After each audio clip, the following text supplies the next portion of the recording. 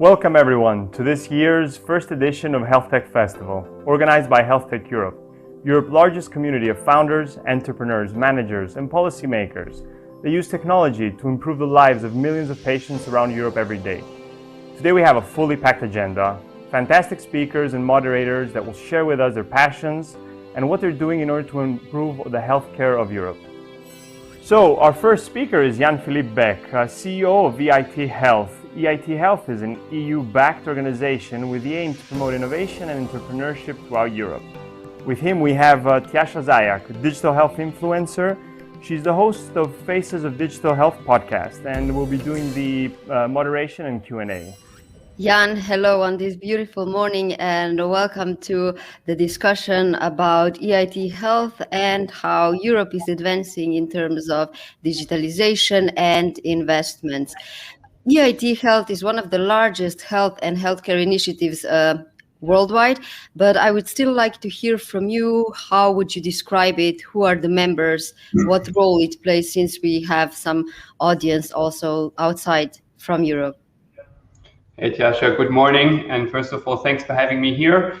Great to be part of the event. EIT Health is indeed, I would say, probably Europe's largest innovation community at the moment. We essentially want to harness really the talent and innovation capabilities in health innovation all over Europe to really deliver innovations to market, to implementation that enable healthier, longer lives for all of us.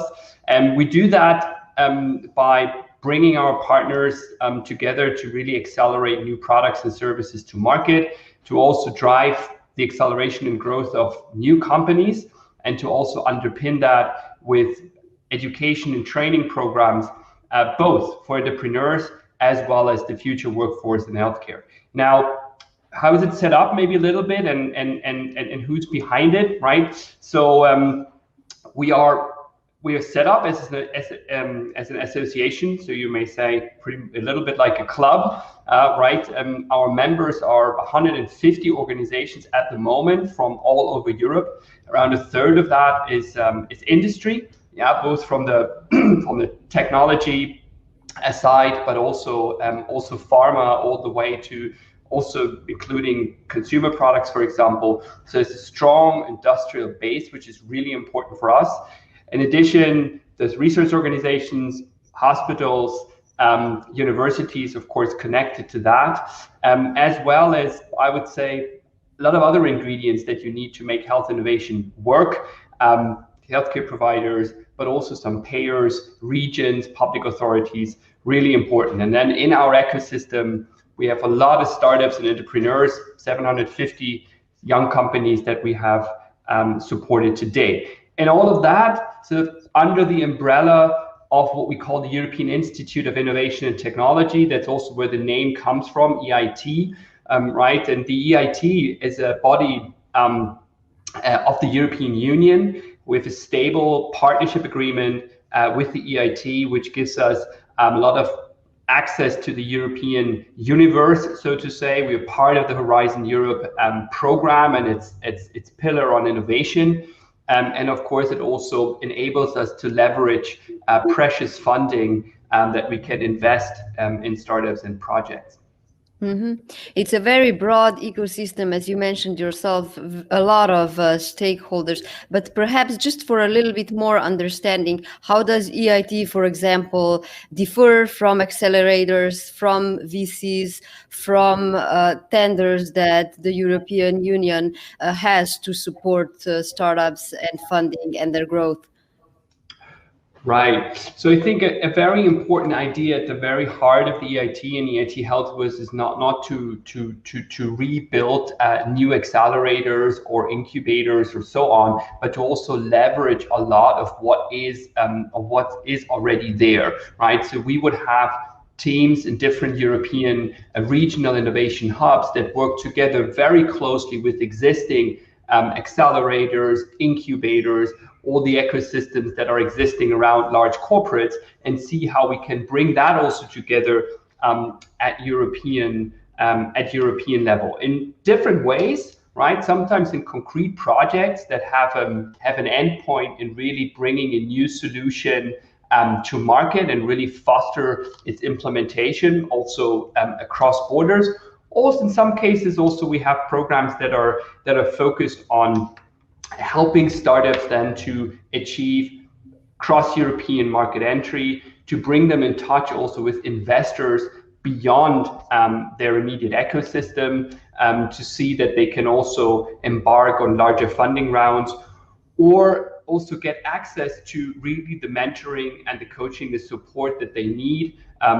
You might at a certain moment in your growth path really need very good context and connection to industry, and that's something that we can provide also through our network at European scale. So it's not about replacing or rebuilding or competing with already existing ecosystems. It's about building something on top that can leverage on a cross-European level. And what does success look like for you? I think this is important to kind of define, because different markets differ. Europe in itself is very diverse, and especially if we take it as the market as a whole compared to the US, I wonder, is success here defined differently than there, if through your eyes? Well, I mean, I think a particular challenge, of course, in Europe is, as I said earlier, is to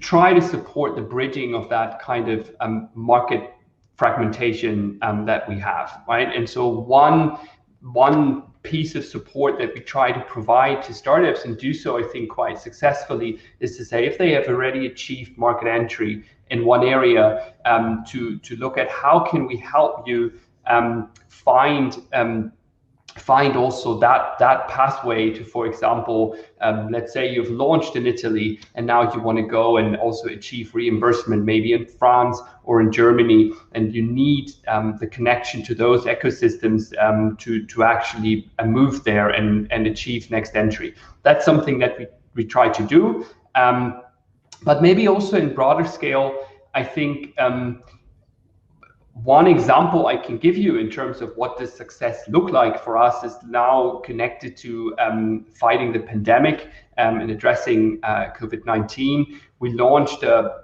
portfolio of what we called rapid response projects.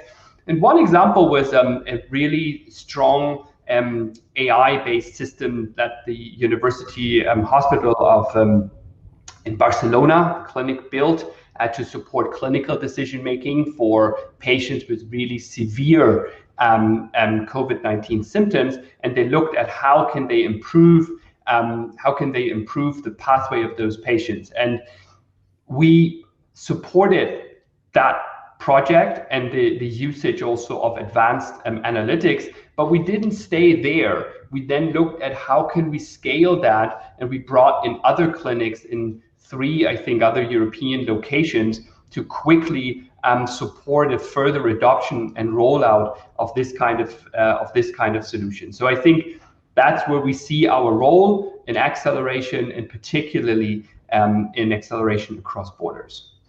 So what has the pandemic taught you in terms of the collaboration, how to accelerate the involvement and the introduction of solutions to the market? Because up until last year, all over the world, digitalization of healthcare was happening slow. Now there's the urge, the desire to do things faster. But the question is, do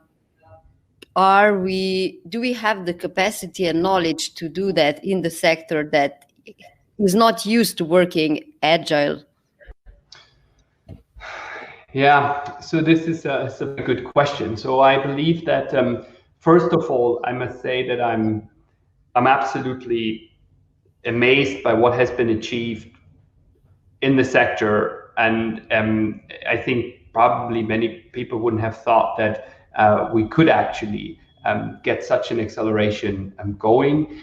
And I think there's the true potential to maybe come out of this pandemic in the end stronger than we went in. Of course, being mindful of all the lives that have been lost, but when we look at maybe the shape of our healthcare systems, perhaps we can come out stronger. And I think first of all now there is this is a tremendous moment of opportunity, in a sense that all the stakeholders that you need, starting first and foremost with patients, but also then with industry, the regulators, the lawmakers, policymakers. I think there's one of these rare moments where you have enormous awareness and understanding of the need, and this might provide opportunity to do what? I think in Europe, first of all, I think we need to become, when we talk digitalization, we need to find ways to really leverage our enormous assets in data. I think if we don't do that, and we don't find a way to exploit data, both for the primary as well as the secondary use, so across borders in Europe, I think we will not have a chance to also be a driver in AI-based innovation. And I think here regulation needs to advance, but also business models need to advance, and of course, we need to take a lot of steps to support healthcare providers with adoption, also through better education and training and so on and so forth. But I think the opportunity is there, and there might be also the readiness now to take some significant steps. So EIT works with various stakeholders, pharma, medtech, payers, startups, researchers. I wonder, you've got a really broad overview of how different stakeholders think, what are their needs, how do they want to connect to others. Where do you see the biggest friction points to success in this new reality that we are in after or in the middle of the pandemic?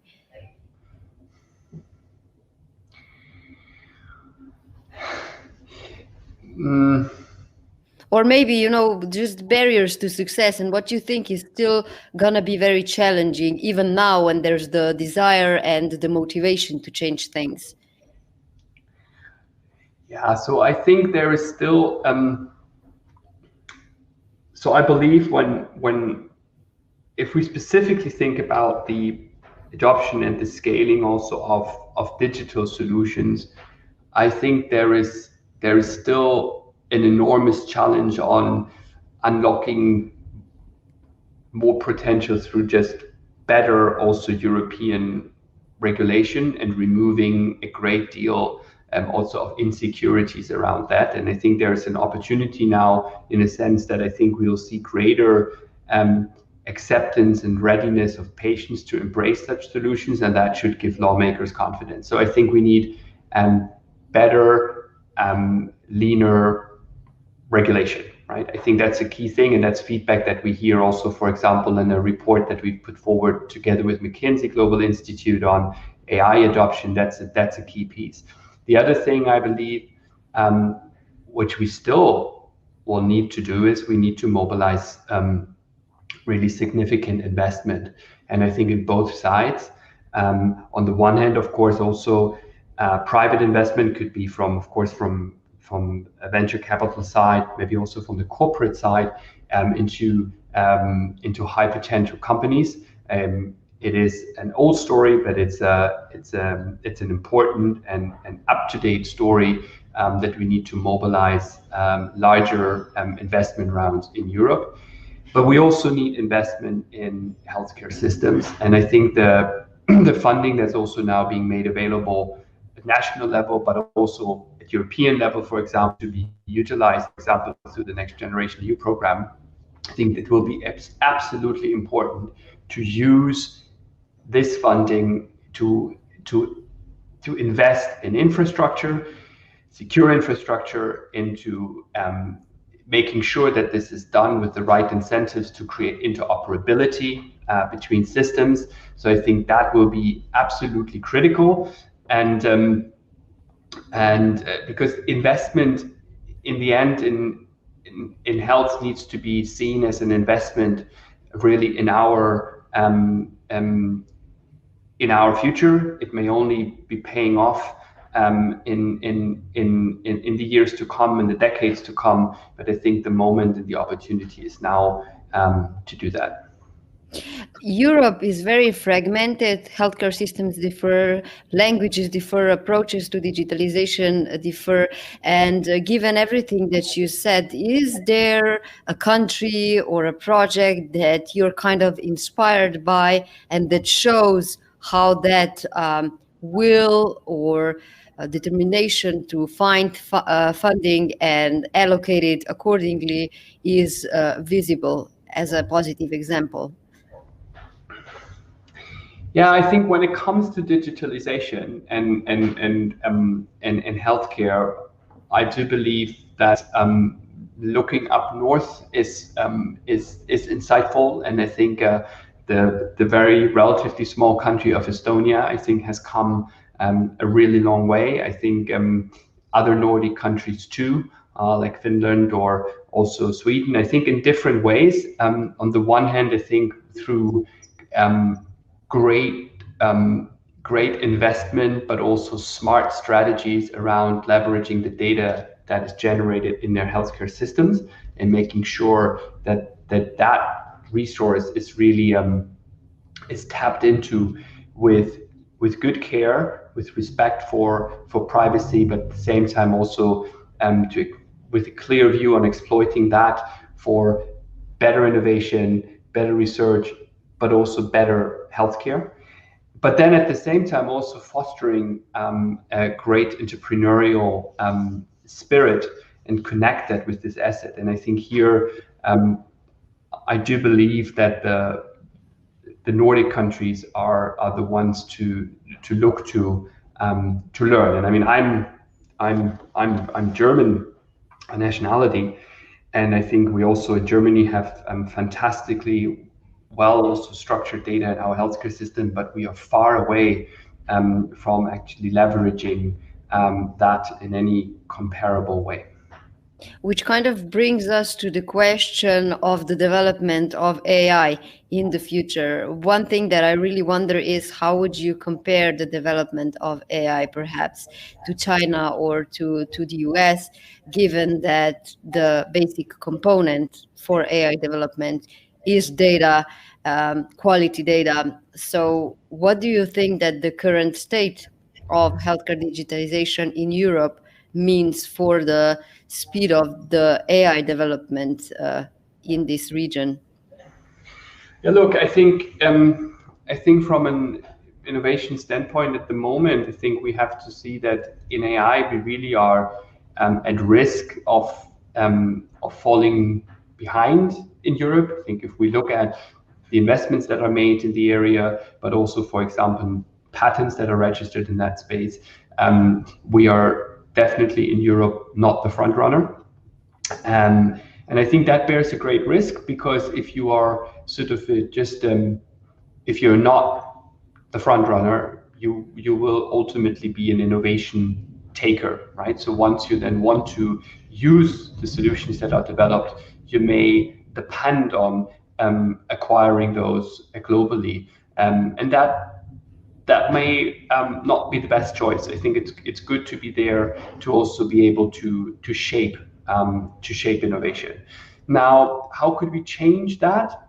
I mean, you said it yourself. I think again, one key aspect is in finding a way to utilize the data that we have in Europe, and the data in which we, through our public healthcare systems by and large, invest a whole lot of money in being generated. We also have very high quality data, and we need to be able to tap into that. I think so that's again the question around regulation.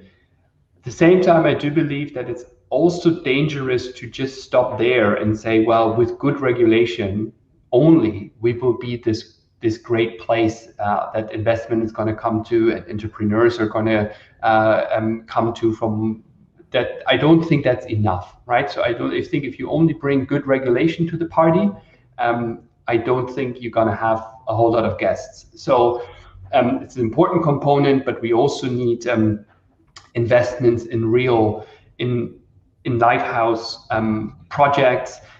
We need to show the value that can come from AI implementation also to citizens and patients. We need to be able to then really clearly talk and communicate about that, to also address people's potential fears and concerns.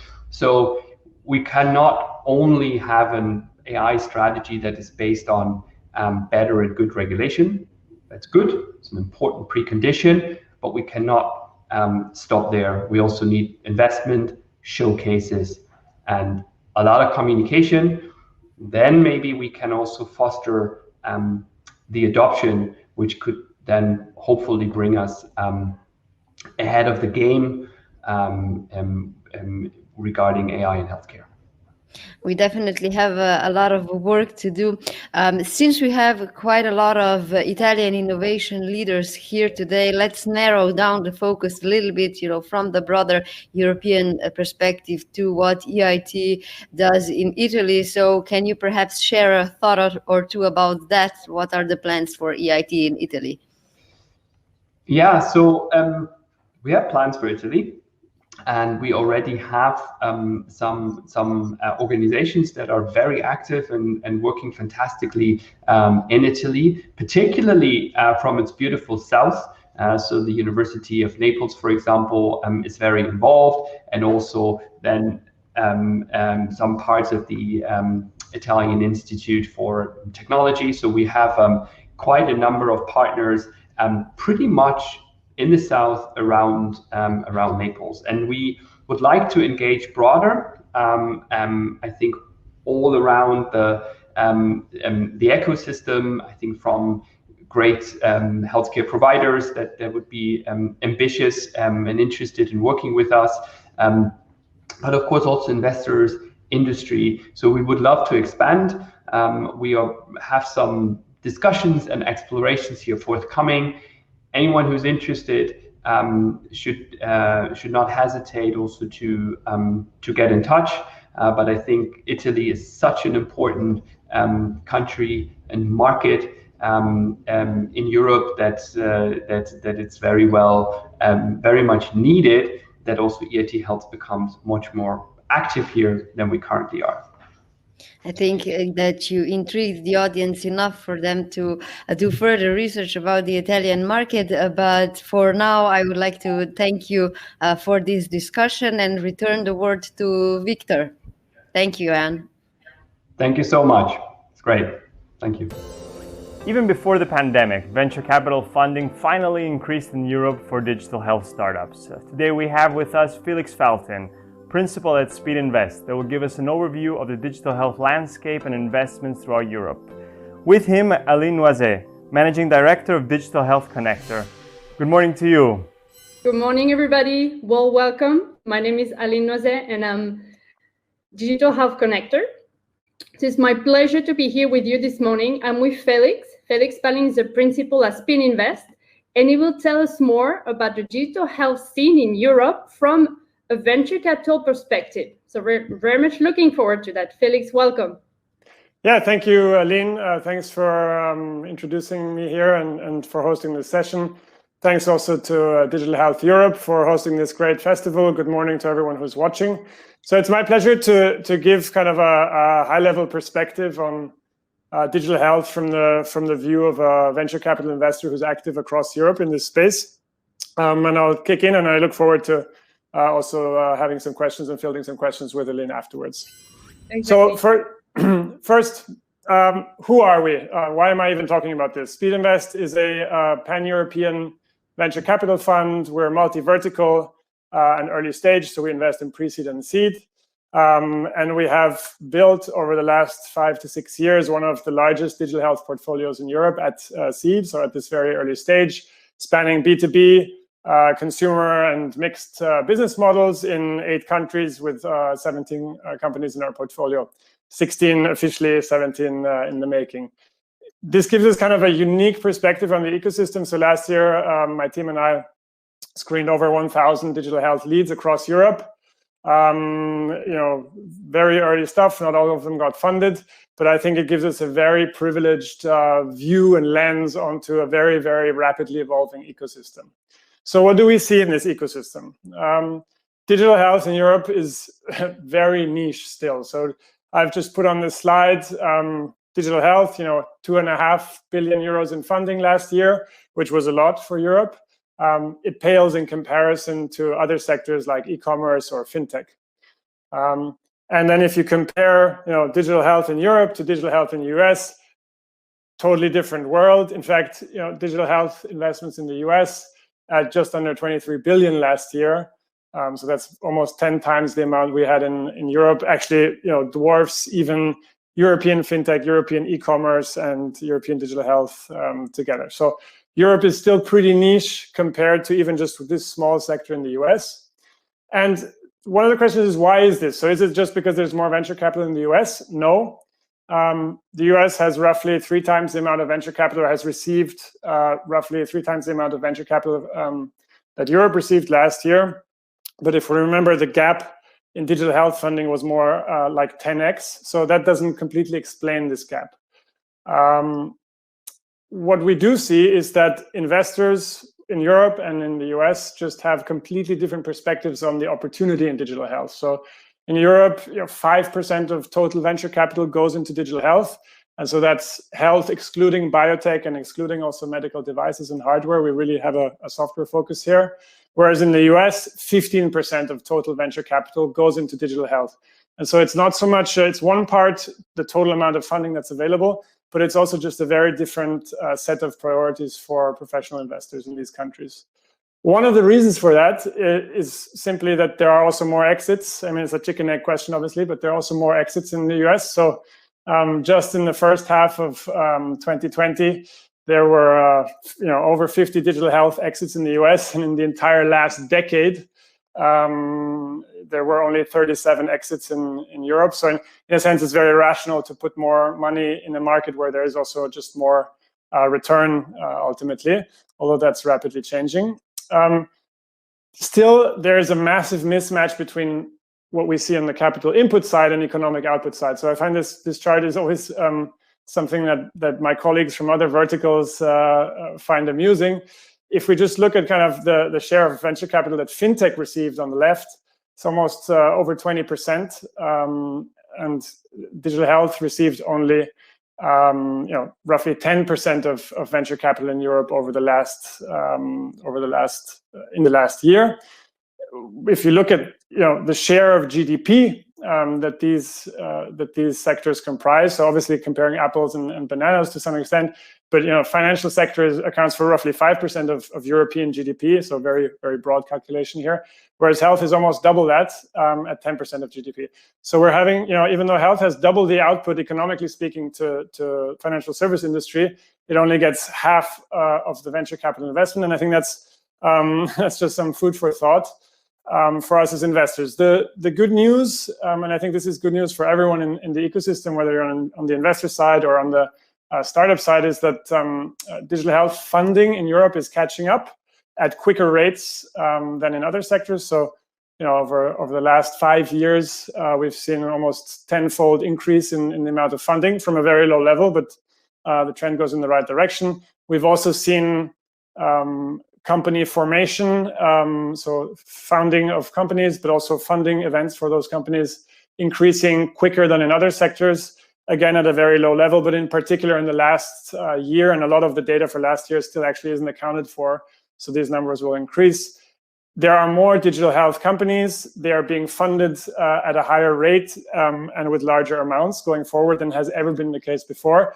But overall, digital health in Europe is still very much a nascent sector from an investor point of view, and I think that's always something to keep in mind, that when we look at Europe as a digital health ecosystem, we're still very much at the beginning of a journey.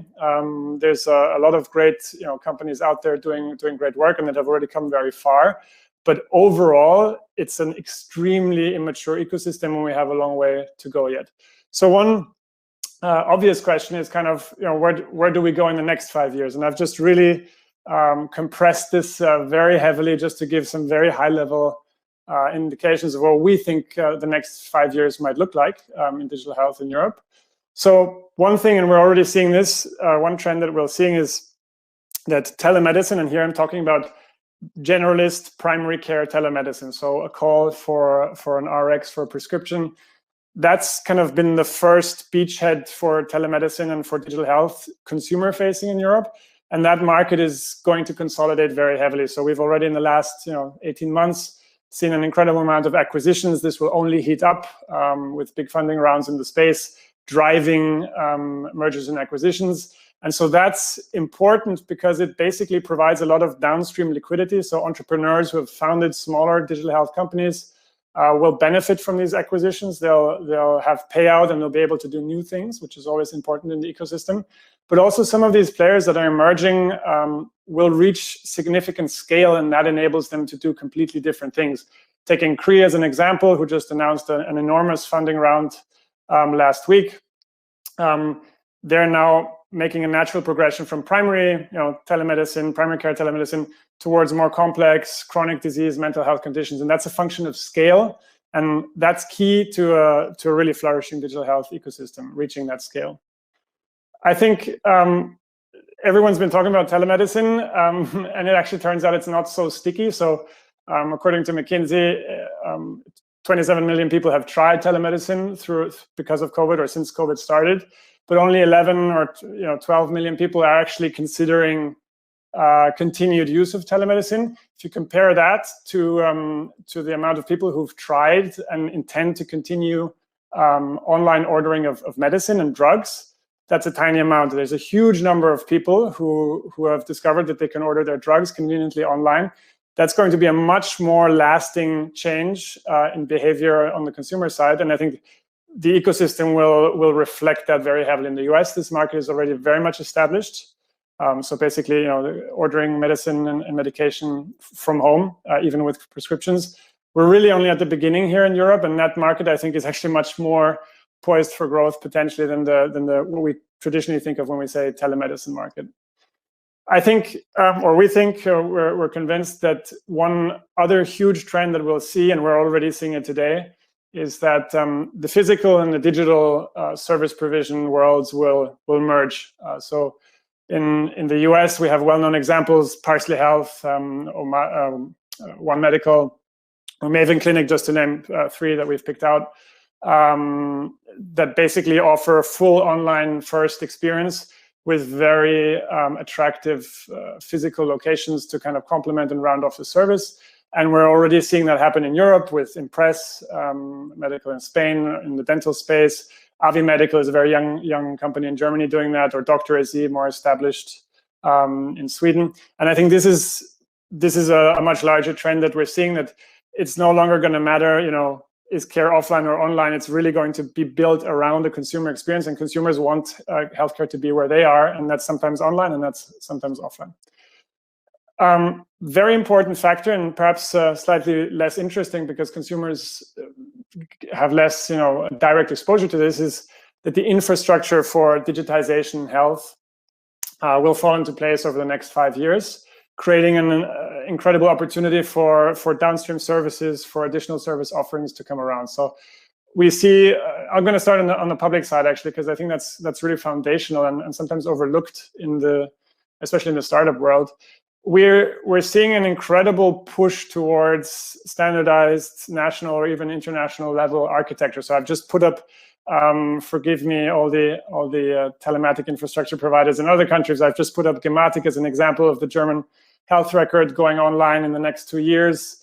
I've put the example of myhealth.eu, which is a totally overlooked initiative that allows cross-prescription across different EU member states.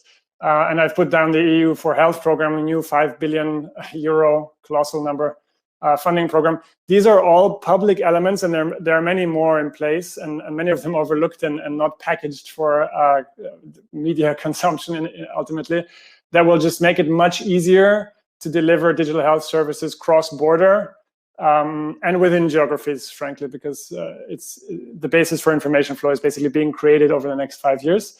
And on the startup side, we have companies in really a broad range of shades and business models, making good use of that. So you have, Doctolib, everyone knows them, France, incredible success story for the European, health software market. Super simple booking tool was the initial proposition. Now going much deeper into the value chain in doctors' practices. That's health infrastructure as well. It enables patients at scale to book appointments in a standardized way across an entire health market. Doctorly, one of our investments, is basically a next generation practice management software that intends to just open up the practice for all the convenience of third-party providers with a kind of an API-first approach. Accurex in the UK, an incredibly successful startup that has just basically facilitated patient-to-doctor communication across all sectors and all stages of the healthcare system. And so I think this is one key change that we will see compared to the last decade in the next 5 years. The infrastructure for communicating between providers, between payers, and ultimately patients will fall into place, and that's going to be a huge shift. I think what we're also seeing, and again, comparing the EU to the US, in the US, you have large full stack providers who deal with the entire chronic care pathway. Livongo, Amwell, Omada Health are all companies that kind of provide an end-to-end chronic care delivery. That's something we really don't have in Europe, and I think that's something that will come. In Europe, we have point solutions, so different models. Alan, an insurance, Kianava, more a longer-term chronic care telemedicine provider, also from our portfolio. Newman, a medication shipping telemedicine service focused initially on sexual health and expanding rapidly now. These are all point care solutions, and I think several of these will expand to become end-to-end providers for chronic patients with chronic needs, because chronic needs are often, there's a lot of comorbidity, there's a lot of kind of coexisting of conditions. It makes sense to provide a full journey, and right now in Europe, we simply rarely have the scale to do that. That will change, and I think that's going to actually be a huge benefit for patients ultimately, as well as payers who just get to really shift care pathways into completely different mode. I think these are big trends that we will see over the next 5 years. We came from a very low level in the last 10 years of overall investment and company formation. It's rapidly accelerating. We're still nowhere close to where other sectors in Europe or in the US are, but this will change. And I think some of these elements are already in place, and some of these changes that I've described are already happening. And I look forward to discussing some of this and more with Aline. Felix, thank you so much. It was such an inspiring presentation. I think you agree that we're really living like unprecedented and exciting time in digital health, right? Yep, absolutely. It's the best time to do this on whatever your role is in the ecosystem. Absolutely. So Felix, maybe a couple questions for you. So you, as an early stage investor, what are you looking for in digital health exactly? Yeah, thanks for the question. So we're at Speed Invest, and I think several VCs who operate at the same stage as us. We invest in pre-seed or seed companies, so often pre-product, pre-revenue, everything. And I think what we really focus on are what we call founder market fit. So is there a huge market that's worth tackling, worth disrupting, that is in the need of new solutions? And is a team of founders, are they the right people at the right time with the right tools to tackle that market? That's kind of very high level. Specifically in health, it comes down to a number of factors. I think one thing is we always want realism about the revenue side. There's a lot of misconceptions about where revenue comes from in health, and without spoiling the news, it's not going to be the consumer long term, I think. So that's something a lot of realism around where revenue can come from in the healthcare system. And in healthcare, more than in any other sector, it's heavily regulated, lots of rules, lots of sensitivity. You need to have a really proven track record as executors, and that you're in it for the long run. So a couple of things that we look at, and obviously, we always look at the market dynamics, spend a lot of time talking to customers or potential customers if the need exists, if there's a willingness to pay, and these sorts of things.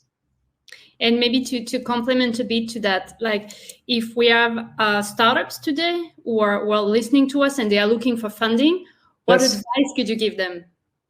It's a great time to get funding. You should get your pitch together and pitch as quickly as possible. I think, for better or worse, the market is overheating. The plus side for founders is it's literally never been easier to raise money in Europe. As a health founder, I think there's a whole new openness with investors. Put together a deck, pitch it to your friends, your family, and basically anyone you can come across, and then start with some early investor targets and move your way up the wish list. Just get pitching and pick a huge market. I think that's another thing that people often don't do. We see a lot of great solutions that end up being point solutions here or there without a perspective to real scale. And as I've said earlier, I think scale is what we really need in digital health in Europe. Exactly. Yeah. And Felix, maybe something that we noticed during this past year, with the lockdown, investment happened more online, right? Because we couldn't really travel. And traditionally, investors were more investing locally. And now also, I think we've seen more pan-European funds. So do you think that's where the future investment is going? It depends. I think investors will pick very different strategies. At Speed Invest, from the very beginning, we've had a pan-European strategy with 5 offices across the continent, teams in multiple locations, and we really go very local in a lot of different geographies. I think for us, that makes sense in Europe. There are obviously big hubs, but talent comes from everywhere. We all know success cases that come from pretty random geographies, and random is not meant disrespectfully, but it's not Paris, London, Berlin. And so from our point of view, it makes a lot of sense to look for opportunity everywhere. On the other hand, venture capital is an incredibly intransparent business. And so there's a lot of value to having strong local networks. And there are excellent investors who really have a more narrow geo focus. I think we'll see both. At the early stage, I think what we are seeing at the later stages, so Series A+, is Europe is a completely local market. So we have American, Asian investors coming in to local regional hubs, like it makes no difference. And so I think at the later stages, Europe is one homogeneous market, many different places. It doesn't really matter where you are, capital will find you. At the early stages, I think network will continue to be very important. Local networks ultimately. And so we go along on kind of spreading out in Europe because we think, again, opportunity comes from everywhere. But I think there's merit to multiple approaches. And when you were talking just now about like the later stages, I still feel we are missing funding when we come to maybe Series D, Series DE. What can be done to get more funding in Europe for those later stages?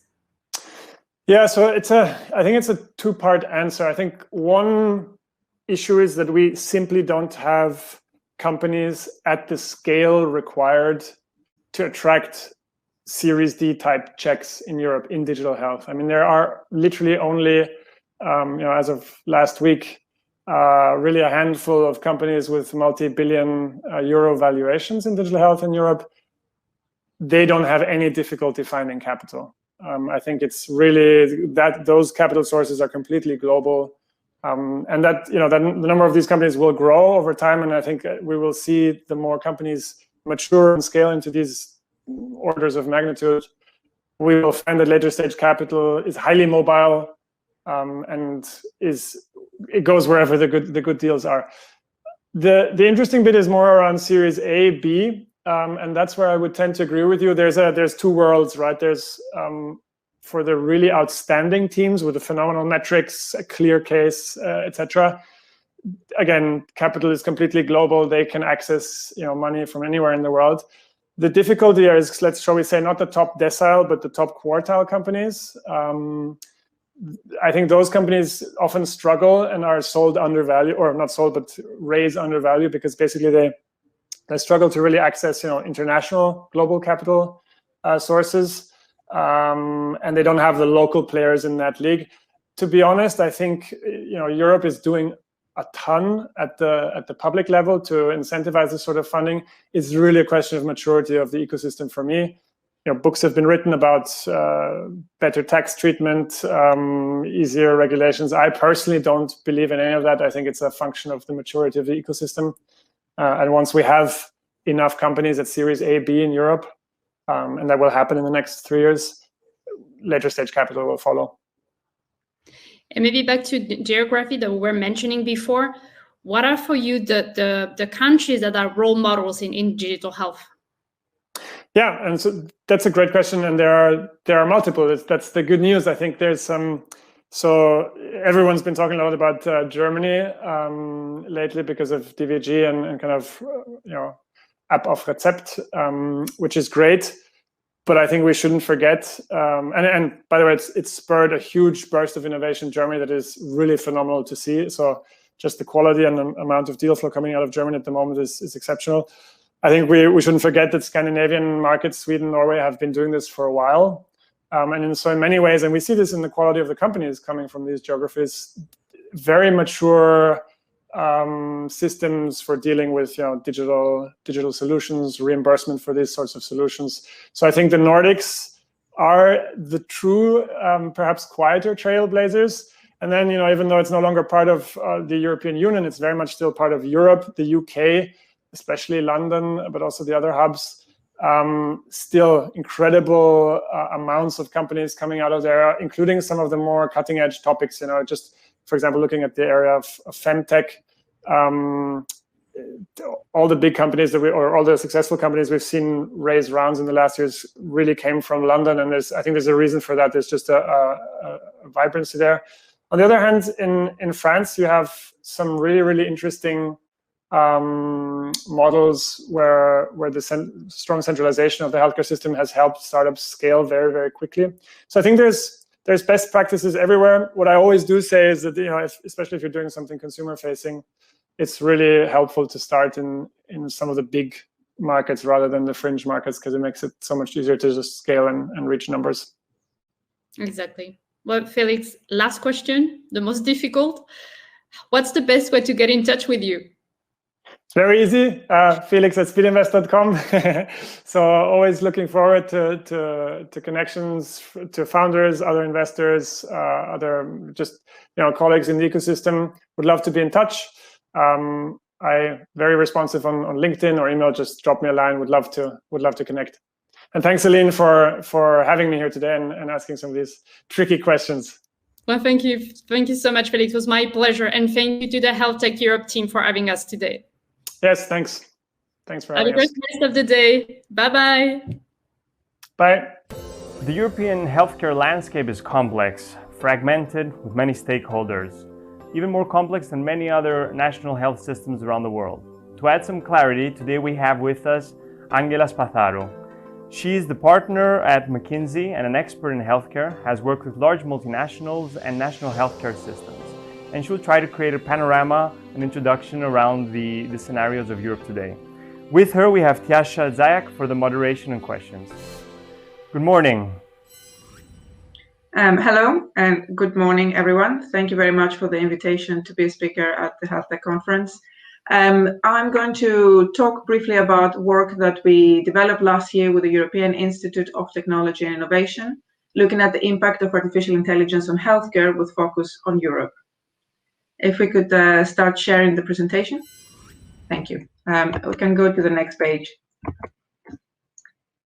So, as we all know, over the last few years, there's been a big transformation in the space of healthcare. And within that, digital, big data, and artificial intelligence have been impacting healthcare broadly around three main themes as we see it. First of all is the connectivity with the patient, enabling the patient to look for care, to schedule care, and to access care through telehealth and related applications. The second one is around big data and real-time analytics, used for clinical decision support, but also to improve clinical pathways and also in clinical research. And the last one is around automation that improves the patient experience, clinical outcomes, and provider efficiency. And there is a host of different applications in all of these areas. And automation and artificial intelligence are playing much more strongly in all of these fields in recent years. If we go to the next page. In recent years, governments and national bodies globally have been focusing on artificial intelligence with a lot of focus within that on what it means for healthcare.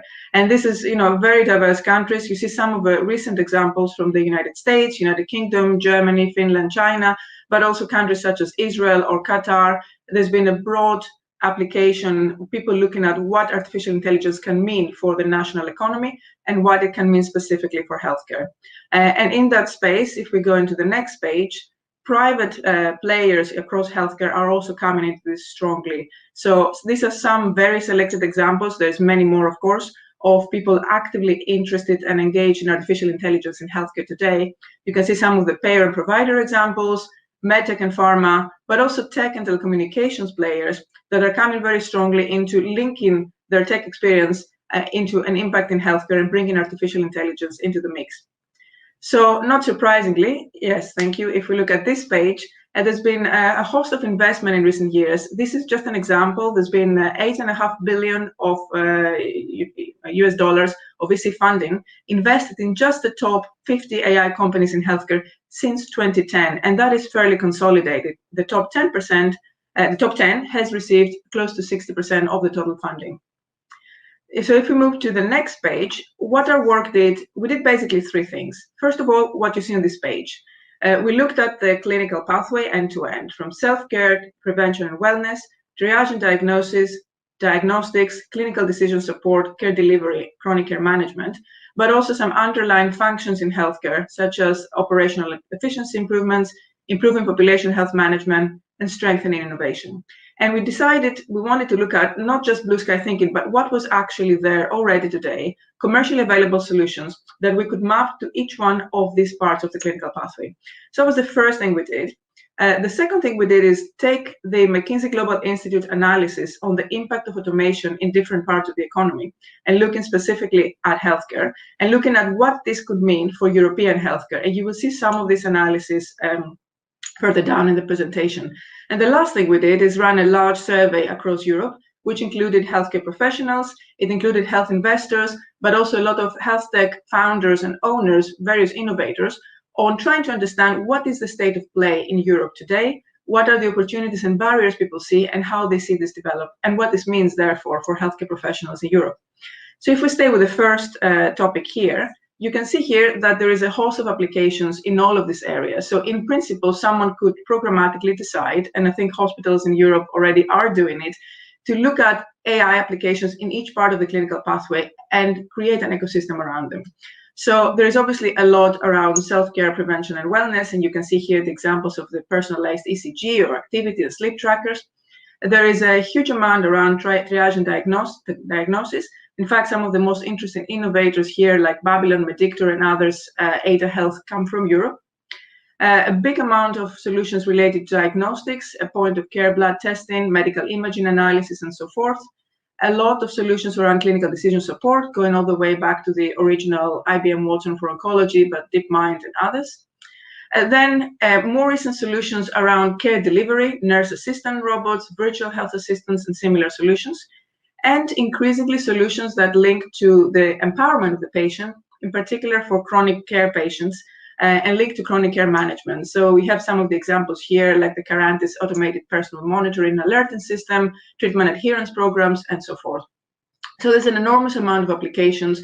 There's many more than what we mapped here, but there's an enormous amount of applications across the value chain. Now, if we see what this means in practice, what this could mean in practice, in the next page, we get into some of the analysis that came from the McKinsey Global Institute methodology that I mentioned earlier. So first of all, we looked at where is healthcare and healthcare in Europe specifically, in terms of the automation potential on one hand, and what we expect to see in terms of adoption by 2030. So the dark bar is the absolute potential, and you can see here that healthcare is at the very bottom. So the automation potential is close to 30% of functions and hours of work, compared to, let's say, manufacturing that's close to 60%. But within that, when we took stock of what this could mean for Europe, looking at specific European countries, we figured that the actual adoption likelihood, and this is the midpoint scenario, there was obviously a high-end and low-end scenario, but our midpoint scenario was 15%. So there is potential, but significantly less compared to some other sectors of the economy. If we go to the next page, Within healthcare, there is significant difference across different types of healthcare professionals. You can see here that in some areas, such as medical equipment preparers and others, the share of hours that can be automated and where AI could increasingly play a role could be close to 45–50%, and quite a lot of them are around 30%. But if we go to the professions on the right, so for example, nurse practitioners and others, you see that the percentage of hours that could be automated is much less, in many cases, lower than 10%. So definitely there is a big, broad range there, and the implications for healthcare practitioners are not the same for everyone. If we go to the next page, though, what we did see, and this is just one example, is that under any scenario, we're operating in an environment of increasing and significant gap in terms of healthcare professionals in Europe. So this is the example of nursing. The light bar was the hours worked by nurses in different types of nursing practitioners today. This data was from 2017. And then the dark bar is the addition in demand going through to 2013. And these are changes in hours worked expressed as full-time equivalent. And what you see here is that overall, across nursing professionals in Europe, we're expecting to see an increase in demand close to 40%. Now, we are not training 40% more nursing professionals in Europe. We're unlikely to get them from anywhere. So you can imagine that under any scenario, the implications of introducing artificial intelligence and automation within, for example, the nursing profession could only be to support the professionals who are there, not to replace them, because we're facing such a big gap that the most important thing here is how we can actually support the healthcare professionals who are already in place. So if we go into the next page, this part of the presentation is linked to the survey that I mentioned that we ran across Europe.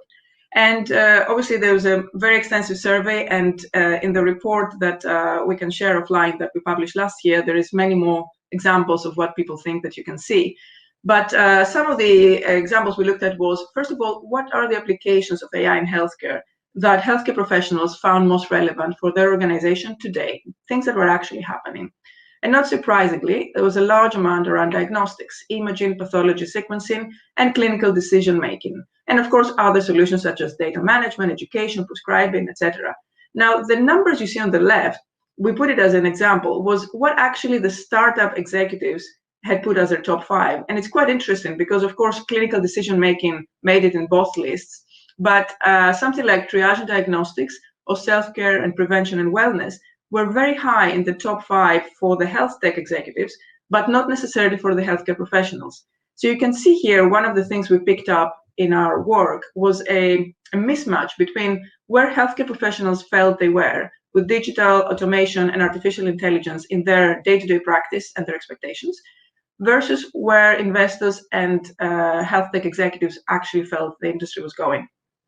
If we go into the next page, here we asked people what they thought the most relevant and important applications of AI in European healthcare would be, what they were today, which is more or less what they mentioned at the previous page, but also how this was likely to shift in the next 5 to 10 years. And what is interesting here is that some of the solutions that are more related to direct empowerment of the patient, such as the self-care prevention and wellness or triage and diagnosis, although they're not in the top list for the healthcare professionals today, they definitely are in the top list, in the top 4 or 5, when they look ahead 5 to 10 years. So there is a bit of a perspective we picked up there in European healthcare, where healthcare professionals feel strongly the immediate uses of AI are around enabling and supporting healthcare practitioners, but going towards a more consumer-facing, let's say, set of functions, more self-empowerment of the patient in the next 5 to 10 years. And you can see some of the examples here. If we go into the next page, we asked a lot of questions around what were the key barriers and issues that people perceived to grow in AI, the use of AI and mainstream in AI in healthcare today. So this is a combined set of responses from startup executives, health investors, but also healthcare professionals as well. And you can see the breakdown there. So the number one thing for most people was lack of interoperability, systems for data sharing. So the lack of connectivity that we face across Europe, sometimes within the same health system, sometimes within the same health organization, is something that startup executives and investors put as their number one.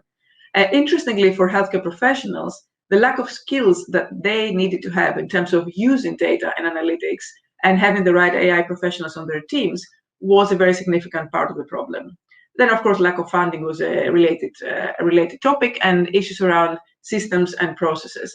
But it's quite interesting that, again, we see a little bit of a mismatch between the executives and investors looking at how they can deploy something, but the healthcare professionals looking at how they can adopt something. What do they need? And they need skills that they don't currently have. And this lack of skills was a big theme that we picked up in our work in the last year.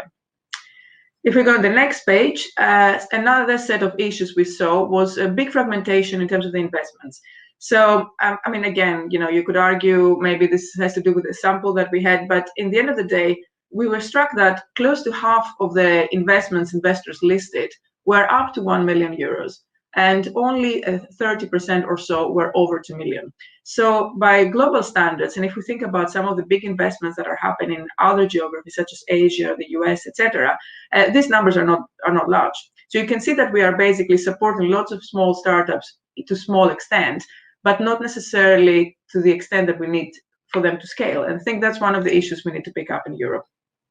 If we go to the next page, this page and the next one are again touching at how we try to mainstream AI within healthcare organizations in Europe. And what was interesting here is that, to begin with, close to 45% of professionals had never been involved in the development or deployment of an AI solution in their organization. And that's bearing in mind that our sample was slightly biased, because people who are in the broader network of both McKinsey and the European Institute of Technology and Innovation were people actually interested about technology and innovation and likely to be alert to opportunities to participate. And then you can see there are smaller numbers of people who help deploy or help develop, or in some cases have co-founded a startup, but again, small numbers there. If you then go into the next page, where we asked the healthcare executives, the HealthTech executives, how and when in the process they would involve healthcare practitioners. What was interesting here is that quite a lot of people would involve healthcare practitioners in testing something once it's developed. But if you actually ask them about the design phase, the early design, only 14% of our respondents said that they would go out of their way to involve healthcare professionals in that aspect, in the design phase, or even in thinking how to scale up, which is thinking about some specific barriers that may impede scale up, where healthcare professionals might have a very distinctive view. So in a way, we had a sense here of two worlds that want to move in the same direction, but not fully talk to each other. Healthcare professionals not feeling very involved and not being aware of what's needed of them, and health tech executives involving healthcare professionals once something is developed, but not seeing them necessarily as part of the team from early design to co-develop something end-to-end, which is part of the complication that sometimes we find when we try to implement AI solutions at scale in healthcare organizations. If we go into the next page, then when we asked about market growth factors in Europe, here what was interesting was the perspective of investors, of course. So the number one factor that seemed to affect investors' interest in investing in AI and healthcare in Europe was the regulatory environment. So first of all, making sure that there were not significant barriers that would impede the deployment of AI solutions in healthcare in ways that could stifle, let's say, the growth of the market. The number two was interest from insurers. So this partly reflects, I guess, the need to have some institutional players invest into this space and finding the need to scale that way, but also perhaps a bit of worry around the easiness of contracting with public sector institutions to develop the products that they needed at the speed that they needed to do that. And then the third one was interest from the healthcare and life sciences sector. And fourth was interest from healthcare practitioners and providers. And consumer interest and others were, of course, further down the line. And available funding was way further down the line. So people were most concerned about barriers and the ability or inability of institutional players to contract, rather than other areas such as, funding or talent, which other parts of the system might find quite significant here. If we go into the next page, our work was finishing with what could this mean in the end of the day, and it was a bit of a call for optimism in a way, because when we started the work with the European Institute of Technology, there was a lot of concern that AI will come in and will replace healthcare practitioners, and what would this mean for patients and so forth. And I think what we saw was a broader sense of optimism that this could actually really help healthcare practitioners refocus their energy on the patient, make some activities much more efficient, in some cases even deliver better outcomes in some types of diagnosis, ensure that healthcare practitioners undertake now a new role. They're becoming lifelong counselors to patients and accompany them in keeping themselves as healthy as possible and having the best outcomes as their life conditions change. And that also then would allow for hospital inpatients who present with most complex needs, being able to receive the interdisciplinary attention that they need in different ways. I think we've moved, sorry, can you go one more? Yes, there. One of the key issues we identified, of course, was that existing healthcare practitioners now need to integrate in their teams new roles in healthcare. So some of the examples, of course, are well known. So data scientists, AI engineers, data governance experts, data entry experts, data engineers, and obviously having a chief AI officer. So this is some of the types of new professionals we need to have in the teams. But actually integrating them into hybrid teams with traditional healthcare practitioners and making sure that there is meaningful roles for these people is a very important part of creating winning teams in AI, and also creating the right traction so that AI can be scaled in healthcare organizations. And then the next thing to say, and I will wrap up in a minute, is what AI could mean for healthcare organizations and health systems in Europe.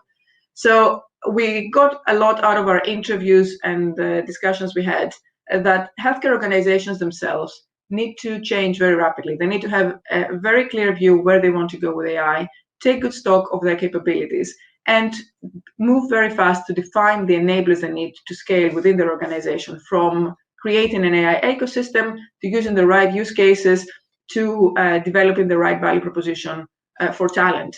When it comes to health systems, we equally saw that it's necessary to actually have a regional or national strategy for AI. And again, looking at the kind of outcomes the health system wants to develop, wants to deliver and see delivered through AI, and create the right framework around that. So setting the standards for digitization, data quality, data access, governance, security, and incentivizing adherence to standards through a combination of performance and financial metrics.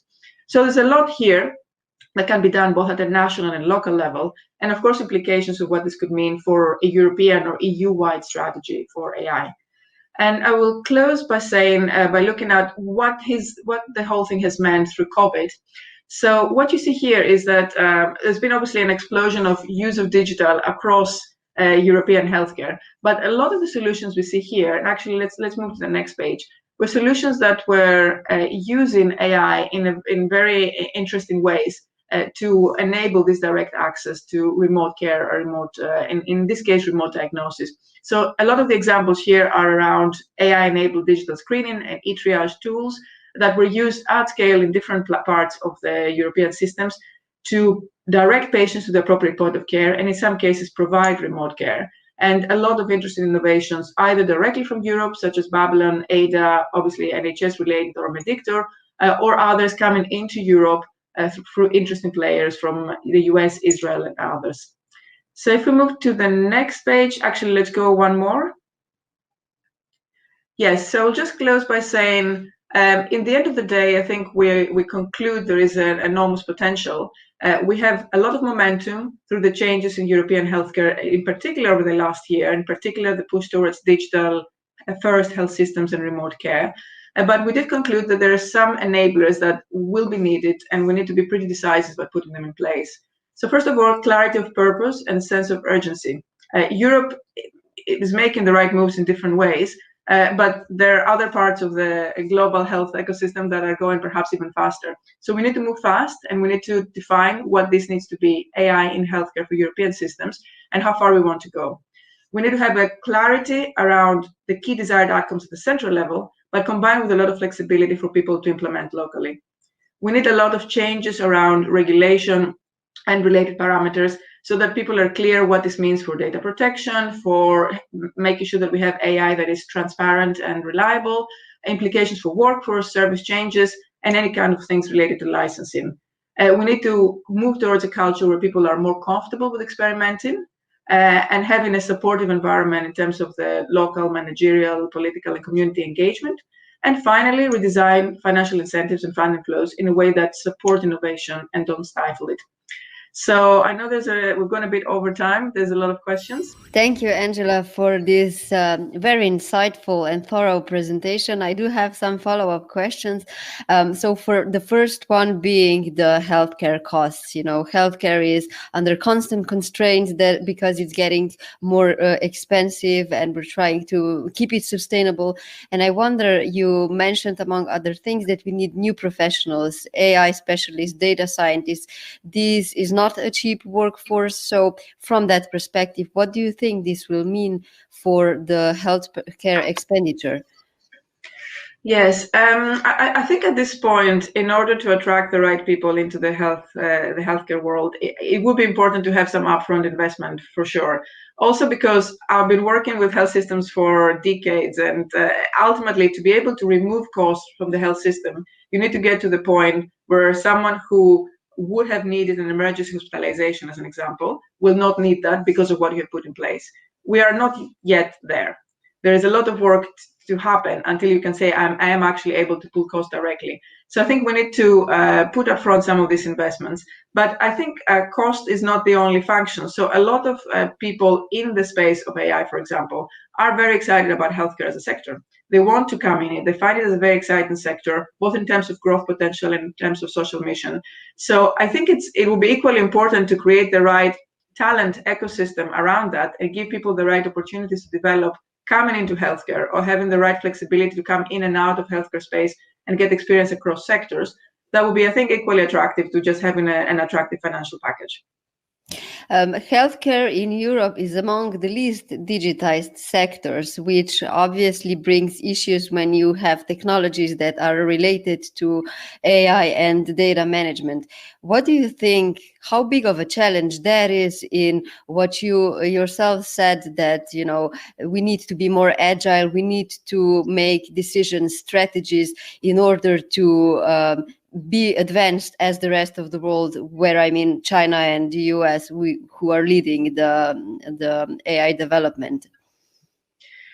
Yes, definitely we need to move much faster on digitization of healthcare in Europe, and not just for AI, just for broader purposes of actually having a digital first health system. Now, if you had asked me a year and a half ago, I would have been much less optimistic. I think what we have seen now with COVID, through this COVID period, is a huge shift in people's mindset. People now really want to have in place a digital first ecosystem. They want to have in place safe remote care. And because of the emergency around the pandemic, we were able to fast track certain things that if people were doing in the traditional way could have taken 5 years. So a lot of systems have now moved, and there is a proof of concept that people, practitioners and the population are comfortable engaging digitally. So there is a lot of push to do that, much more than I would have expected, let's say, a year and a half ago. Now, I think what we need to do is just make sure that momentum continues. So not get to a place of complacency. People get vaccinated, the pandemic, starts fading away, and then suddenly we go back to how we were doing things before. I think tapping the enthusiasm of people on the ground who want to use these new systems and really putting the investment behind it so we can fast track the next few years, that would be quite important. I think one of the data points that kind of surprised me was when you mentioned that healthcare is one of the sectors with the lowest overall potential for automation. So we already said that it's slow in innovation, but now we have the challenge that maybe there is not that much space to optimize, to automate, 35% and 15% in Europe by 2030. So can you maybe add additional comment here, because there is this notion that doctors are going to have more time for patients, but if there's no time to optimize, to free up that space alongside having the rising need for healthcare professionals, what can we be optimistic about in this realm? Well, it depends. First of all, when we say automation and AI used in healthcare, this is does not only include the frontline services to a patient. It includes a lot of back office stuff where automation has been used and will be used extensively. Some of the most interesting areas that we found in this work were actually around applications that allow nurses in hospitals to spend less time on paperwork. So they don't interfere in any way in the nurse's interaction with the patient, but they free up a lot of the back office kind of time that the nurse would have been spending looking for things or spending time on different types of paperwork. So I think these kind of applications are very promising and will be very welcome by the healthcare practitioners. But in the end of the day, healthcare as a function, it is a person-to-person function quite a lot. So when we talk about remote consultation, you still have a physician and a patient interacting through digital means, but the hour of the physician is the same. You're not actually saving part of the time of the physician. So I think that's why it's one of the sectors that at the face of it have much lower potential of automation compared to, let's say, parts of manufacturing. But at the same time, that 15% is pretty significant and can be a huge breather for a lot of practitioners, in particular nurses, but also others. Mm-hmm. Huge changes in the way things are done. Perhaps just one last question. Did anything surprise you? When the research was done, a lot of data that you presented was from the report published in 2020. And, in your presentation, I thought it was interesting what was the difference between what healthcare professionals saw as their need and what was being developed, data management on the second as the second most important thing for healthcare professionals. Yes, exactly. I think it was quite interesting to see, because anecdotally we had picked up some of these things in interviews, but then look at the survey come back. Exactly to your point, it was very interesting to see that in the end of the day, this healthcare is for good reason, a very risk-averse sector. You start with a physician do no harm. So everything you do needs to go through a certain level of proof that it works in ways that it's not as relevant for other industries. So for that to be able to work, you cannot be involving healthcare practitioners once something is way underway, very well developed. You need to actually bring people in very early on and co-design things in ways that are user-friendly for the ultimate users, the healthcare practitioners. So it's very interesting for us to see this disparity between healthcare practitioners being very clear what they needed, but then the investment side thinking about it in very different ways and just thinking, okay, I will develop something and then I will go and engage with somebody and see, how I can make it better, as opposed to involving practitioners from the beginning. And I think this ability to bring together hybrid teams with different types of skills from day one when you come up with a solution, I think will be quite important in making this solution stick. Thank you, Angela. That's all the questions that I have for you. Thank you very much, Tiasha. I'm very happy to have been invited and look forward to hearing the rest of the discussion. Thank you. Next, we have Fabrizio Bellina, Marketing and Customer Innovation Manager at Roche Italy. With him, Alessandro Monterosso, CEO and co-founder of Patch AI. They will speak to us about how a large corporation and a startup came together to digitalize patient pathways and redesign the entire patient experience within a hospital pathway in a certain disease in a certain area. Thank you for being here with us today. My name is Fabrizio Bellina. I'm a Marketing and Customer Innovation Manager at Roche Italy. 13 years spent in the healthcare sector in a diagnostics and pharma company. And with me, there is Alessandro Monterosso. Hi, everybody. This is Alessandro Monterosso, clinical research nurse by background, currently founder and CEO at Patch AI. Okay, that's great. Let's start with the presentation. Thanks a lot to the organization and HealthTech EU. Today, we would like to tell you a story on how we brought to the market a new virtual care model in oncology, and starting from our open innovation program in Italy, because in Roche Italia, we started an innovation program in the healthcare about 3 years ago, and there is a sort of a matchmaking platform between the problems of the ecosystem and the health sector, where in a continuous listening of our customers and patients, we are trying to match with the potential startups and SMA that can help us to solve some problem and design innovative solution together with our customer and for the benefit of the patients. So thanks to this platform, we have now activated a partnership with Patch AI. With Patch AI, which type of problem we have tried to solve? So historically, the centralized healthcare system made a lot of sense. The aggregation of knowledge in one space leads to a high degree of collaboration among specialists and doctors. So the center of medical industry's universe are hospital. which are the most suitable treatment facilities. But this is not necessary anymore to have a single place to have all the services, you know. So moreover, a physical place that today must contain infection and avoid, therefore, to become a downright dangerous. So what about in oncology? Also in oncology, in the field of oncology, we observe the impact created by the distance from the physical place of the delivery of care. So the routine workflows have stopped or slowed down, and this is continued also today. Visits and follow-up have been delayed, and patients feel isolated at home in managing their disease. All this mainly due to a lack of an architecture capable of managing the official electronic health records and the reported outcome of the patient health status at home. A system able of moving many episodes of care remotely and allowing an integrated redesign of the care pathway between physical and digital in an efficient way. So together, Roche and Italy and Patch AI, we try to design Roche Smart Health Companion. So Roche Smart Health Companion is the first Roche digital health product in Italy that have the ambition to radically shift the efficiency in a healthcare delivery and allowing the ecosystem to take personalized and precise decision. So it's a medical device class 1 where we have an exclusive license distribution agreement. And to have an overview of the digital health, I hand over to Alessandro Monterosso, CEO and founder of Patch AI. Thank you very much, Fabrizio, for the introduction. I'm going to directly jump on board. Here it is, Patch AI. So Patch AI was born on the shop floor when I was a clinical research nurse because I was feeling the necessity to collect better data and communicate with my own patients at a higher level. I couldn't find the right one to properly engage patients.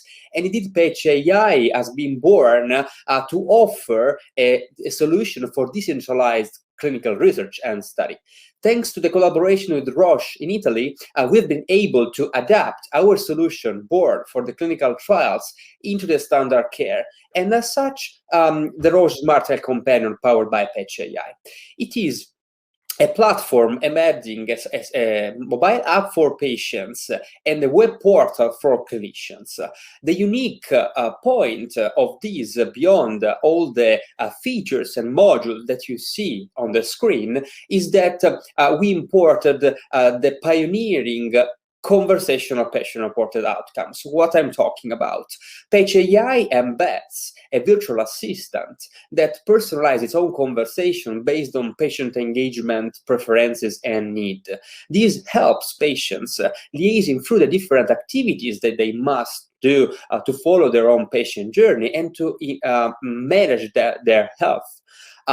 This way, we're able, into the Roche Smart Health Companion, powered by Patch AI, to collect e-diary on symptoms, dietary, and other activities to provide health information, for example, on patients' own state of disease and health. We are able also to track and triage for the flu-like symptoms in this moment of pandemic, and also offer e-visits in between doctors and patients, as well as reminding patients to take their own therapy as prescribed and report their adherence to their doctors. At the same moment, doctors and healthcare professionals are able to connect with their own patients in real time, share documentation, and monitor their health status.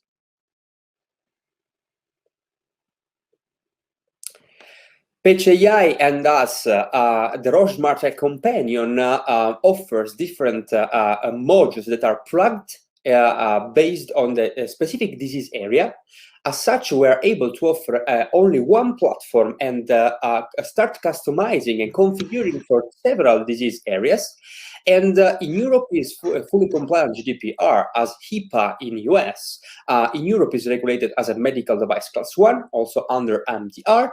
And we are able also to finally integrate with several EHR systems across Italy and Europe. Thank you very much.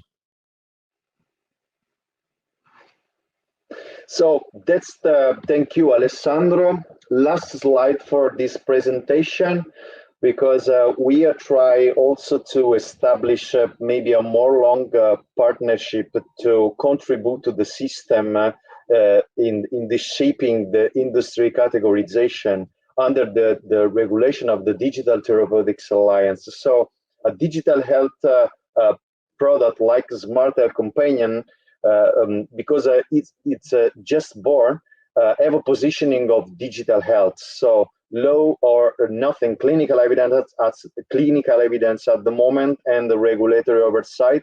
But of course, we have the ambition maybe in the future to become digital medicine or digital therapeutics.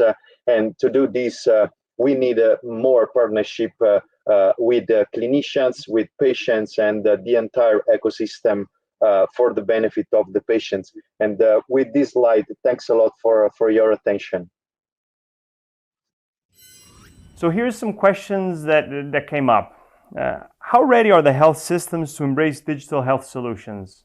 I asked this to both of you. That's a great question. Thank you. We are aware of the fact that creating an asset like this together with the system and bringing it into the system is not enough. We can do more together. This is because the system is not ready to change behaviors and work on flow so consolidated over time, you know. This is why a solution like Roche Smart Health Companion needs 3 areas of acceleration and experimentation with the system that help creating a real scale and impact. The first is to generate evidence in digital health, or how does digital health contribute to a superior clinical outcome. And the second is the interoperability of the data in order to have an adoption at the level of healthcare providers, well integrated with the architecture of the existing data. And the third works is having impacting indicators, not only in clinical outcome, but also on better management of resources and workflow, thanks to the changing behaviors through the adoption of a digital health solution. I'm convinced that systems needs to be shaped and maybe is not so ready to embrace digital health solution, but we need together these 3 areas of experimentation and exploration. I don't know, what do you think, Alessandro, about that? Thank you, Fabrizio. I completely agree with you. You know, if you were asking this question to me like 1 year ago, before the COVID pandemic, I would have told you we are not ready at all. Right now, slowly, but also at the same time, in a way more faster pace compared to the past, we are getting ready. We must get ready to embrace digital health in the standard health ecosystem. You know, and the 3 points that we have touched are essentially pillars of the adoption and also the retention in digital health in order to bring real benefits. Also, from our perspective as a tech startup, we're aware very well that the readiness in terms of infrastructure, in terms of tech, is not homogeneous across regions or countries. And as such, as a startup, we shall be able to be as flexible as possible in order to facilitate the onboarding and the adoption of this kind of solutions right now that there is, you know, this new change toward digitalization of healthcare systems. Next question. What questions did you have to solve and successfully collaborate in such a short time, as you explained, considering that in less than a year you created and launched a Class 1 medical device, if I understood correctly? How did you do that? Thanks a lot also for this question. This is a more inbound question on how we work together with a corporate and startup. There is a fantastic paper published in 2018 by the World Economic Forum on how to collaborate successfully, corporate and the startup. Is a sort of guidance for mutual understanding, especially in the beginning. And I suggest to read this white paper. We solved a lot of problem in the alignment because creating an asset like Smart Health Companion, also branded from a Roche side.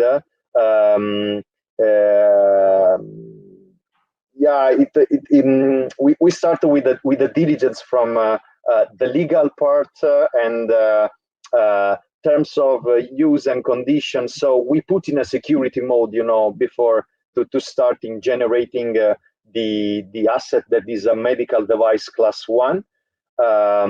We did that thanks to visionary interpretation of an entrepreneur like Alessandro and his team that bring a pure agile way to operate with the Roche asset.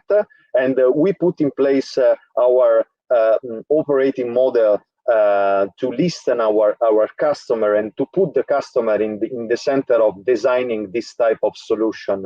Of course, with the speed, because this asset has been created during the first COVID-19 wave, and that was another difficulties. But at the same time, to gave us the speed, on how to collaborate successfully to bringing some extraordinary solution like this to the market. Alessandro. Yes, Fabrizio. I will reply to this question like, how we say in Italy, we sweat 7 shirts, right? I'm joking. The collaboration within a startup and the big corporate is not very easy. And at the beginning, thanks also to the proactive collaboration in between Roche, Italy, and Patch AI, we started talking the same language and start thinking about entrepreneurship and entrepreneurship altogether. Also moved from the real need of bringing some benefit and support during the COVID pandemic.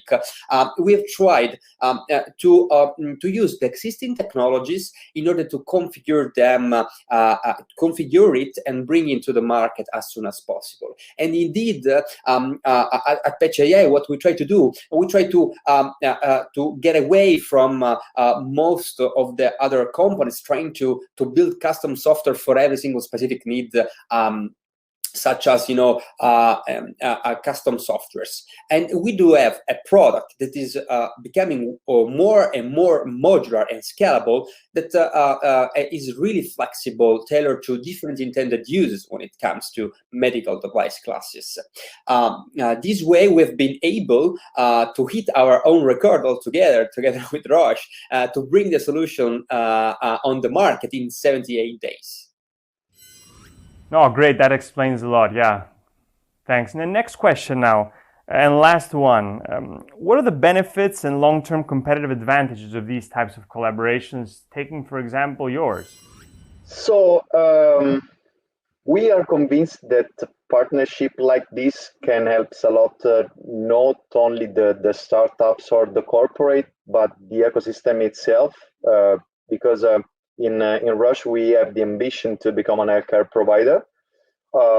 Of course, this is a journey that we have just started, and which has allowed us, together with Patch AI, to enter in a new industry, that of digital health and that of a software as a medical device.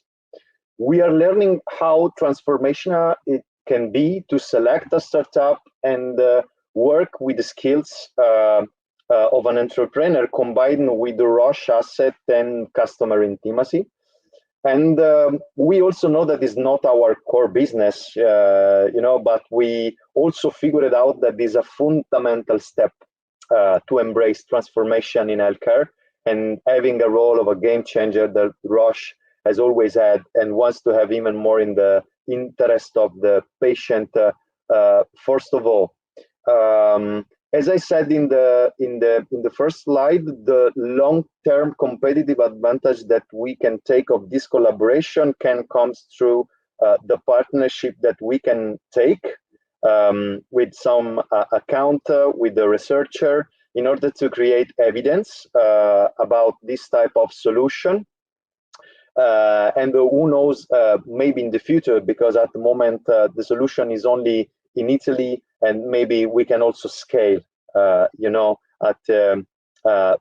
beyond the boundaries of Italy. I don't know what you think, Alessandro, about that. we are aligned, Fabrizio. I think you know very quickly that when it comes to a long-term competitive advantage from collaboration in between startups and corporates. On the startup is all about getting fast, work overnight, and being agile in the meantime, and hit the milestones and get a know-how from our clients, right? On the other side, there is the corporate, which needs transformation, needs changing mindset right now, because I've been corporates have been founded, some of them 100 years ago, and all this needs to be shaped right now with the digitalization, with the new culture of agility that needs to be undertaken from the outside to inside in order to reach the objectives of digitalization and right in healthcare. So we are completely aligned. So we would like to thank you, HealthTech AU, for the invitation, and we hope that this moment together has been helpful, maybe inspiring, and we are available for any type of conversation. So thanks a lot to reaching us through social or by email and so on. Thanks again. Thank you, everyone. Our next line of speakers are entrepreneurs who took their startups and built up multi-million and, in some cases, multi-billion businesses in Europe. But most importantly, they built it creating value for patients, improving patient experience, doctors' experiences. One great example is Doctolib. Today we have the founder and CEO, Stanislav, who will be interviewed by Emiliano Audisio of Wired Italy. Hello, great to have you here. Hello, welcome to everybody. I'm really pleased and happy to introduce our next speaker, Stanislas Chateau, is the CEO of Doctolib, which is the health European leader in the care and health. And I asked him how to introduce him, and he said to me, "I'm just an entrepreneur working hard to improve healthcare." And if we look, and this is what we are going to do in the next half hour, if we look the result they achieved, I think that Doctolib, and they are doing a great job. So thank you for being with us, Stan. And I know that you have a presentation, so the stage, our virtual stage, is yours. Welcome. Yes, thank you very much, and hello everyone. I'm super happy to be with you today and to have 10-15 minutes to introduce Doctolib, and then try to answer to your questions. Obviously, at distance, it's always harder, but if you have anything, I can also answer to your question afterwards. Just contact me from LinkedIn or email. So just maybe to start introducing Doctolib, basically, I wanted to tell you why I started Doctolib. So 8 years ago, I was an entrepreneur in France, and basically I decided to work in healthcare. I said to myself, I want to do something meaningful for my life. I want to have a positive social impact for the long run. And that's why I created Doctolib, with basically 3 reasons. The first one, we want to build something good for improving the daily life of healthcare personnel. The second one, we want to improve patient access to healthcare and patient health. And the third one, we want to build a fantastic team of entrepreneurs. That's basically the 3 reasons why we started Doctolib 8 years ago. After 8 years, as you said, we are the largest digital health player in Europe. We have a team of 1,700 people. We have 50 million patients with an account every month, but we keep the same mission as when we started 8 years ago. Improve the daily life of healthcare personnel, improve patient access to healthcare, and create a fantastic team of entrepreneurs with long-term values. If good for you, I can take 3 minutes, 4 minutes on each of this mission and try to explain what we do, who we are, and where we are going to. So if I stop on the mission number 1, the mission number 1 is it's a clear one, but a very hard one. As most of you know, at least some of you are working in healthcare. Healthcare is a common good, a super complex sector because a super fragmented sector.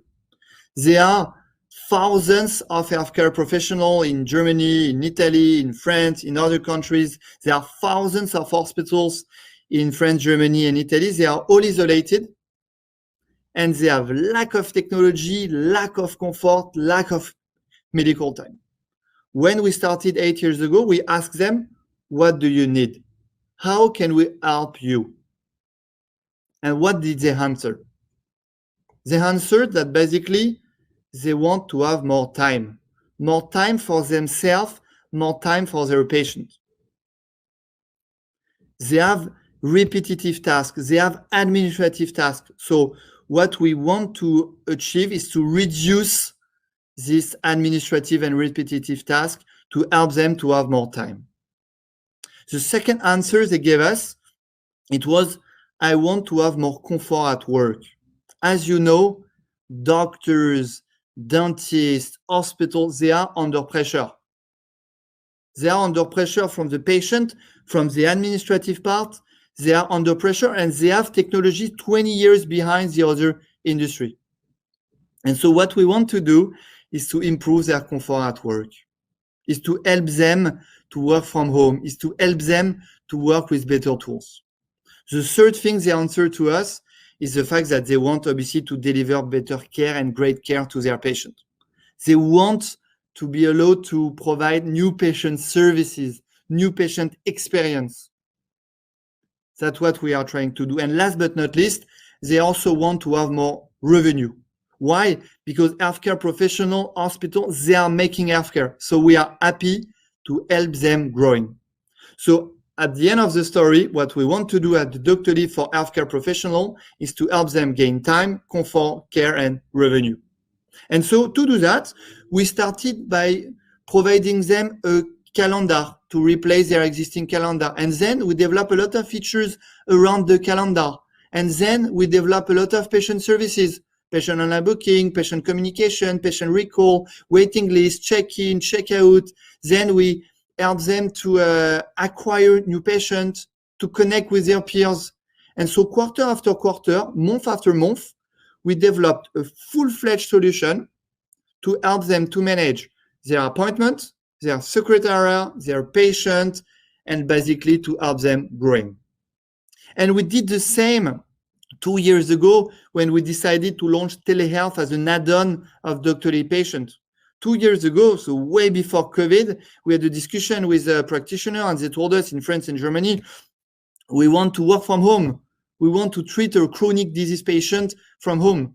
And so we launched Doctolib Telehealth, which is a video conference system, e-prescription tool, billing solution, fully integrated into the Doctolib suite. Long story short, what we want to achieve for healthcare personnel is transform the way they work, thanks to clinical software, medical software, financial software, but also connect them to patients and connect them to their peers. We started with Doctolib Patient, then Doctolib Telehealth, and in France, we are introducing new solutions these days, a clinical and financial software, but also a solution to connect between peers. And we do that for each single practice, but also for large hospitals. The target for all of them is to help them gain time, comfort, revenue, and deliver better care to their patients. That's for the mission number one, and the reason why number one of Doctolib. The mission number two, it's obviously as a consequences of that to improve patient access and patient health. And you know, I had a lot of discussion with some of you and with also some players in Asia and in the US, and they all told me, you need to build a patient platform, you need to build the patient services. It's true. But first of all, we want to go to each single medical practice and hospital, help them to transform the way they work, and then, as a consequence, we hope to improve patient access to healthcare. And so on the patient side, what do we do? On the patient side, we try to help patients to understand healthcare, to have access to healthcare, and to manage their health. Why? Because healthcare is a common good, and as you know, opaque care pathway. difficult access to healthcare, no patient health management. And you know that during COVID, but even before COVID, it was the same. It's a complete nightmare for the patient to understand, access, and manage their health. And that's what we are doing. We are providing a patient health platform for the patient to be able to find a practitioner nearby, find information about their appointment as their practitioner, book an appointment online, do a video consultation, receive document, receive prescription, pay the practitioner, basically move on the complex healthcare sector. Understand, access, and manage healthcare. At the end, what are the key figures of Doctolib? As I told you, we started in 2013 with 10 people. We started to invest 6 years ago. Historically, we were based in France and then in Germany and now in Italy. We are now the largest digital healthcare company in Europe. We have 50 million patients every month on our platform going to book an appointment, do a video consultation, manage their health. We are working with 150,000 healthcare professionals and 4,000 hospitals, and we provide them a full software suite as I described to you. We have more than 10 million video consultations over the past 12 months. And last but not least, we have a great team of 1,700 entrepreneurs, and we are hiring 100 people per month to make that happen. And two last things maybe to share with you, and before we go, and then we go to the question. The first thing is the approach. Yes, the vision is clear. We want to improve the daily life of healthcare personnel. We want to improve patient access to healthcare to make it easier and faster. Yes, we have great technology, services team, but what is the most important part? A, the approach, and B, the team we have. On the approach, I believe in a European way to innovate. I believe in a very specific way to innovate in healthcare. First, I believe data privacy is essential and it's an absolute priority. Patients control their data, they own their data. We use the data only to operate the service we provide. And we strive for the highest standard of security for data protection.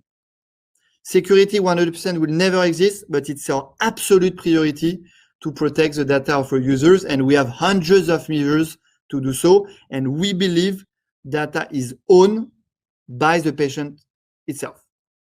B, we are trying to build useful and used solutions with a positive social impact for the long run, used by millions of people, whatever their age, their location, and their condition.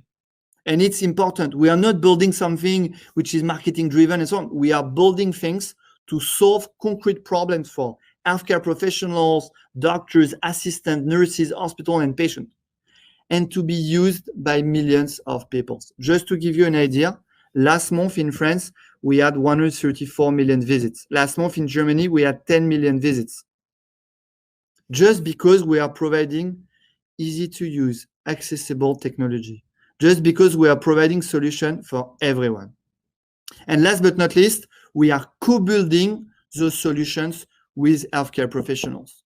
Because the 2 million people working in healthcare in France, 3 million in Germany, 1.5 million in Italy, they are making healthcare. So if we want to transform healthcare, I believe we need to work with them. And the last point I wanted to share with you tonight is a team of entrepreneurs. Because at the end of the story, we have a team of entrepreneurs of 1,700 people based in France, Germany, in more than 25 cities. We have headquarters in Berlin and in Paris, and soon in Italy. And we continue hiring because we are hiring 100 people per month these days in all kinds of profiles. So if you want to join us, feel free. We have plenty of positions open. And that's, I think, a key point of who we are. We are a team of entrepreneurs who are action-oriented and bold, who are agile, not perfect, but take care of ourselves and are always positive. We are humble and work hard and try to surpass ourselves. Why? Because we believe that the way to serve patient, and healthcare professional. And that's why we exist at the end of the day. We exist at the end of the day because, yes, we want to build this team of entrepreneurs, but we want to have a positive social impact for the long run, for healthcare professional, for patient, for states, and for the society as a whole. It's only the beginning of what we can do. We have only 25% of the practitioners in France, 4% of the practitioners in Germany, and 0% yet in Italy. But we have a big plan, try to improve healthcare with some of you. And I'm super happy to have the opportunity to present that to you today. Thank you very much, Stan. So I look forward to meet and to use Dr. Lib. Also, you're in Italy. I'm very curious about this new step that you are taking, and I saw that you are building an incredible ecosystem focused on health and on the needs of patients and organizations. And I was looking, so your results are amazing, and I would like to focus a little bit on this topic. I was reading a PitchBook report from last February, and I was reading that Dr. Lib is the first in the list of companies in French with the highest venture valuation, with a post-valuation of 1.63 billions. Just to mention a few steps, in March 2019, Dr. Lib joined the unicorn herd when it raised 150 million in a round led by General Atlantic, and in 2020, the company raised another 130 million of venture funding. So these are extraordinary financial results. So my question is, how did you get there? Yeah, thank you for that. So a lot of things to say on that front. Because we have a clear vision and strategy that I just described to you. We got there, and it's only the beginning because we have a clear mission, which is improving patient healthcare access, improving personal life, and also creating a fantastic team of entrepreneurs. So at the end, healthcare, it's a big market with super old school technology, with super obscure organization, super fragmented. So the opportunity is extremely big. So if you have the right team, the right approach, the right strategy, and you think service is your priority number one, then I think you are in the right direction. And then a second part on the story is obviously the key figures, because we are at that level of valuation because of the figures we have. We are the number one digital health platform in Europe, probably one of the most important in the world. And we have, as I told you, more than 120 million visits per month, 50 million patient account, 150,000 healthcare professionals as customers, 4,000 hospitals, and we are doubling every year. And just a side note, the valuation you mentioned, it's a valuation 18 months ago. We more than double the size of the team the past 18 months. We don't communicate the new valuation, but it's more than double what you said 5 minutes ago. But the valuation itself, it's not a target. And for the entrepreneur in the discussion today, it's not a target. The valuation just help you to finance your vision, help you to finance your growth, help you to hire people, help you to buy companies. So it's just, for me, a lever to grow. I was looking at a pitch you made in 2018, and I was going back, and I was really curious because you were talking about interoperability and a lot of technical stuff, and I think that it's Dr. Lib is a very innovative platform, so from the technological point of view. But you say these things that only usage and organization change matter. And it's something that's similar that you said, like before, we have a clear mission. My question is this, what are the usage and the organization change that you are trying to realize in your working with your shareholders, your stakeholders, sorry? Yeah, it's a super important question. And technology for technology, it's a nonsense. In healthcare, but also in the other sector. Yes, we have 450 people in the technology team. I have a fantastic CTO, 2 fantastic tech co-founders. So yes, we are a technology company and have one of the most advanced technology in healthcare in the world. But technology by itself, it's a nonsense. You do technology to provide solution to someone, to an end user.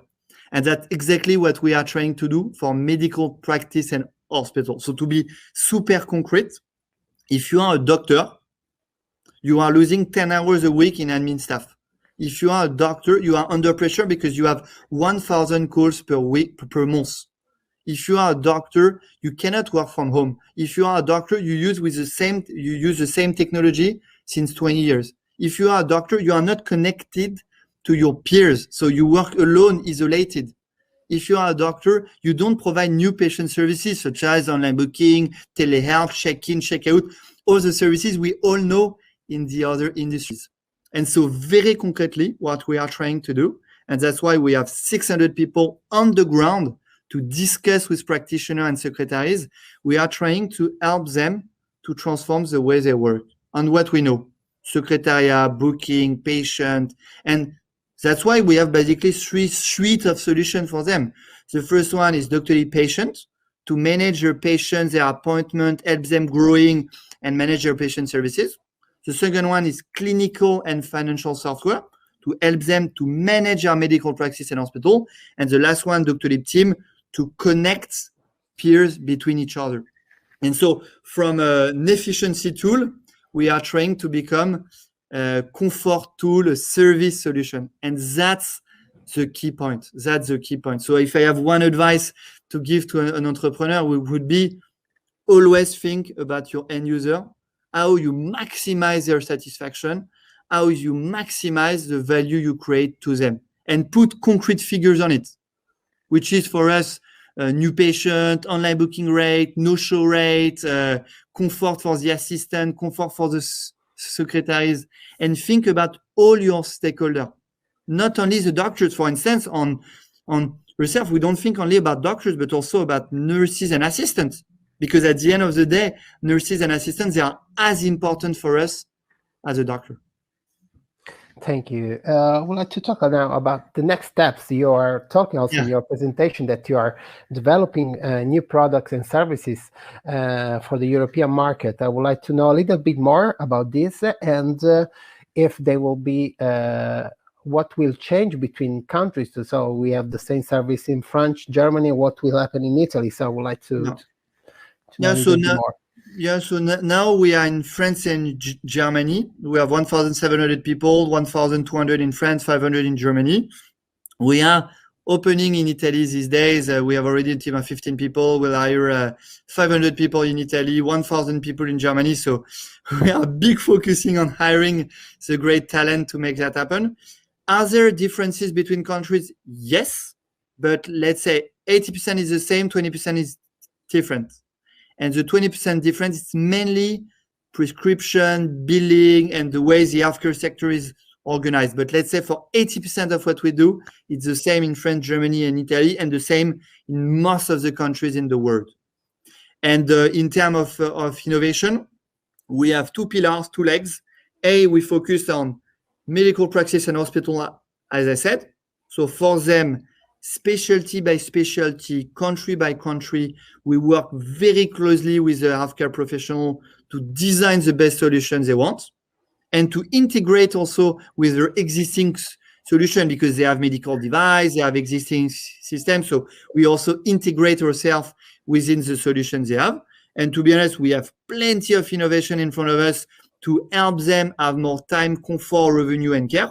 And for the patient, the second leg that we have, we are doing a good job, but we have also plenty of innovation on that front also to help patients to understand healthcare, access, and manage. We are today extremely good on the access part, thanks to online booking, directory, telehealth, but I think we can be stronger on manage health for patients in a secure way and trustworthy way, and also on understand we are not still super good on the way we provide content online for the patients. That can be one axis of development.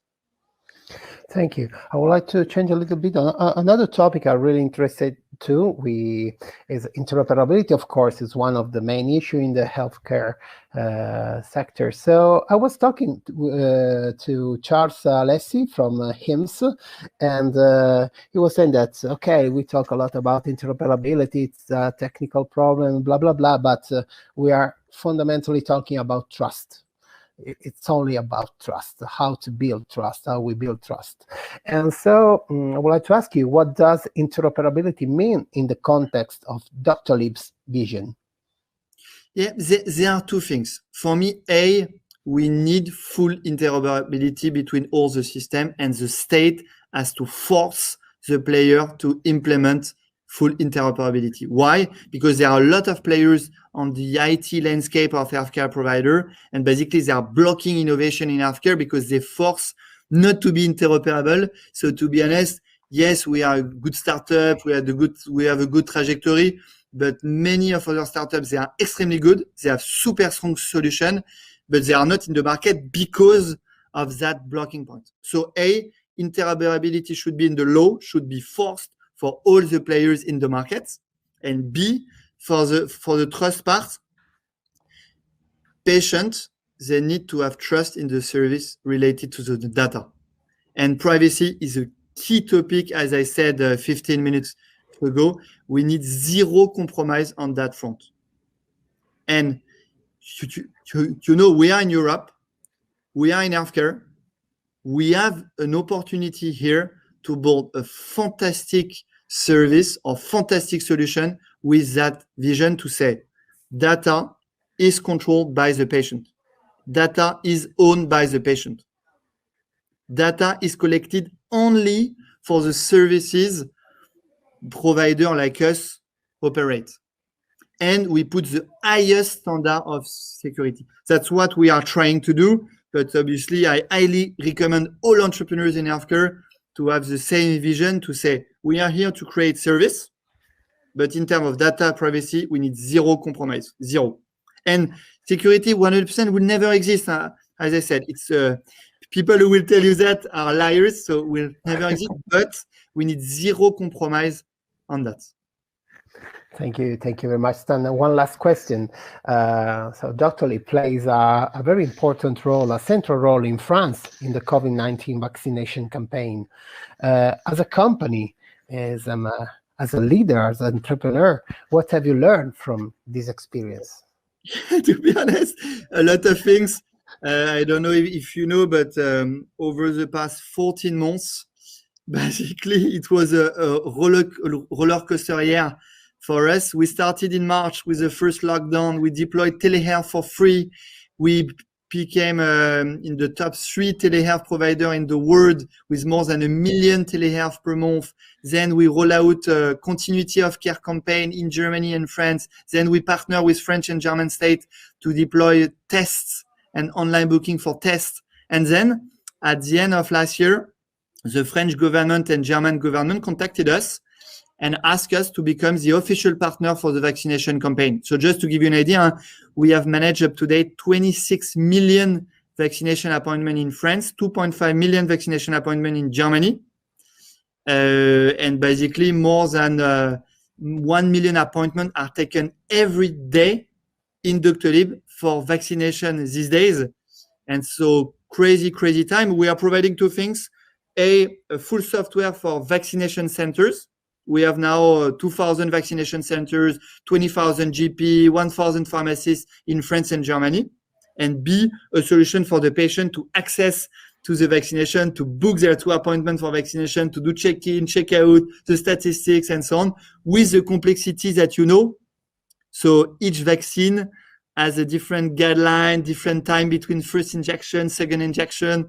So basically, we built that with the French and German governments. And we will be also happy to help more countries. To be honest, we had a lot of demands, requests from other states to implement that. The only barrier we have is, to be honest, the human capability. So we have only 1,700 people. And so it's super hard and we are super under pressure. But obviously, we are happy to serve our countries as we do for the health personnel and the patient. Because if you take a step back, the vaccination campaign, it's exactly what we are doing since 8 years. So try to connect patient with practitioner, try to make healthcare sector more efficient, more human, more connected, and do that with useful and used solutions. So it's exactly what we are doing since 8 years, and we are super happy to continue doing that. And we hope, thanks to vaccination, we will put that crisis to an end. Thank you very much, Stan. Congratulations for your work and the results you achieved. And so I'm waiting because I'm calling you from Italy. Me too. I'm too young yet. So me too. I hope I can be vaccinated in France in June or beginning of July. Okay. Thank you very much for joining HealthTech Festival. Thank you. Thank you very much. And thank you to our audience for staying with us today. Globally, the projections that in the next 2 decades, cancer cases are going to rise.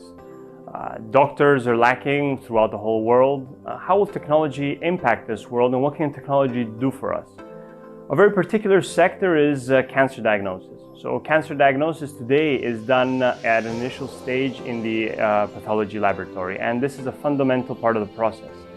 But the lack of pathologists in the world is increasing.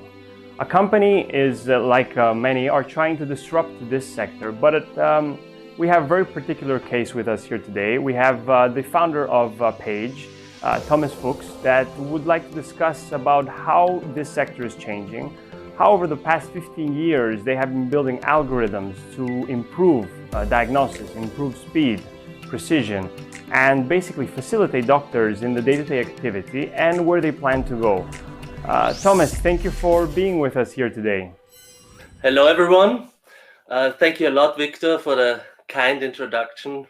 It's great to be with all of you, although it's of course virtual and this time recorded, but I hope that will be one of the last ones where we can't be together in person.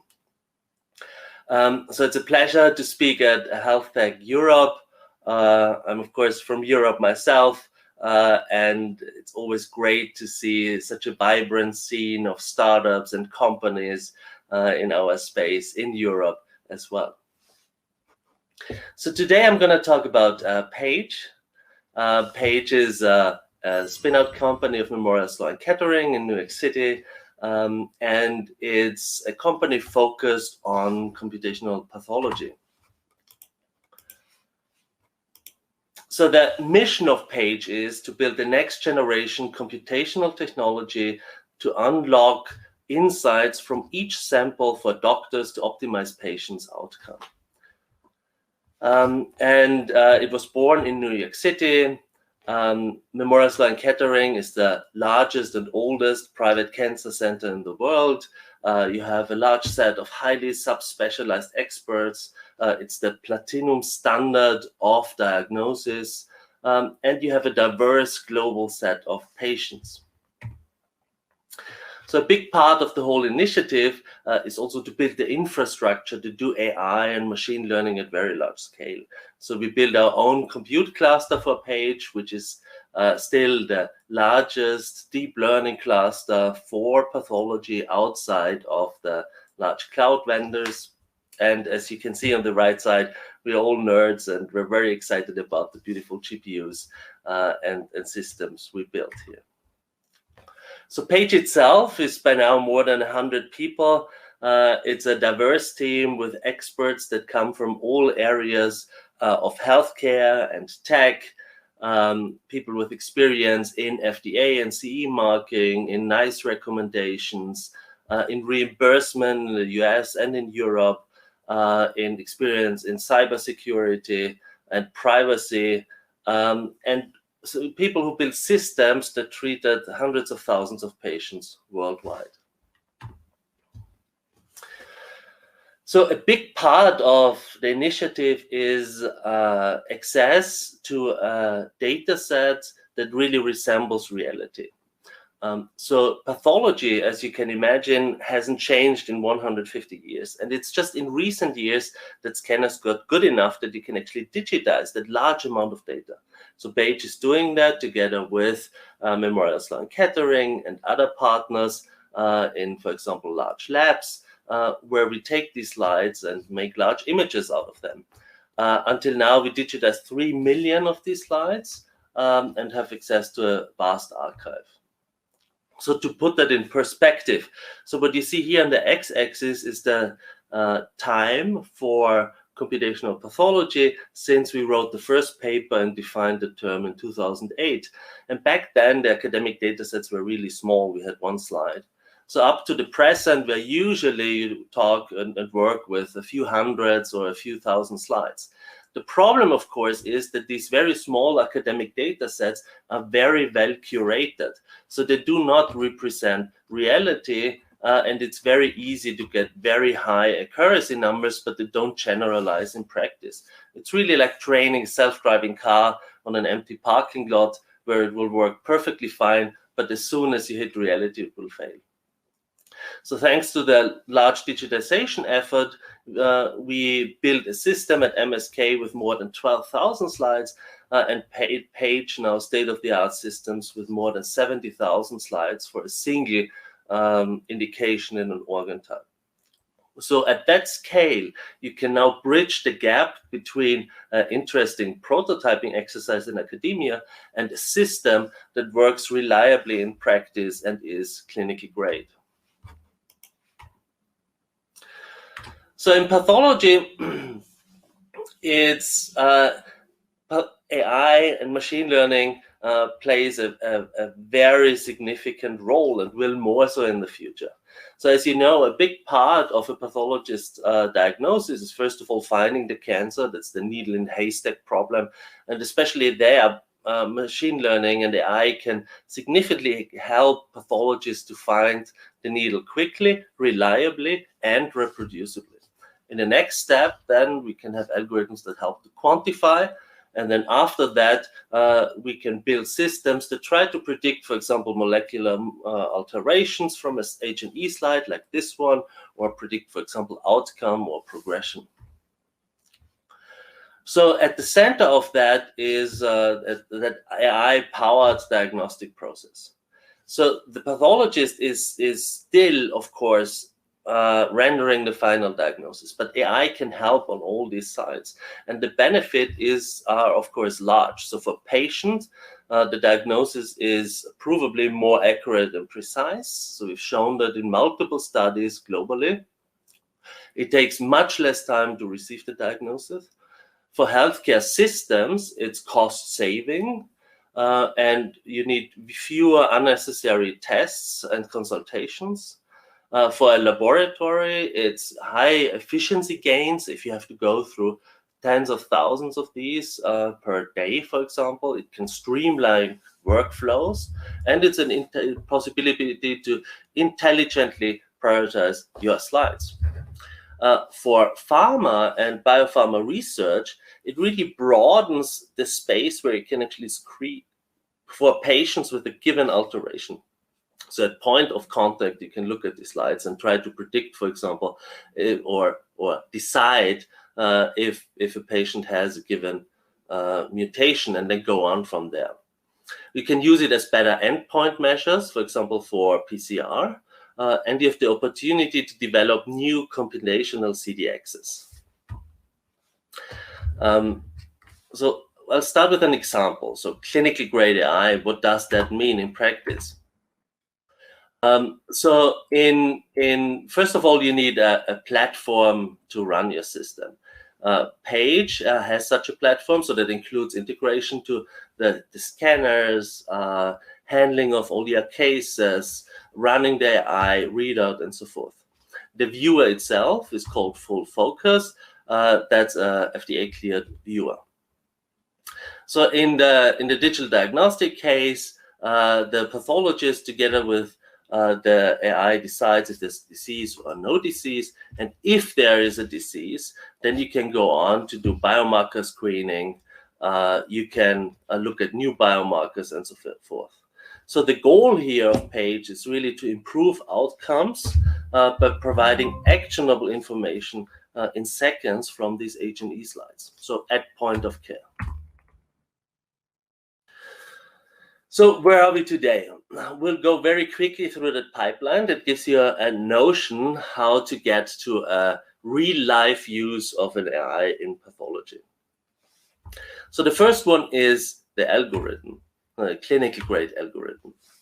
So that took us 10 years, more than 10 years to get there, 15 years, for that specific paper, which was published in 2019, 4 more years. And the importance back then was that it was the first time that we could actually show that you can build a system that is so reliable that you can apply to every single case, every single slide that comes into the hospital.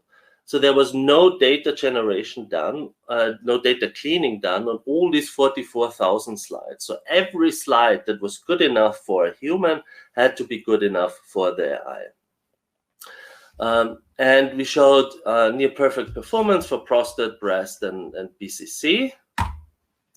And then similar performances across the different kinds of scanner types, which can generate vastly different looking images. But like a human who can generalize between these, for example, different illumination changes, the algorithm truly looks at the morphology and gets not ripped up by these various changes.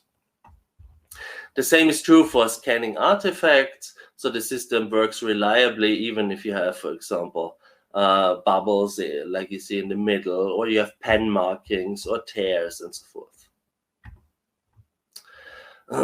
To validate that, we did a very large retrospective study. Excuse me.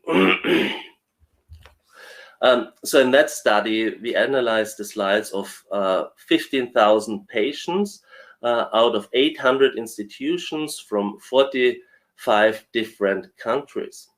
So in this case, the slides came from all over the world. They were produced in labs in Asia, in Europe, all over the US, in South America. And the algorithm nicely generalized to these cases. So the right side, that's from the Nature paper, you still see a little bit of a drop, but the page system is now perfect across all of these. And that's a very hard challenge, right? Especially, for example, if you have slides from France, you still have sometimes saffron together with H&E slides, right? Slides you see here in India could be thicker or thinner. They were produced under completely different pre-analytic conditions. But again, if the slide is good enough for a human, it has to be good enough for the AI. And that's what we could show in that work. So here's an example what you can use it for. So one possibility is a quality assurance study.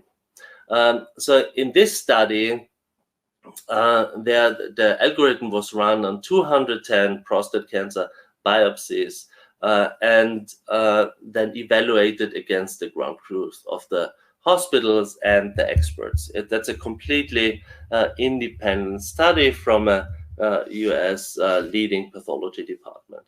And we could show that it has 100% sensitivity while keeping 95% specificity. So that was one false negative. What does that mean? That means you can run it, for example, non-intrusively in addition every single day after every slide or once a week or whatever you prefer, and you get 100% QA. So nothing slips through your system, and you can prevent terrible cases like in the US a few years ago where one pathologist misdiagnosed hundreds of patients in a very large organization. And in addition, again, it's at point of care, so the pathologist can correct at the same time. So let's switch to prospective studies. I'll show 2 examples. So this one is one published in Modern Pathology last year. So here we had pathologists all over the US evaluate a few hundred cases of prostate cancer needle biopsy. And you see the results in black on the right. What you see is the sensitivity. So how well did they actually find the cancerous lesions? And as you can see, if the lesions are relatively small in the first bar, then pathologists, especially community settings, who are completely overloaded with work, pathologists miss nearly half of these lesions. And even if they are relatively large, you have a very high miss rate. So after 5 weeks washout period, the pathologist looked at the same cases again, but this time with the help of PAGE, and you see the results in yellow. And here you can see that there's significant improvement in sensitivity without loss in specificity, so no additional false positives. And that really shows the power of these systems. And the pathologists were also faster. So here's another study that was published recently from a large healthcare system in Brazil. So now we are again going to the other end of the world. So besides US and Europe, we run large studies, for example, in South America. And here again, a setting of 100 patients with 600 slides. And these were the leading GU pathologists who together decided the ground truth of these slides. And you see on the left the sensitivity and specificity of the 3 pathologists and of PAGE on the right side. So here you see a small decrease in specificity with PAGE, so a few false positives at 95%, but an enormous gain in sensitivity with nearly 20% gain. So that's of course a very, very good trade-off, especially for the patients. So the negative predictive value per slide was 0.99 and per case was 100%. So all cases were found for each patient was diagnosed correctly. What was specifically interesting here is that PAGE indicated cancer on 4 slides. The pathologists agreed that it doesn't look like that, so there is no cancer. And just only after further investigation with additional staining and so forth, the AI was actually proven right, and there were cancer cases there. So it shows you the high sensitivity and the expertise in morphology of this system. As you can also see with these 4 cases, they look vastly different just from coloring and everything. So it's truly the morphology of the tumor growth that makes the difference here. Good. Next point: regulatory clearance. So maybe a few general statements. So regulatory clearance, especially in the US, is done by the FDA, and the FDA is rightfully very diligent in that process. So in 2021 now, in 2021, there's still not a single cleared AI in pathology in the US. There are dozens of cleared AIs in radiology, and the argument always is radiology is just a screening step. You can come back and redo it. So the hurdle is not as high as in pathology, where the AI really contributes to the diagnostic process, where then the pathology renders the diagnosis. I truly think that's a very important step and important aspect, because the last thing you want is that pathology departments are swept and flooded with hundreds of AI systems that are not well proven, where then it's up to the pathologist to test it on 50 cases to get an LDT, and then run a system that's truly built on sand without solid underpinning. So that puts not only patients at risk, but most importantly, pathologists then are confronted with systems where the vast majority will not work. And that leads to disillusionment, rejection, and it's bad for the whole community. So not only pathology, but also the computer scientists and AI researchers and everybody who wants to contribute here. So having a high hurdle from the regulatory side is a very good and important thing in that space. Good. So, but of course, we want to take that. So the question is, how do you get there? So the first part was in PAGE prostate. we were actually very humbled to get breakthrough designation by the FDA. That's a accelerated process where you can talk with the FDA all few weeks and really advance your application relatively quickly.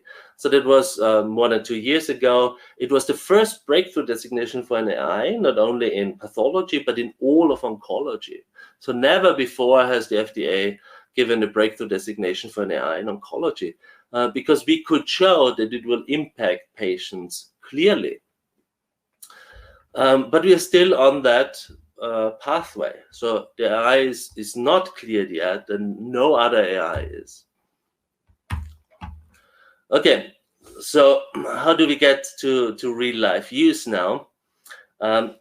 Maybe briefly, so the same system, of course, is a CE marked. So prostate is CE marked in Europe, as well as breast, as well as other organ types who are following, also grading and so forth. So you can already use it in Europe for clinical purposes. That's very useful. And in addition, we have FDA clearance for the viewer. So the viewer you see, full focus on the right, is the only cloud-based viewer that's FDA cleared. And you can use it with the cleared scanner system to sign out your cases. Okay, so we are here, close to real-life use. To get there, you really need a workflow which is pathologist-centric. So you need deep integration into the pathologist workflow, into the LISs. So very often it's either LIS-driven or work list-driven from our system. You need the AI technologies ready when the pathologist sits down, so everything is run immediately after slides are uploaded. There's no delay. As soon as you sit in front of your machine, you can look at these cases. So how does the diagnostic process looks like? The slides are scanned, they are uploaded, then you have live guidance for review and report, and then you get to the final detection and quantification of the case. Good.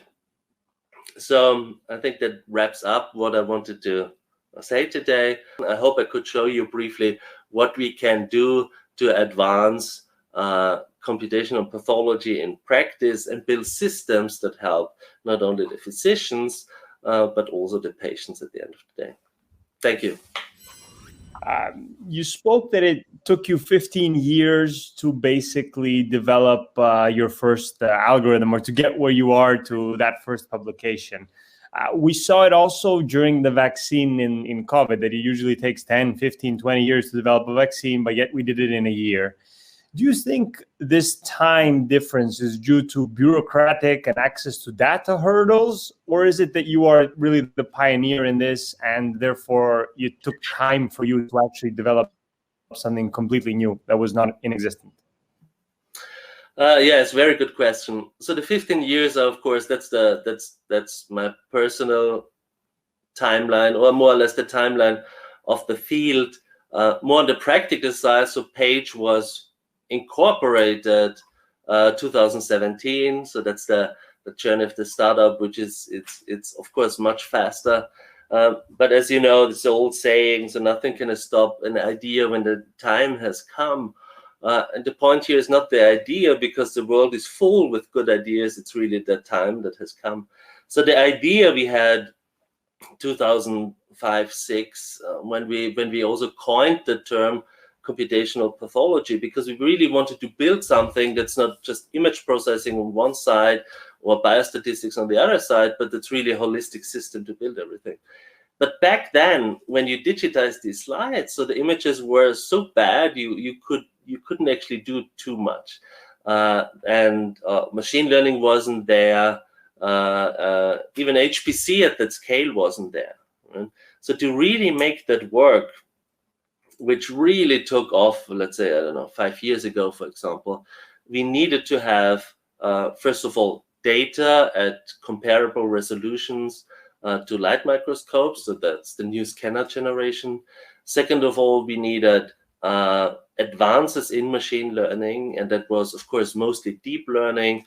And with the paper I showed, we introduced a multiple instance learning approach that's very strong in learning without manual annotations. So that was one of the biggest hurdles until then, that people had to annotate slides and click on cells. And our system can learn directly from a pathologist report and a slide to build very, very strong and powerful systems like you saw here, because you can do it at large scale. But for example, if you compare the scale to the state of the art in computer vision, so ImageNet, for example, the pixel real estate of ImageNet with its 16 million images is the same as only 400 pathology slides. So these slides are enormous.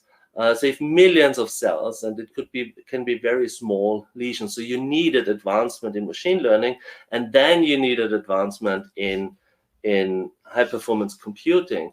So we couldn't have built a compute cluster to actually process 100,000 slides in a single model. And these are systems that can now process petabytes of data. We couldn't have done that 15 years ago. So it's really the confluence of all of that, and sticking with the topic for a very long time, when of course back in the day nobody cared. These days it's of course completely clear. Pathologists going digital. Biopharma completely realizes that digital CDXs will open up, computational CDXs will open up the space of identifying patients at point of care at the rate you could never do with wet labs. Right? So the impact is drastic, and that's of course exciting to be part of that. But yeah, like in a lot of cases, you have this usual 10-year lag between idea and realization. Great. And another question, and last. So you're focused a lot on the actual process of helping the doctor optimize his work and being more efficient, quality assurance. Do you see a path in computational pathology in the aspect of precision medicine, drug development, and so forth? Or is this still a long way to come? No, absolutely. So the time, of course, was limited today, and we couldn't pack everything in there. Let me tell you two examples. So one thing we published at Page last year, where we automated pathologically complete response. So that allows you, if you have a stack of whole slides of a prostate, for example, which is a lot of data and takes hours for a pathologist to analyze properly, you can actually use these systems to get a quantitative readout of minimal residual disease. So if you use these things as endpoints to your studies in breast, prostate, whatever, you need a system that can do that reliably, reproducibly over all your study cohorts. So there's a clear place in running these studies using the CDXs. And one more on the research side from one of my very talented PhD students, Hassan Mohammed, who worked on cholangio. So in cholangio, you have the problem that you don't even have as many cases, right? It's a very rare disease with very, very deadly. It's, of course, terribly. And there you have to build systems that can only handle a few hundred cases very well. And in addition, in cholangio, there's, for example, no grading scheme, like Gleason in prostate, right? That can show you progression. So what the team did was try to build a system that can actually separate cases in terms of survival outcome. So here the target is actually outcome, survival of the patient. And the result hinted at subgroups that behave clearly differently, who have different morphological expression. So here these systems can help you on the very basic research side to find new morphologies that can indicate different outcome for the patients. And there are, of course, many more. So that's very exciting. Great. Thank you very much. Thank you very much for your presentation and time today. Thank you. Thank you again for the invitation. It was a pleasure to speak with you. And again, everybody can contact us. Happy to talk more. Thank you. So thank you for tuning in the morning session of HealthTech Europe and HealthTech Festival. We will be taking a short lunch break and we'll be back in 30 minutes. Stay tuned and see you in a bit.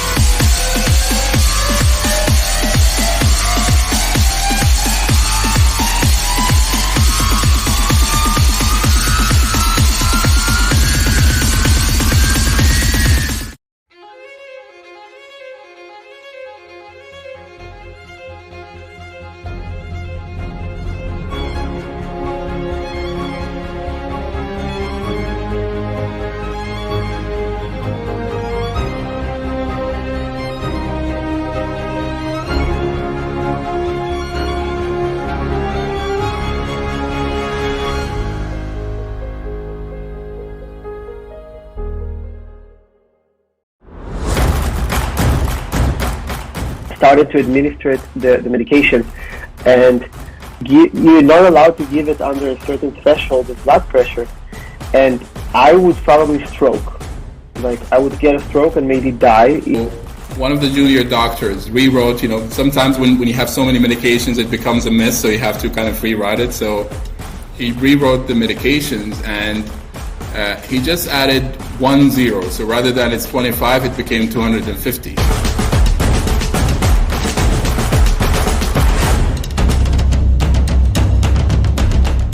Everything that's wrong in healthcare was happening in this moment. Paternalism, patients are not seeing, patients falling between the cracks, patients have no voice, no control over their body. Over the last 10 years, improvements in medication safety have happened, definitely. As long as we live, as long as we are human, as long as we give medications, there will always be errors. This is not a high-income country's problem, nor low or middle-income country's problem. This is a healthcare system problem. It's a global problem.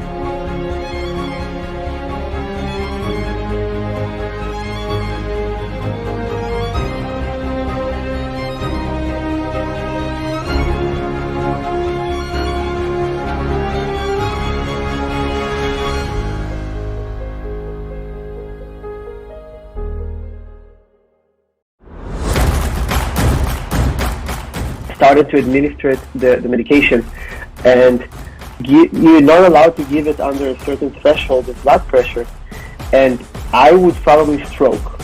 Like, I would get a stroke and maybe die. One of the junior doctors rewrote, sometimes when you have so many medications, it becomes a mess, so you have to kind of rewrite it. So he rewrote the medications, and he just added 1 0. So rather than it's 25, it became 250.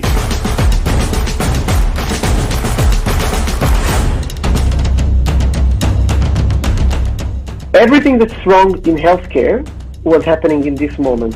Paternalism, patients are not seeing, patients falling between the cracks, patients have no voice, no control over their body. Over the last 10 years, improvements in medication safety have happened, definitely. As long as we live, as long as we are human, as long as we give medications, there will always be errors. This is not a high-income country's problem, nor low- and middle-income country's problem. This is a healthcare system problem. It's a global problem.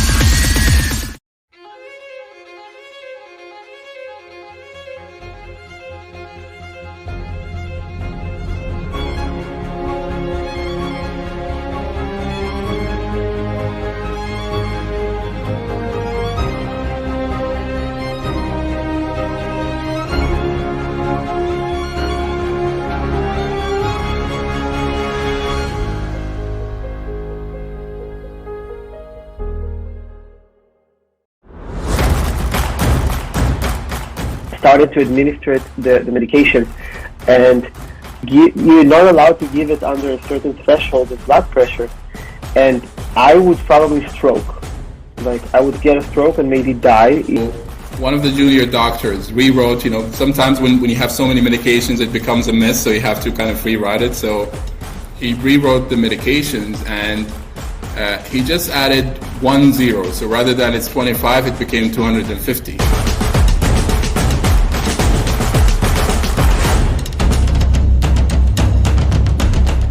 Everything that's wrong in healthcare was happening in this moment. Paternalism, patients are not seeing, patients falling between the cracks, patient has no voice, no control over their bodies. Over the last 10 years, improvements in medication safety have happened, definitely.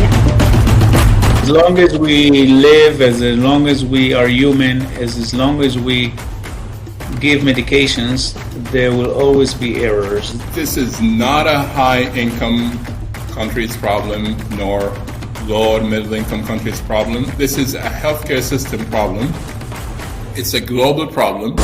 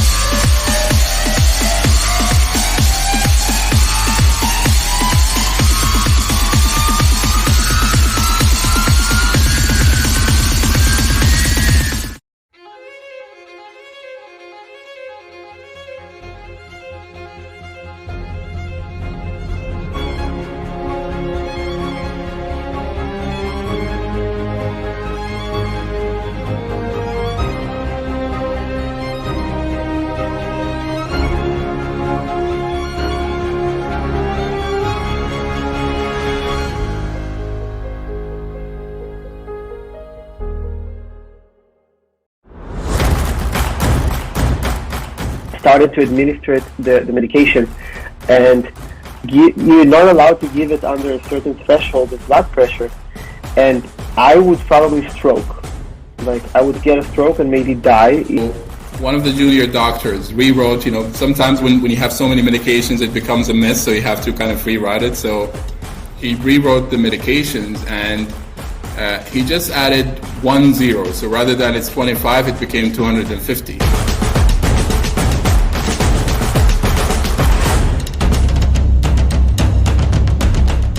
Everything that's wrong in healthcare was happening in this moment. Paternalism, patients are not seeing, patients falling between the cracks, patient has no voice, no control over their bodies. Over the last 10 years, improvements in medication safety have happened, definitely. As long as we live, as long as we are human, as long as we give medications, there will always be errors. This is not a high-income country's problem, nor low or middle-income country's problem. This is a healthcare system problem. It's a global problem.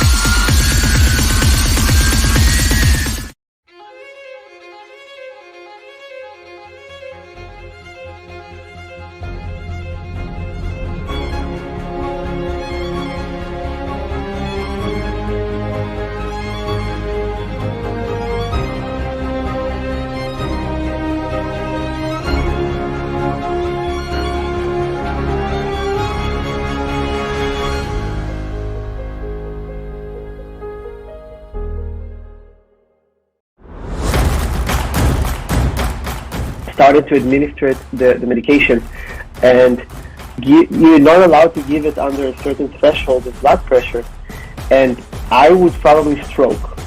Like, I would get a stroke and maybe die.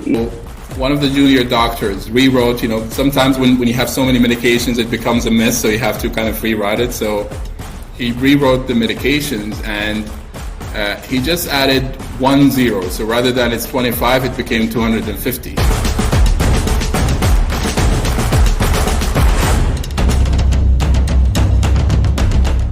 Everything that's wrong in healthcare was happening in this moment. Paternalism, patients are not seeing, patients falling between the cracks, patients have no voice, no control over their body. Over the last 10 years, improvements in medication safety have happened, definitely. As long as we live, as long as we are human, as long as we give medications, there will always be errors. This is not a high-income country's problem, nor low or middle-income country's problem. This is a healthcare system problem. It's a global problem.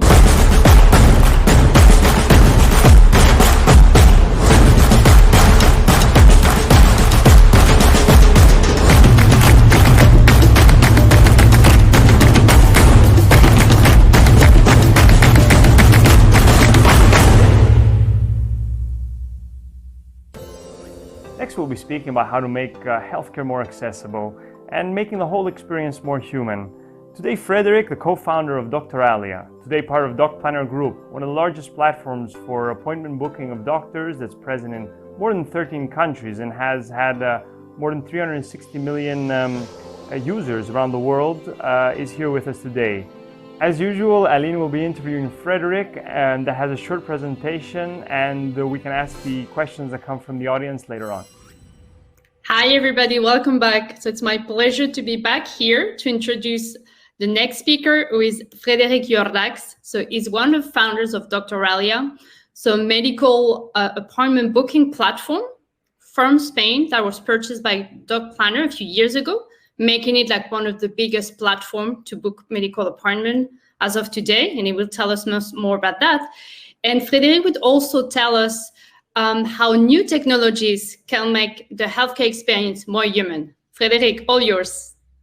Thank you so much, Aline. Always a pleasure being here with so many friends to talk about our experience with in that field from the Planner Group. So just for starting the point, it's just next, let's go to the next slide. That is, well, what's the Planner Group? At the end of the day, we try to give a solution for patients that could help them to find a doctor, book a visit, or solve any health issue related doubt or whatever.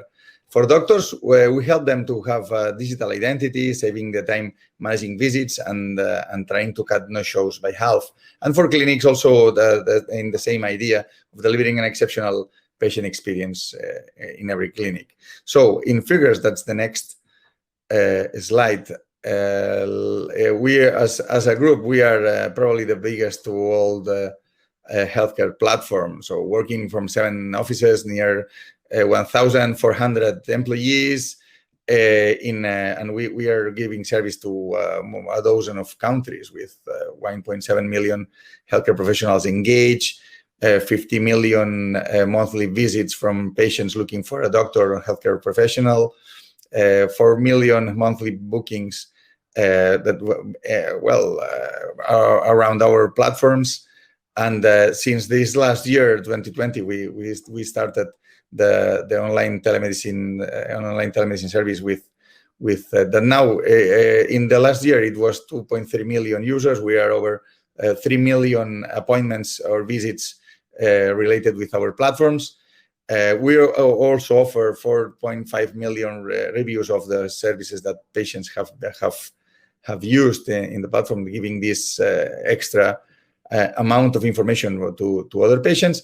And as I said, we are leading in 12 countries in Europe and mainly Latin America. So for the next slide, the team is a very diverse team. So we as Aline told you, we have been acquired as a Doctoralia, but we are now we have a great team in the Planner Group that has let's say top-notch people that really are in charge of all that. Let's say that the Polish, Italian, and the Spanish team in the main positions, but well, now the most important thing is that we have a unique culture. That is something that's really important for us. Next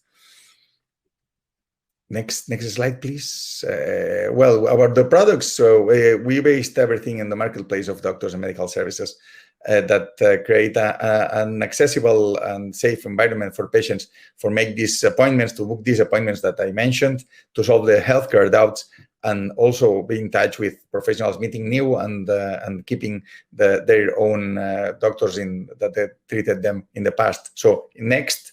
The other products that we are working with is a software as a service platform that really can help the healthcare specialist and clinics to have this tool to manage their own consultants, their own medical office, and not only in the reality in the physical way, but also in the virtual, improving and helping to this communication. So yes, and the PMS, then this.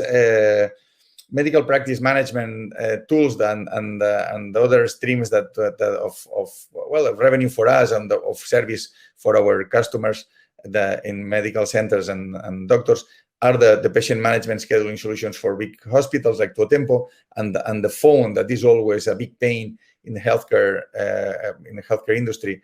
We are opening and we have opened a new service based in voice IP technology to scale and to help all these businesses. So in the next slide, we can see that our business model has changed, or is moving from a freemium model that really offers this opportunity to be in our marketplaces to a monthly revenue model based in the software as a service platforms that we are using to give this possibility to manage your own medical office as a doctor or as a medical center.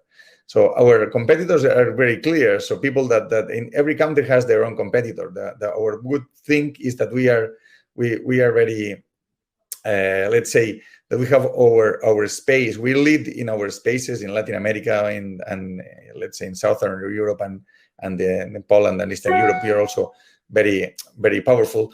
And really, this is what we do. We are already focused in healthcare. That is also a big thing to take in account for next. And let's say that we have raised in this time since we came on board with the planner, a lot of series of money have been raised. So we are very healthy as a company and growing, and this is what is allowing us to accomplish all the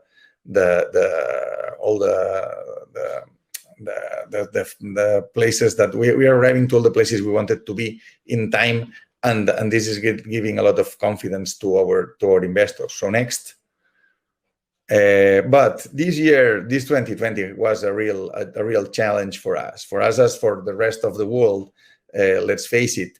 So the pandemic had a radical effect in our operations from down to top. Let's say. So next, in this time, this time has really made to change the world. If it was digital, is still more digital. No, this information from McKinsey's company poll really shows how has grown around Europe the digitalization of the population. So really, this growth it has been forced because of the need of being. Because of the pandemic of having services at home and trying to avoid big places with people. No? So next. So for us as a company, we really suffered in our skin, in our flesh, the pain of losing a lot of users. So from the first news in January.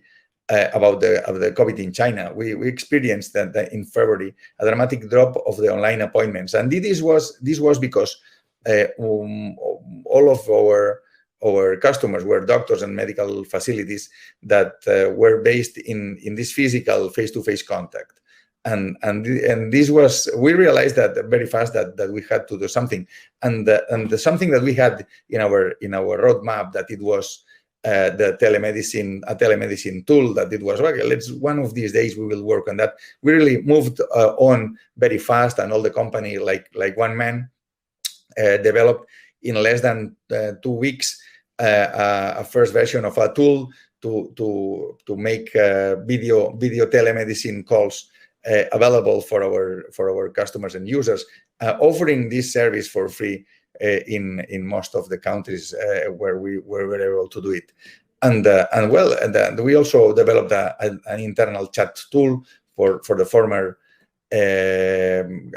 patients for the doctors, and this was in March. So next, the point was that in May we realized that we needed something more, and projects like the prescription that we have starting to develop in Mexico and Brazil.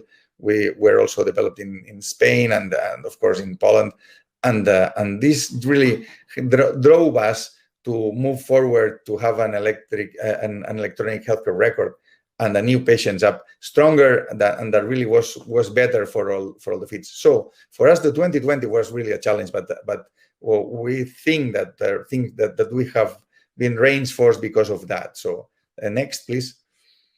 So now let's talk about what will happen for the future, not only for the Planner Group, but probably for the rest of the people. Something to take in account is that probably this affirmation from Anand Laya is of the blockbuster drug of the century is the engaged patient, has been never so real as now. So you need to strengthen the communication between patients and their doctors, the healthcare facilities. And this is the place where technology must be at, a place that really can help each other to have a better experience and to have a better healthcare results for everybody. So next. The other interesting thing is that Mary Meeker, that is a Silicon Valley's analyst, launched a special report at the half of the 2020, and one of the important parts of this traditional report, it was about healthcare. So she mentioned that there are 5 trends that really will be important in this upcoming future because of the COVID and after that. One was the telehealth, so telemedicine as a faster and better tool, and even cheaper in some cases. That okay, this is the place where the Planner Group is.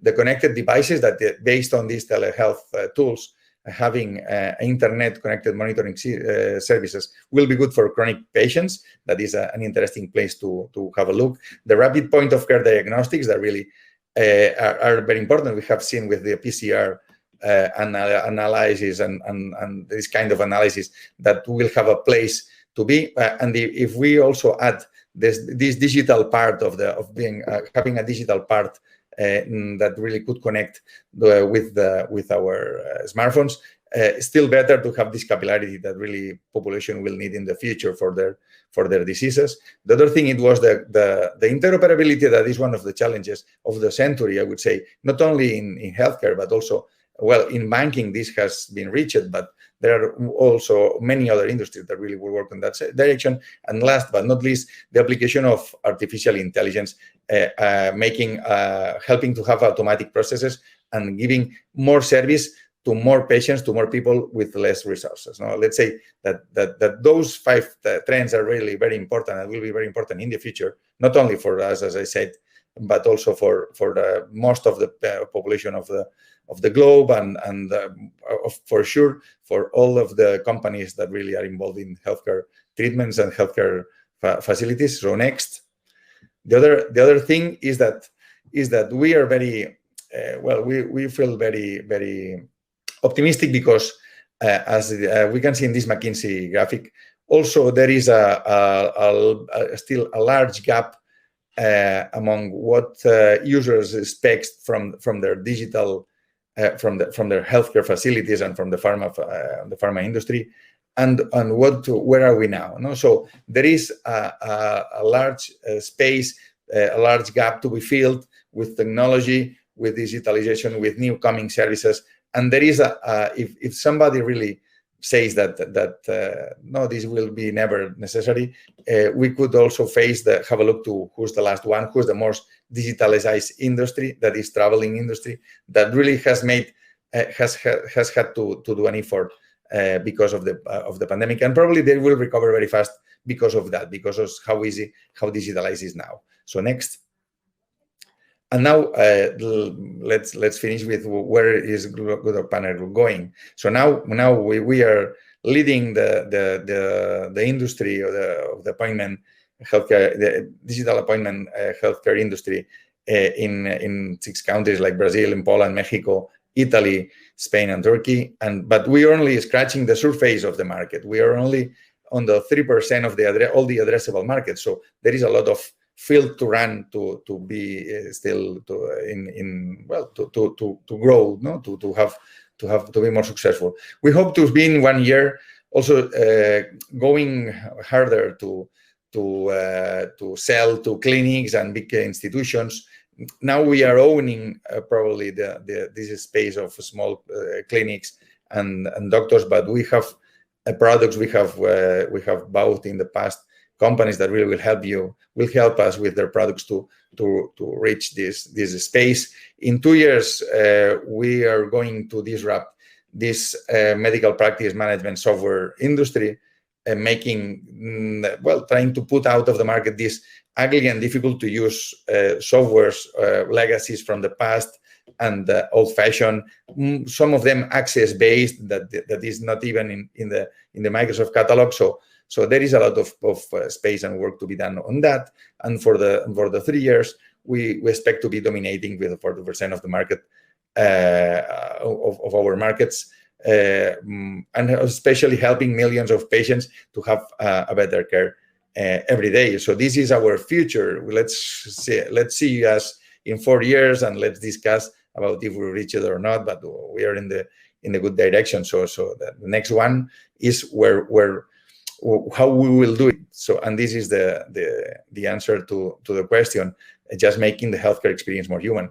And that's all for my side, at least for my presentation and all the data. Thank you for this opportunity. And Aline, I'm absolutely open to any question that you can have for me and well, about Dog Planner and about whatever you want. Thank you, Frederic. Congratulations for that very interesting overview. It's really nice to see how Dr. Ali and Dog Planner have evolved those past years, no?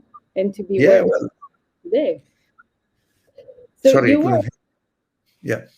you were talking about so Dr. Ali, Dog Planner, how you scaled. You're in many countries today.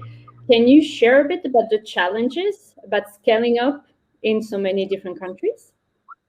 Well, this is an interesting point. So we have learned a lot scaling. So there are, I think that there are other startups and even companies that think that going to healthcare market is like going to the restaurants or the hotels market, and this is not like that. So there are a lot of not only regional or European regulations, but there are also even local regulations that you must fit in. No, and an interesting point is that even there are not the same specialties of doctors from one country to the other. No? And this is something that we have learned for all these years. So then you must be able to adapt locally very well, adapt the product locally. That makes us to be better than others because of all the experience we have acquired for all these years, and also because a generalist that can try to fit on, and the first word that comes to my mind is Amazon, should adapt and very well to local regulations, and this is not easy. And for me is one of the things is that you must have local people, and try to be locally strong to try to grow. No? And this is the point. It's like trying to be, for us, even I think that the good strategy is trying to be strong in the countries you are good at, and not trying to grow like crazy instead of the amount of resources you have, because it's not so easy. And do you think that it helps to go first to countries with the same language? Absolutely. For us, it was really an advantage, and in the Dr. Alia time, it was very easy. One of the things it was that there was a long time ago. So that is when nobody was looking at healthcare, at digital health. Even the idea of digital health was, let's say, a dream a crazy dream of some visionaries, no? And nobody was thinking that this would be a business. But the point it was that for us, we had an advantage coming from Spain, trying to speak with people with Mexico, Chile, Argentina, Colombia, and even with Brazil. That is not the same language, that is Portuguese. We could find a lot of Portuguese speaking and Brazilians here in Barcelona that could help us to try to at least develop remotely our business. That it was a great thing. So I think that Barcelona was a great platform for us to go to Latin America. And I guess that for many others, even the English-speaking countries have seen the landing of American companies easily because of that. And big languages really are an advantage for this kind of startups like that start small and that really with a global vocation willing to scale. Mm-hmm. And you talk also about marketplaces. How important are marketplaces, especially in healthcare? Well, I think that marketplaces have been there always, but the point it was that we were not specialized marketplaces, and there were not online marketplaces. So Yellow Pages was a marketplace at the end of the day, and people, and even the list of doctors with agreements and medical centers and hospitals with agreement with insurance companies were marketplaces, branded marketplaces for a group of customers, but marketplaces at the end of the day. The big thing now is that everything is on the internet, and this big marketplace can be reached from outside the country, can be reached from people that is not the customer of the insurance company, can be reached even for people just for curiosity to see if the neighbor is or is not a doctor really, as he says, or your last crash. No, so there is a lot. We are living in an era of transparency that had to came to healthcare industry, and I think that the marketplaces are giving this part of the transparency, and this is only the beginning, I hope. And so, as you said, telemedicine has exploded those past months with the pandemic, and many healthcare professionals who were not using telemedicine before starting using it, but it's not really something that you learn in the medical school, right? So how important is education? What are you doing at Doc Planner to educate those doctors with your telemedicine solution? And what do you think can be done really to support those healthcare professionals with that education part? Well, this is an interesting point. One of the barriers that really healthcare professionals have when you ask them to use telemedicine tools and to treat on online patients is that nobody has teach them how to do that. So there is a lack of formation, a lack of competence, of skills that should be taught somewhere. We have a Doc Planner Academy, a Dr. Ali Academy, trying to help them to be better online. But this is not a part of something that private companies should do. I bet on you that sooner or later we will see telemedicine as something to be learned in the university and the medical schools, infirmary schools, physiotherapy schools, because it's something that will be part of the daily activity of the healthcare professionals, and this will be very soon. I hope so. And you also mentioned voice IP solutions that you recently implemented. Can you tell us a bit more about that? I think that's a very interesting technology, and the future is going there. Well, it's an interesting technology because of that's easy to be managed, and it's not so. I think that we are also going back to the time when small companies gave big service. So big telecoms are really trying to keep all the market out of their nearby, it's closed. So they want to have all the customers paying them. And we are trying to open a small window for healthcare facilities to help them on this job to not to lose phone calls from so many patients. That is something that is, it's a part of not only healthcare industry, but so many others that really have the phone of the main source of customers that are the patients in that case. And we have worked on that, and we have an interesting advance on that, and we think that really has a good future for us. Fantastic. And so you also mentioned engaged patients, and I agree. I think that's also like we see the patients being more and more engaged, more and more in charge of their own health. What do you think can be done to engage them even more? I mean, from the planner point of view.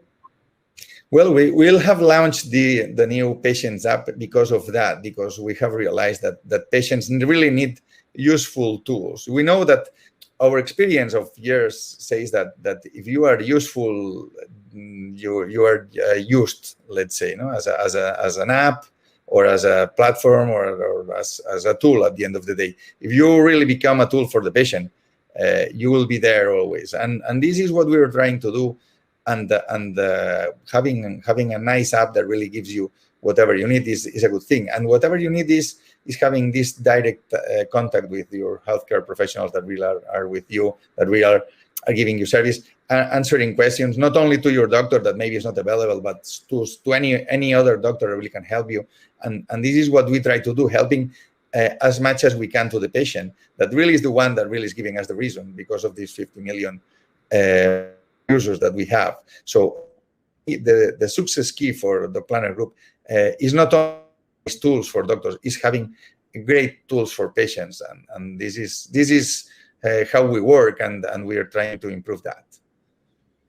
Okay, and maybe my final question to you. So you mentioned Mary Meeker and the projection that she's doing for the future, right? So I would love to hear Frédéric's prediction for the future. Where do you see the future? What are the trends? What are the technologies that you think will impact the future of healthcare? Well, there is of course, artificial intelligence has to be a part of what will be the next thing, not only in healthcare but in services to people, because they allow a lot of things. If they are vertical enough, if they're very well designed and have a real purpose, artificial intelligence, even to chatbot, can work a lot. But the other interesting thing for me is once you have a diagnostic and you have a chronic disease, why not monitoring, as Mary Meeker says, why not monitoring patients on the distance? And only with 2 or 3 parameters, probably you could have them under control. And with the help of artificial intelligence, you could react fast when something gets wrong or something gets bad. Things go bad, you can then activate a new healthcare resource and having a fast response. That is key for not having a lot of people in emergency rooms in really bad situation or ICUs. And for me, it's about that. It's about using technology to be faster in giving the healthcare. That is what people is looking for. I think that the 21st century patient is not a patient that will ask if is a person or if a machine the one that really giving the service, but the one that will ask for the service right now and as soon as possible in order to have the better results. And this is the mindset that healthcare professionals and healthcare industry has not made. This change of mentality about the being very human, being very very kind, the best doctor, it's not the best doctor, it's the doctor that treats you as soon as possible and better. And this is about that, because luckily we live in the century where there are so many good doctors in the world as never have been before, and the medicine is much better than ever. That means that why trying to wait on the line if really you can use technology to jump off the line to have a fast response. And this is for me the what's next. The real next is let's give the patients what really they need. Exactly. Well, Frédéric, thank you so much. It was a pleasure to share that session with you. And give the floor back to the HealthTech Europe team. Thank you so much. Thanks to you. Thanks you again, and see you again. Yeah, soon. Every now and then we see startups disrupting a certain space in a certain sector. This is also true in health tech. A particular startup from Italy that started up small is now basically disrupting a single marketplace of IT solutions. We have with us here today Marzio Ghezzi, the CEO of MiaCare. We're very glad to have him today as he will be speaking about how they're bridging the gap and the divide between hospitals, IT providers using the MiaCare platform. Hi, Victor. Thank you very much. Hey, folks. Great to be here today with all of you. My name is Marzio Ghezzi, and I'm the CEO and co-founder of MiaCare. MiaCare is an established software company based out of Milano, with a global presence, of course. What we do every day at MiaCare is to enable the development of the next generation digital products and solutions for the healthcare industry and create integrated digital health services, improving patient outcomes and healthcare delivery by using MiaCare platform. Before giving you the highlights of our product, I want to share some background information regarding our team. At MiaCare, we are a group of senior executives, all with an engineering background, with 50 plus years of experience on successfully designing and developing digital platforms for different industries and regions. We combine the technology experience with specific health tech industry expertise, bringing innovation to life both for large corporate as well as in startup initiatives. Our main customers are healthcare providers, medtech companies, pharma, and digital health companies as well. MiaCare is part of the Mia corporate group. And for people that are not familiar with Mia, we are a software engineering company that throughout Mia platform has achieved a tremendous market success, working end-to-end with our customers, supporting that digital transformation journey. Today, Mia is 100+ engineer, totally dedicated to product evolution and customer-specific supporting activities. We've recently been named by the Financial Times as one of the fastest growing companies in Europe, and we've been featured by several leading research and advisory companies and listed by Gartner in 5 different reports. More recently, we've been named a cool vendor by Gartner, and this is an astonishing accomplishment for our team. As we think digital health, I think most of you understand there is a tremendous number of opportunities for the healthcare industry today.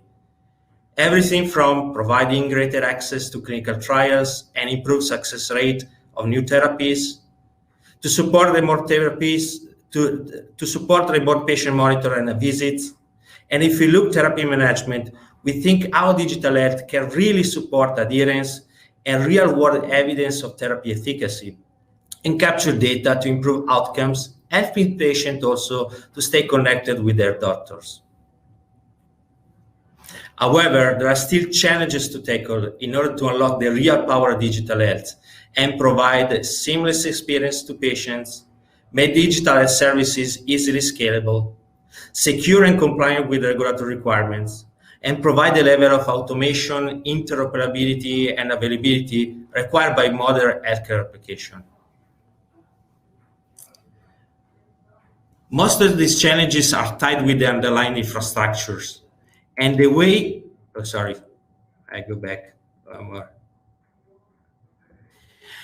and the way system of record serve digital health applications. Most of this infrastructure are still siloed based and not open, don't provide single views of patient data, and are slow and expensive to evolve. Healthcare providers are really looking to build, deliver, evolve, and integrate and scale their digital application in a secure and compliant manner. In order to do that, they need the right platform in place in order to unlock the power of digital health. Here is the problem. Building the underlying infrastructure can be a very complex task, very expensive, and time-consuming. And here is MiaCare. MiaCare is here to help you, providing all the required capability in order to accelerate your time to market and save costs of building a digital platform. MiaCare is a microservice, cloud-based platform with an API event-driven architecture for real-time data management.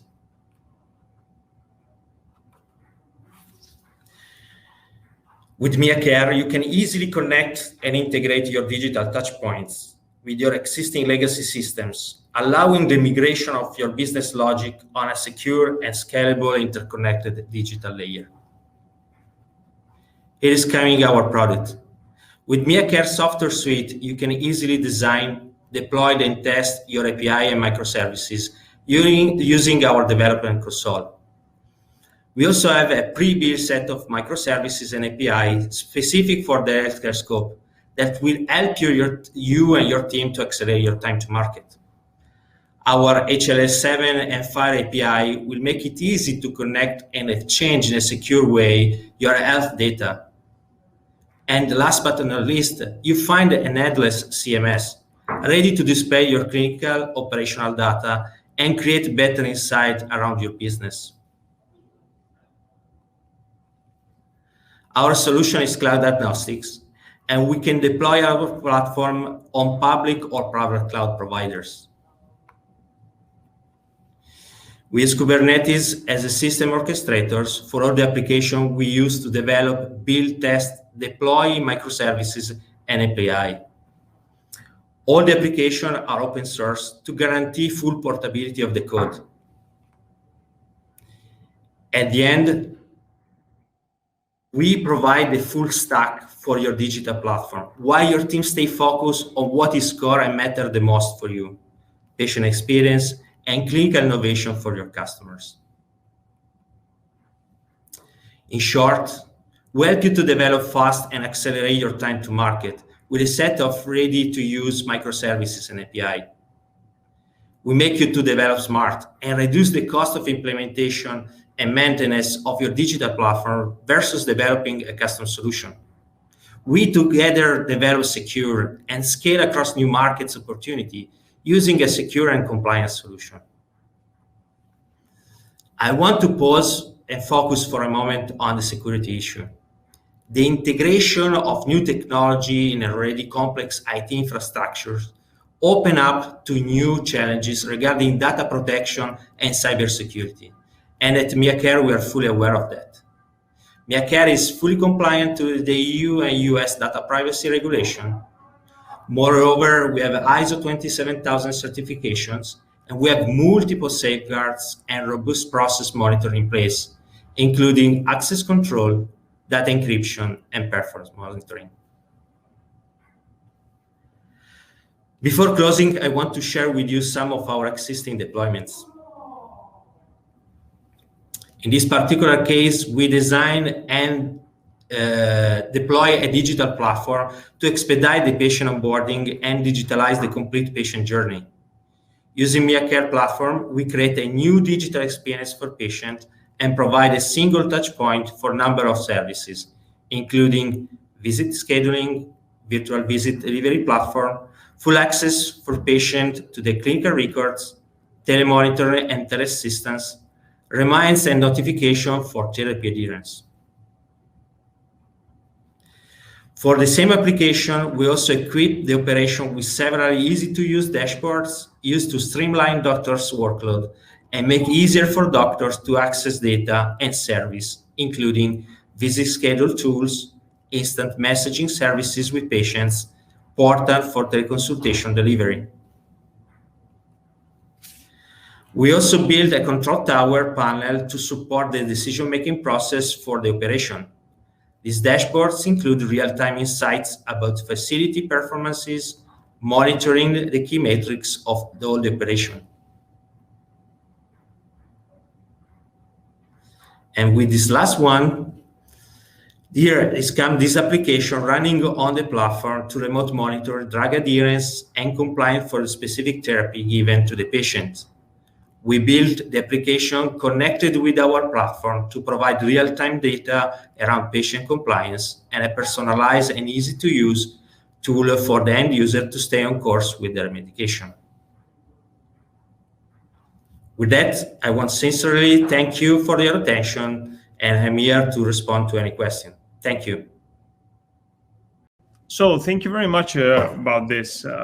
Great presentation. I mean, everyone today speaks about interoperability, microservices, replacing legacy systems. I think it's on the agenda of everyone, and it seems that what you guys are doing is really innovative and really interesting and useful. I mean, regarding what's actually happening now in the world and in the market, how do you guys differentiate from what's actually there at the moment? Well, thank you for the question. It's very relevant, of course. So we have been featured by Gartner, as I said, I saw in multiple reports, and we have been found as one of the fewest solutions in the world as a vendor capable to provide a digital integration hub end-to-end, right? So a digital integration hub is a very innovative architecture paradigm, right? So, and in essence, what that means is that our solution can connect multiple systems of records and data stores, regardless where they are, and aggregate operational data in low latency data fabric, right? So, meaning we can take data from digital touchpoints with existing secret center records, and with our face data, we can create single views near real time of all this data and project these insights, right? So on our dashboards. This is unique compared to the rest of the solutions you find today on the market. Moreover, as I mentioned during my presentation, we are totally open source based. All the applications we run are open source.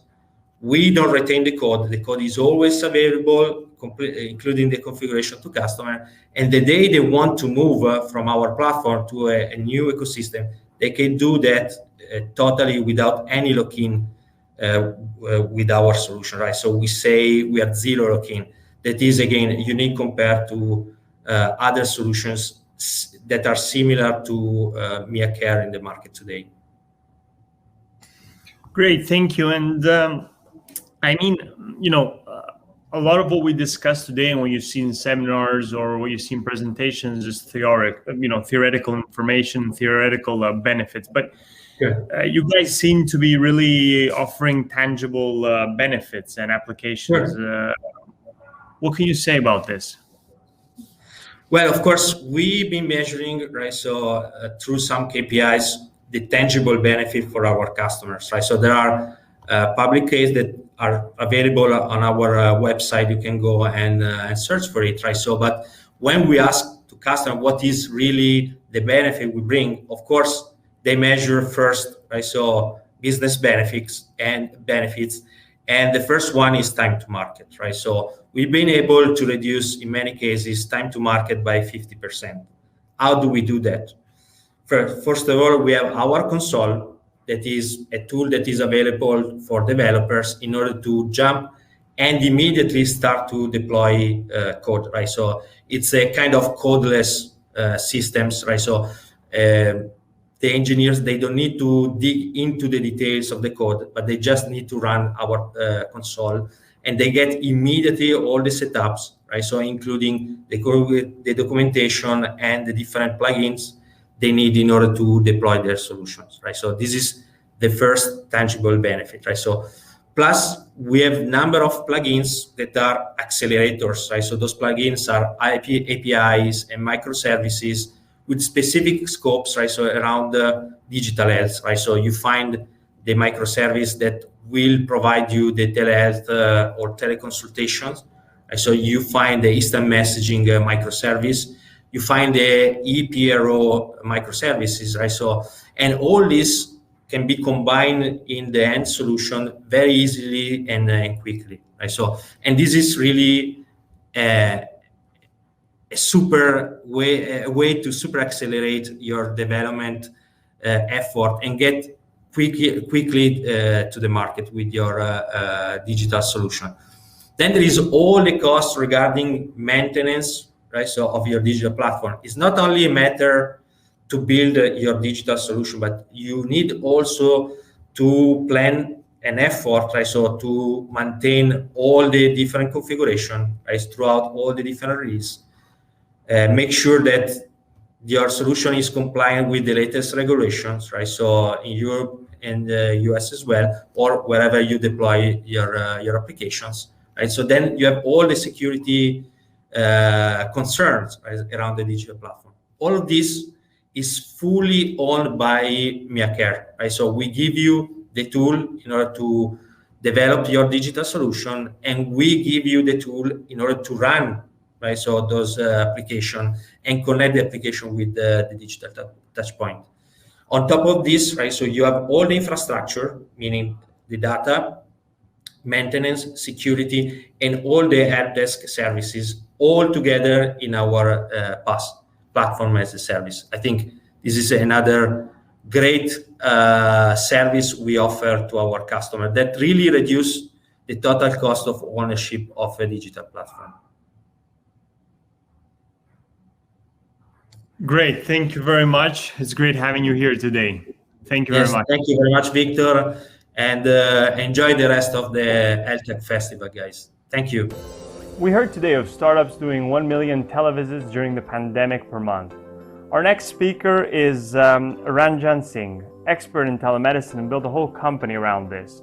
The company is called today Health Hero and has been growing rapidly throughout Europe. We're happy to have him here today. Hi, Ranjan. Thank you, Victor. Thanks for having me. It's a pleasure to be at this conference. Today we are going to talk about the healthcare market in general and Health Hero in particular, a healthcare market from my point of view, the digital telehealth market that we're talking about. So I'll walk you through how I see the market and where are the opportunities, what the challenges are, and how we are building Health Hero to solve for these. I don't need to tell the audience this. Market is big, but more importantly, it is broken as well at the same time. And together it makes, from a business point of view, a very compelling opportunity. So these are, we all see big numbers.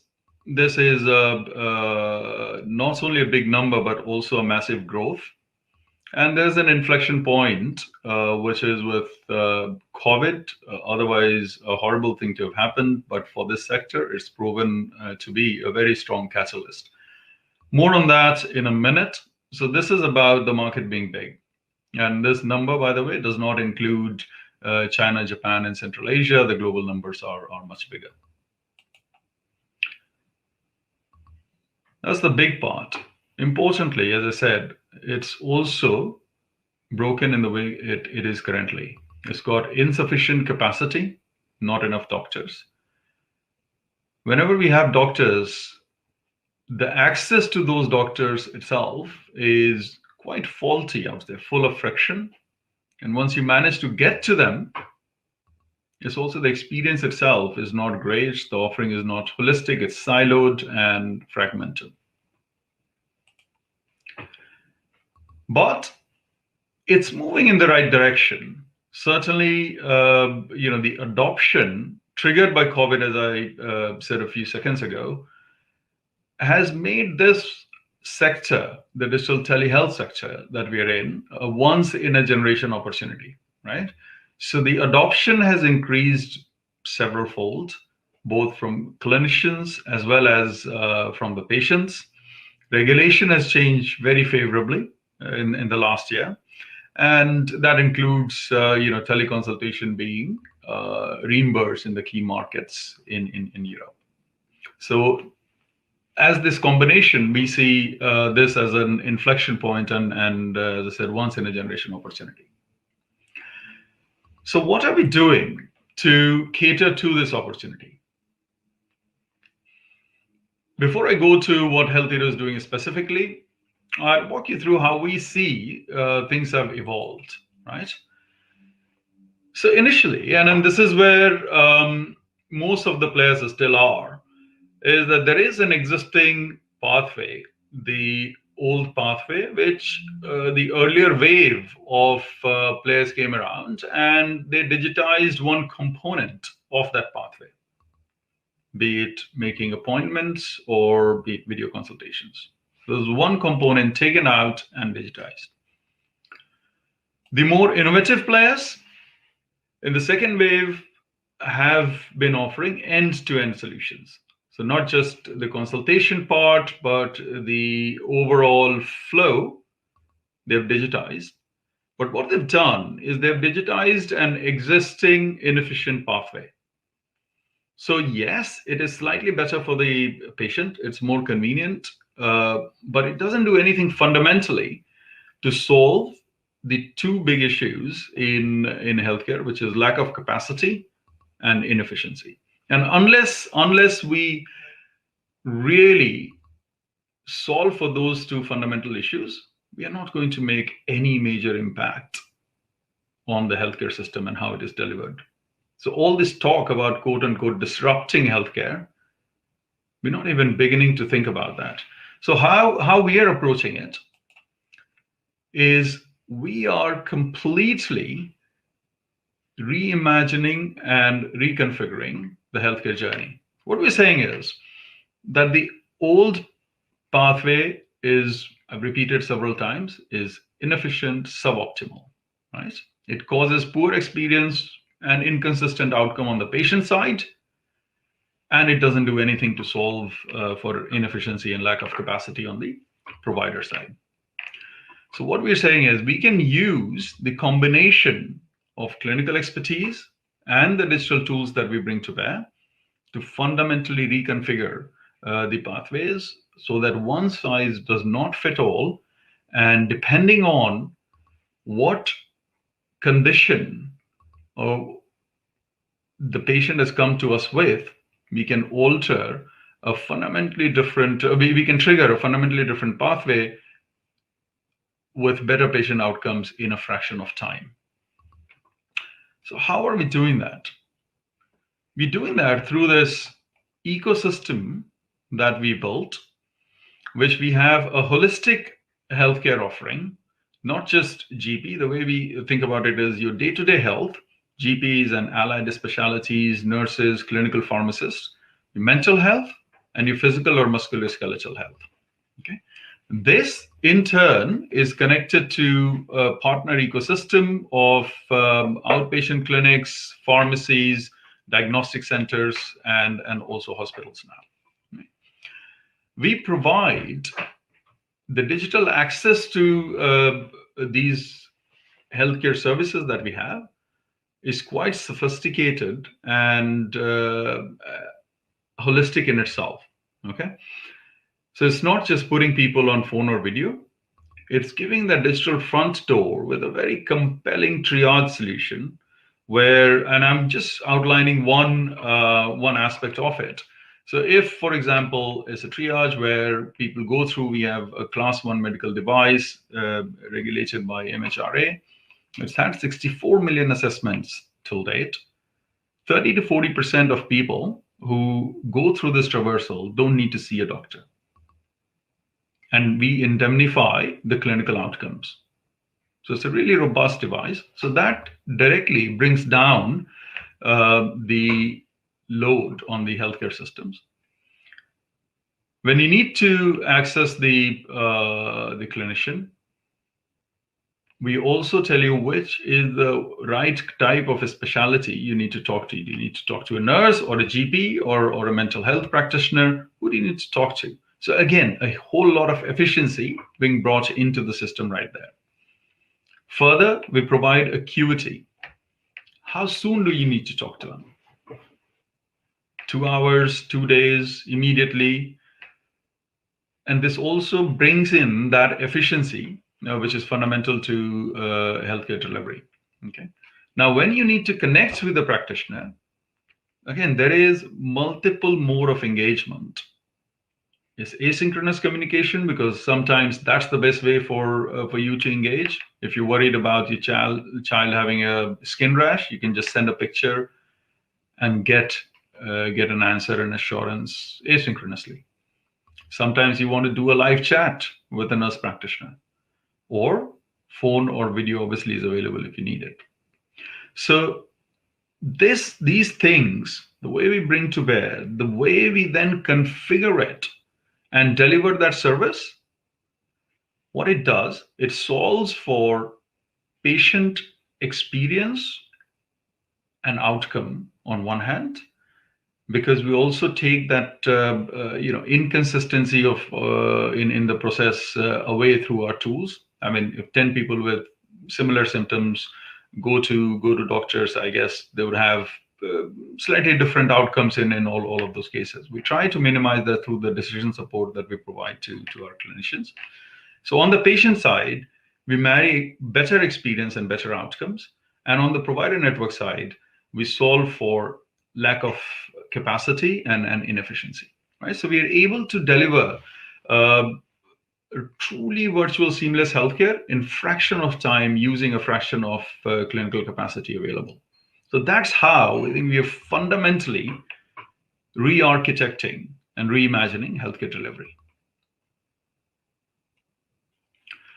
Another view to look how do we go about building the ecosystem, and how do we go about building the holistic offering for the patient? So we are building a patient-centric platform. This is fundamentally who we are, and this is our way to look at it. I mean, these are the needs on one hand when you're healthy or when you fall sick on the medical side of the spectrum, and the behaviors are reactive or proactive. Yeah. And these are, let's say, for us, 5 key stages of healthcare cycle: predicts, prevent, diagnose, treat, and monitor. And we're present in all of these axes. We started with mainly, people coming to us when they fall sick. And this is where show the ecosystem offering that we have. We have a set of clinical offerings. We have a set of digital tools which we bring to bear together, and then this is in turn connected to a partner network, right? As we've gone to build Health Hero further as a truly dominant leading healthcare platform, we've made ourselves present and are offering holistically in each of these areas, right? From predict to preventative health, diagnostic I explained, and we are getting deeper and bigger in the treat area, mainly along digital therapeutics and disease management side of it. And in building that digital and physical divide as well. I mean, it's the relative immaturity of the sector that we still talk about digital health as if it's something different to real health. We'd like to offer that care continuum with bringing that physical touch point where necessary. 20% of the cases, yes, but important. So this is how we are approaching digital telehealth and building the platform that we have. And underlying all of this, the byproduct of this is immensely rich holistic data about a patient. And I'm not talking about monetizing this data and helping with clinical trials or anything like that. Yes, that would be an outcome, but fundamentally using this data to serve our patients better, to make our tools even more compelling, to do that better preventative health, better predictive analytics on patients' health and serve them better, help them from falling ill in the first place. And that is, again, this is to us is a fundamental impact on the healthcare systems. How we're bringing that, once we have those various things together, which we do. So this is our engine room, if you will. What we do is pathway orchestration. So all those capabilities along the care spectrum, as I spoke about, is being brought together, and we offer then deep end-to-end clinical pathways covering all these areas. We've got apps for end consumers, we've got corporate platforms and insurance platforms, and we also offer this as individual APIs wherever they're needed. And how we are going about building this capability is perhaps one of the more interesting parts about our approach and business model, where we are going through a combination of organic scaling and strategic M&A. So as I mentioned before, we see this as once in a generation opportunity. How do we build a company of a scale in a market which is truly diverse as Europe in terms of regulation and how the healthcare is structured and delivered? So each country is different from the other. Each clinical specialty is different. Mental health and the kind of skills and expertise you need are different. And segment needs as well. How you approach a corporate and what kind of offerings we need to have to corporate for end consumers versus, let's say, NHS or business to government, different. So how do we build a company in Europe, which is of a scale, present in multiple markets, multiple clinical specialties, and multiple go-to-market verticals? We do it through that combination of organic buildup as well as strategic M&A. So we've done 6 acquisitions over the last 9 months, and through that, what we've got is that best in breed expertise, whether it's in a market, in a segment, or in a clinical specialty. We've brought companies together so that sum of parts is more compelling. Each acquisition makes the others more powerful, more compelling, and then also benefits from the rest of the group and platform. And that's how we've been driving things, and where we've reached so far is very exciting. But more importantly, the road ahead and how much there is to cover is even more exciting than that. So today we are in 4 countries. This year we'll do about 3 million consultations. We cover 23 million lives. And these are lives in terms of the insurance companies or the corporates we serve, their employees and insurees, and in B2C people who use our services directly. So these are people who we literally touch through our services. We've got 700 core clinical resources because we do not offer a marketplace model where one clinician is doing maybe a consultation in a week or a month. Clinicians offer a substantial part of their working week to deliver a consultation, and those are our core clinical resources. And where we need to top up through the network, we have 5,000 plus clinicians in the network, and our quality scores, whether it's patient satisfaction, NPS, or app ratings, we like to be best in breed. So that's what Health Hero is. That's what our take on the current market and its evolution is. Thanks for listening. I've really enjoyed the chat, and any questions, I'm sure Victor will guide it my way. Thank you. Our next topic is a very important one. It's about gender diversity and how we have to emphasize and support women entering in the field, trying to start companies, funding them, and how we should all as a community support them. Our next talk will be an interview between Pascal Lardier and Marina Burakovic. So Marina Burakovic is the CEO of Your Coach Health, and Pascal Lardier is the Vice President of Events and Media of HIMSS International.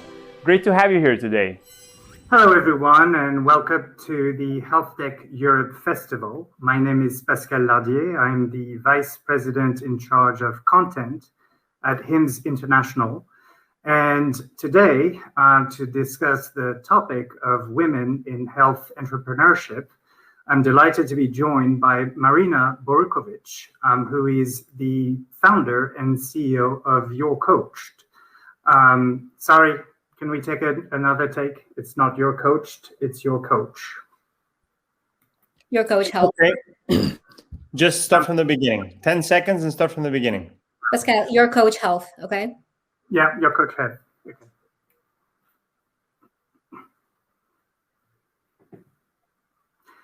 Hello and welcome to the HealthTech Europe Festival. My name is Pascal Lardier. I am the Vice President in charge of content at HIMSS International. Today, I'm delighted to be joined by Marina Burakovic, the founder and CEO of Your Coach Health, to discuss the topic of women in health entrepreneurship. Maria, welcome and thanks for joining us. Hi, Pascal. So good to be here with you. Excited to delve into this conversation. Great. I'm very happy to have you. I wanted to ask you first a question about your career, your itinerary. How did you become a digital health entrepreneur? What prompted that decision? It would be fair to say that it was by accident. So I never set out to find a company at this point. I never set out to be an entrepreneur at 43 years old. I started my career in technology. I was a developer really early in my career, and then had my kids, and I founded a couple of businesses. More in event planning and fashion, which was fantastic. It was beautiful. It was a lot of fun. And then I was diagnosed with cancer when I was 37 years old. We're fast forwarding a little bit. And going through my journey, I realized what was missing for me as a patient, as a person who was going through cancer treatments. And after everything was said and done, I became a health coach. And in becoming a health coach, I realized what was missing in that space, at least for me when working with my clients, which was a platform to connect with them. And that's how the idea of Your Coach got started. I never intended it to be for what it is today, but I'm extremely proud and excited for what it is today and what we were able to build in such a short period of time. Of course, I'm not going to ask you to reveal any secret sauce of Your Coach Health. But I'd like to dive in a little bit about what in your personal story, we just got personal a few minutes ago. What actually shaped the value proposition of your coach? You said you realized there was something missing in the market, but actually platforms to link coach with people who need to be coached existed, but there was something more precise that you were missing. Is that correct? Almost. So you said that you don't want me to reveal my secret sauce, but it's really simple. So the secret sauce is passion and authenticity, which is exactly why we're here today. And this is exactly what got me to this point. And it's what drove me to build what I've built. So it's not really a platform it started out as a practice management platform. So what that means is we have coaches who come onto the platform. And I was one of those coaches when it started. I was the only coach when we first started. And you bring your own clients. And instead of having all this extra noise that we have with having a Zoom link and having to send documents back and forth. And people, believe it or not, people are still faxing contracts. Coaches are faxing to their clients. And having all these different messengers and emails, everything is just in one place. So once a coach brings their client onto the platform, they live in this platform. It's their virtual home. So that's what drove me to build it in the first place, because I didn't want all this extra noise. I didn't want this extra noise for my clients. And then as we started growing and we realized what the need for health coaches really is, now we've become this marketplace. And we match coaches who are practicing on the platform with their own clients. And by them practicing, they familiarize themselves with the platform. We get to understand what they're really great at. And then we match them with people who can they actually help. Because people come from all walks of life and people's needs ebb and flow, just like mine did when I first started and when I wanted to find a health coach. And that's why we match a person with a health coach that helps them at this particular point in time in their health and wellness journey. Okay, thank you. I read on your LinkedIn profile, hashtag mom, hashtag boss, hashtag cancer survivor. Yeah. I'm wondering how these three hashtags have also shaped your value proposition. Boss is kind of evident, but maybe how does it combine with hashtag mom and hashtag cancer survivor? Yeah. And if we spend a little time on hashtag mom, I'd like to know why it's on your LinkedIn profile. So I'm all of those hashtags and I'm more, 100 more, but nobody has time to read that and nobody has time to write that.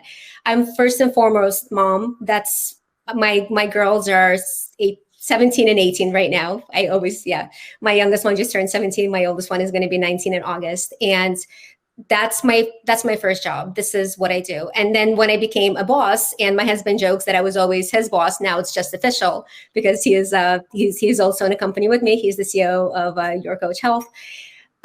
Nobody took away that mom job. That's still there. So I think that's the biggest difference between being women entrepreneurs and men entrepreneurs, because with a man, I think there's a lot more space for them to do what they do. But as a woman, I still have to do laundry. I still have to put dinner on a table, and I still have to manage a company, which is now 20 people. So nobody took any of those other jobs away. My responsibility, I am a mom, and I'm very proud of being a mom, and my kids are very proud. And I'm excited to show them that a woman can do anything. And I'm excited to show them that it's okay to ask for help at the same time. So it's very multifaceted. Does that make sense? It does make sense. And actually it might explain some figures that I found online on the EIT Health website. It seems like in Europe, there are 51% of the total population that is women. Of these, only 31% are working as startup entrepreneurs. And that means that they have a high level position in a startup, but they're not the founders. And out of the 31% of startup entrepreneurs, only 14.8% are founders. Of the founders are women. It's not a lot, 15%, compared to the fact that 51% of the total population is women. So I'd like to ask you, how can we make sure, well, first of all, do you feel that it's important to promote women leadership in health entrepreneurship? Is this something that we should try to encourage? I think it's important to promote talented individuals. There's a lot of incubators right now who are just for women, and I get approached by them all the time, and I get approached by different organizations that are just for women. I think something gets lost when you say this is just for women. I think we should really encourage women to come up with ideas, just like we should encourage men. I think it's any individual who has a wonderful idea that stems from a place of authenticity that we should promote. And if it's a fellow woman, I think there's definitely more power in that. I think it's exciting. I think we should promote that. But first and foremost, it should be talented individuals and not based on what their sex is. That's just my opinion. Yes, well, we're going to have an interesting conversation because actually, I believe we should encourage women entrepreneurship. And the main reason is that for me, just like with health systems, the universe of digital health solutions really need to represent the population that they serve. And if, 85% of startup founders are men, then are we at risk of missing some important issues that really need to be addressed and won't be addressed because men won't think about these ideas? Would you agree with that statement? What solutions are they bringing to life? If a man brings a solution that's from his point of view, that's helping fellow men, I don't think that there's anything wrong with that. But if there's a woman that has a product that will help women in that category or just help women in general, I think we should absolutely celebrate that. But it shouldn't be, it's to my point earlier, we should celebrate people who can bring a viable product to the market that's going to help as many people as possible. Well, if we take an example, for instance, sexual health. Yep. Do you think that, I know there are a lot of talented men who may know a lot of things about women's sexual health, but do you think that a man is as well positioned as a woman to lead a company that is about women's sexual health? I think if they surround themselves with the right team and not pretend that they know everything about anything, I think it's absolutely possible. Why not? I mean, that's one thing I learned really early on, just to surround yourself with the right people. I never pretend to know everything about everything. I do not now, and I don't think I ever will. So that's why you always have people around you that can complement you and can help you in what you don't know. So if that said man surrounds himself with women who know a lot on the topic, why not? Why can't they be the leader? I'd like to talk a little bit about business, and more specifically about investments. I read an article recently from Crunchbase that was saying that only 2.8% of total investments in startups, and this is not just health, this is everything, and the survey was based in the US, only 2.8% of the total amount is going to women founders. So I wanted to ask you, did you find it along the way that it was difficult to discuss or secure investments being a woman? So just speaking to my experience, there is definitely different kinds of people that I had the pleasure of speaking with. So there were men, and some of our investors, or I mean, all of the investors that we have right now, we chose them very carefully. They chose us very carefully. And these are all the people that I'm very proud to have investors in Your Coach Health. And I am really hoping they feel likewise. However, in having conversations leading prior to a round, I have come across investors who would not look me in the face, who would not listen to what I had to say. And even though I was speaking, they would look at my partner to see what he would be saying, right? Because as if my voice is not important enough. Needless to say, this is not somebody that we'd want to work with. But I did find that this was this is something that happened. And I consider myself a very strong woman. I consider myself able to stand my ground. But when you're in a position such as this, you kind of get reduced to that little girl who is not sure of what to do. It's very condescending when a person that you're speaking with does not look you in the eye and doesn't want to hear what you have to say. But it happened, but not so many times, is what I hear. Yes, it happened, but not so many times. It actually happened twice. It happened twice through our fundraising process. We spoke to maybe 10 companies, 10 investors that we've spoken with. So, 20%, it's a high rate, right? It's still pretty high. So I think in some cases, investors forget that we choose each other. Yeah. It's not just them investing and becoming our partners. The decision doesn't come just from them. So the impression that they give is also very important. And I guess they will need to pay attention. Apparently, some people have missed on the opportunity for your coach health. Too bad for them. Too bad for them, yeah. And that's something that I want to remind, there's entrepreneurs listening to this, women or men, you have a choice too. Because just going through this process of securing investment, that's just one part of it. Once these people are part of your cap table, they help you shape your company. This is somebody that you go to for advice to. This is somebody who you're sitting in board meetings with. So having the right people on board is more important than you think going through the process of securing investments. In some cases, they may even have the power to remove you as CEO. Yep. They can never take the founder away, but they can certainly remove you as CEO. So they have to be very, very careful. Yeah, I think this is a great advice for everyone. As a final question, I wanted to ask you if you've noticed a good amount of solidarity between women. Are we trying to help each other, knowing that it is a little harder, knowing that a lot of the investments are going to companies that are run by men? And, I know there are, always exceptions to that, but the figures are speaking. 2.8 is very, very low.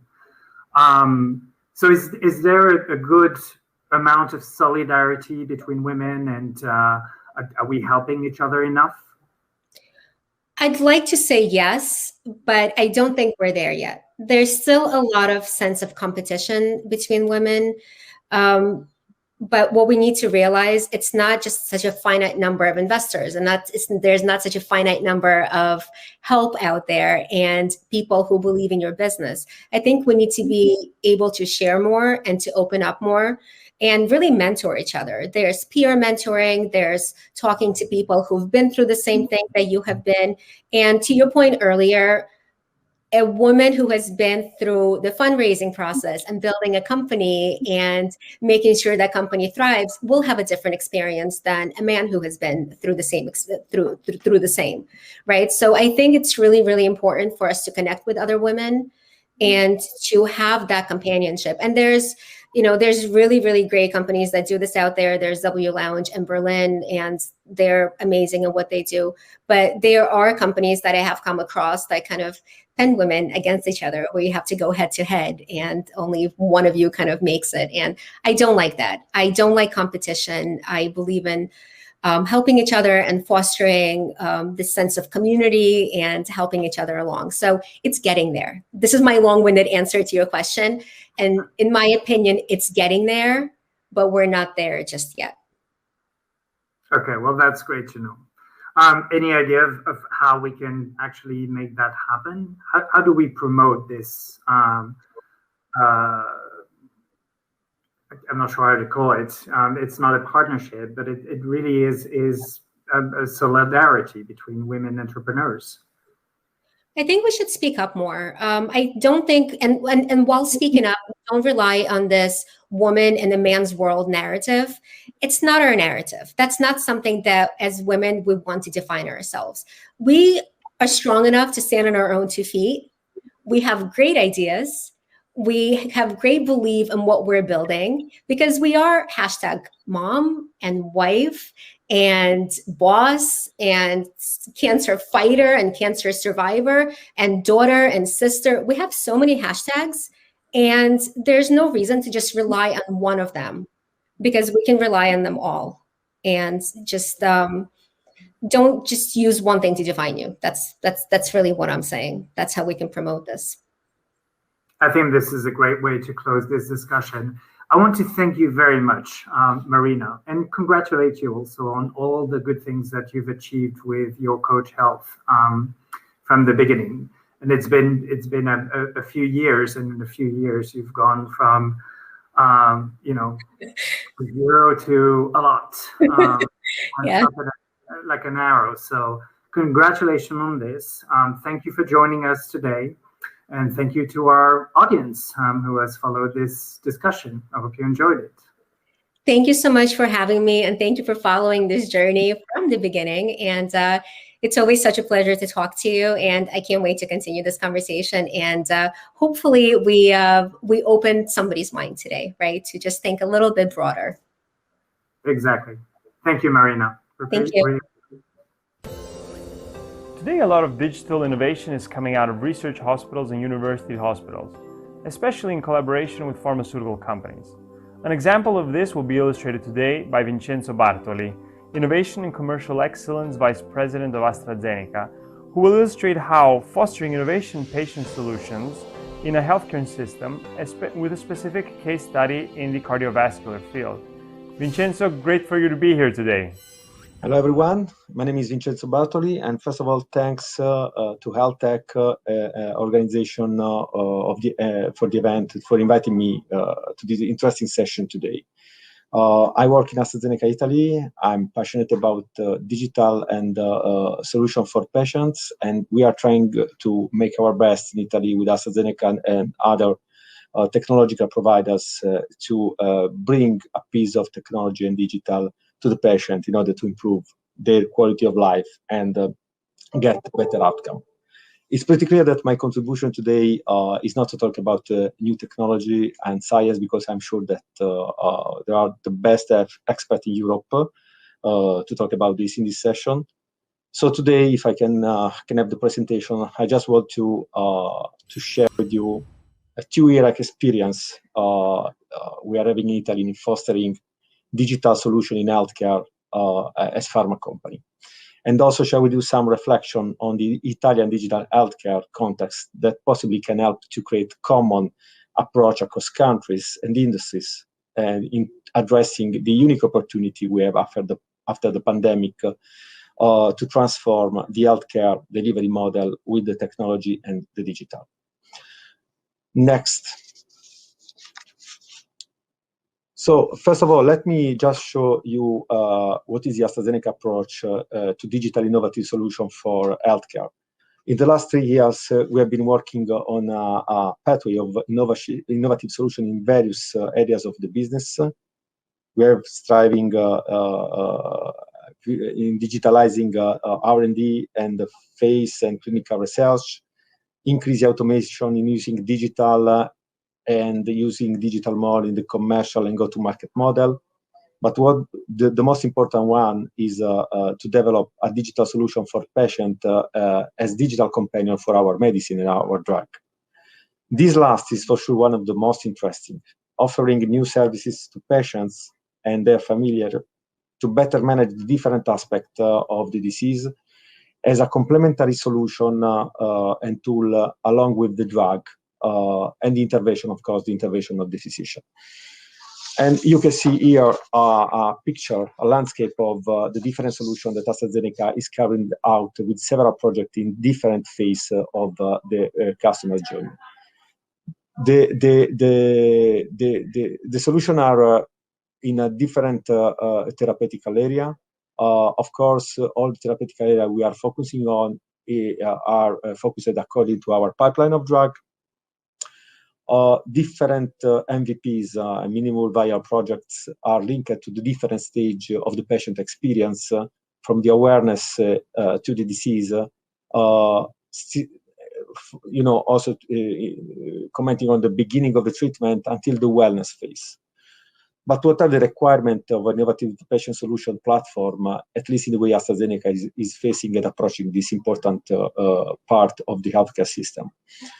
The question is how we can create a common blueprint, a common platform that allows us to develop solutions for different diseases, from chronic ones such as cardiometabolic and respiratory to the onco, and in the future also to rare and autoimmune disease.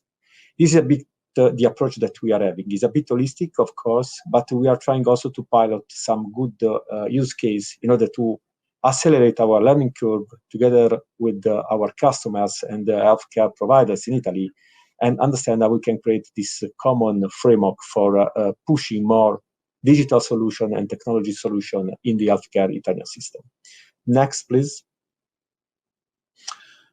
So we have identified 4 key requirements that for us and for the pharma are absolutely important, but are important not only for us, but also for the stakeholder and the healthcare system as a whole. Because we need to generate through this solution value, not only for the patients, but also for the payers and for the clinician. And we call this approach the triple win approach. Basically, what an innovative solution for patients should ensure to the system. The first one, the ability to address a specific pain point of the patient journey. So first of all, you have to identify with your customer what are the pain points in the journey you're addressing or try to address. The second one is the ability to generate robust evidence and data for the regulatory bodies, but also for the scientific community, because this is absolutely pivotal if you want to leverage more on digital and technological solution as part of the daily clinical practice and reimbursed for the healthcare national system. The third one is maybe the most important, is the ability to be used in an easy way and a flawless way by the user, which means physician, but also the patients. These 3 characteristics are pivotal to scale to a broader use to impact the clinical practice in an account, in a region, and why not also a national level. Now I'm conscious that the most of these items and pathway are common to other industries. So I'm thinking that AstraZeneca is not alone in this journey. But we are also looking at with very attention to what the other players are doing in the world of the healthcare services, like the private insurance, which are moving a lot in trying to offer their customer added value clinical services in addition or to complement what the public system is doing. So we want to understand how to interact with all the customers and all the stakeholders in order to have the best solution for the patients. If we go to the next slide, please. Actually, pushing for innovation is quite difficult and is costly. So the approach that we are using in AstraZeneca is a very collaborative and co-creative approach with our customer and with the institution. We have two dimensions. The one is how to allocate cost in implementing solution, and what is the time that we require in order to develop the solution from the MVP, from a pilot phase to the use in the clinical practice. You see, this approach we have been working the last 3 years. The most important point that I would like to share with you is that some hospitals in Italy, some healthcare institutions are quite ready to embrace technology. We have 2 great examples in Italy. One is Humanitas Group, the other one is Policlinico Gemelli. They are organized and they have been organizing themselves in order to be equipped with more technology to serve the patient and to improve the patient experience. And I would also make some reflection that the conversation with the payers in the region and national level require a bit more effort from everyone, because of course what we are pushing in terms of digital and technology should be recognized as important and relevant part of the clinical offer that we are giving to the patient. And this can only happen if institution, payers, and central government, they understand and they have the right digital literacy to understand which is the added value of the technological solution to reduce the burden of a disease, reduce costs, or maybe also just managing better the patient along the journey. If you go to the next slides, I would just to comment with you two user cases we have been doing in Italy. One is with Humanitas Hospital in Milan. The other one is with the Gemelli Hospital. The first one is focused on the post-MI patient, high-risk patient for myocardial infarction. The second one is about the heart failure disease management and is focused on patients who have been already hospitalized and are at high risk for a second hospitalization. If you go to the next. The first one is the example we have been doing with Humanitas. The patient is the patient with myocardial infarction. In Italy, we have 30% of risk for this patient after a first event to get a second event, which is the most of the time is a fatal one. So there is a big unmet clinical need to reconnect this patient to the right clinical pathway in order to reduce the risk for another infarction. What we did, actually, it was a very experimental one. We built the experience together with the Humanitas cardiology units and with the artificial intelligence team in Humanitas. First of all, we opened on the social platform page that was dedicated to patients who have been treated in the hospital for this disease, for DMI. The registration was offered at the time of the discharge, and we also created an editorial plan in order to get the patient engaged with the hospital and with the contents, and be ready also to ask questions in order to inform the right conversation with the physician. Then using a very simple form, I would say a very very simple and form of machine learning in the social listening platform, we have identified which themes and topics were the most requested, and leveraging on that, we create an app that was offered to the patient in order to increase the engagement with the treatment, offering also educational content and advice on lifestyle. The app was developed with the cardiologist of Humanitas Center, is available for patient, and it is used to inform and customize also the cardiologist conversation during the follow-up visit. We also offered an online booking system for high-risk patients in order to reconnect with Humanitas Center if there were the need for a follow-up visit. The initiative is well perceived, was very well perceived. The patient, we are currently have 30% of conversation rate from generating leads in the patient population to the follow-up visit to Humanitas, which is a great result in order to increase the number of patients who are reconnected to the healthcare system. We will, we have to wait few more months to understand the final results of the initiative, but we are confident that it will also lead to an improvement in the medium term of clinical outcomes for these patients. The next, please.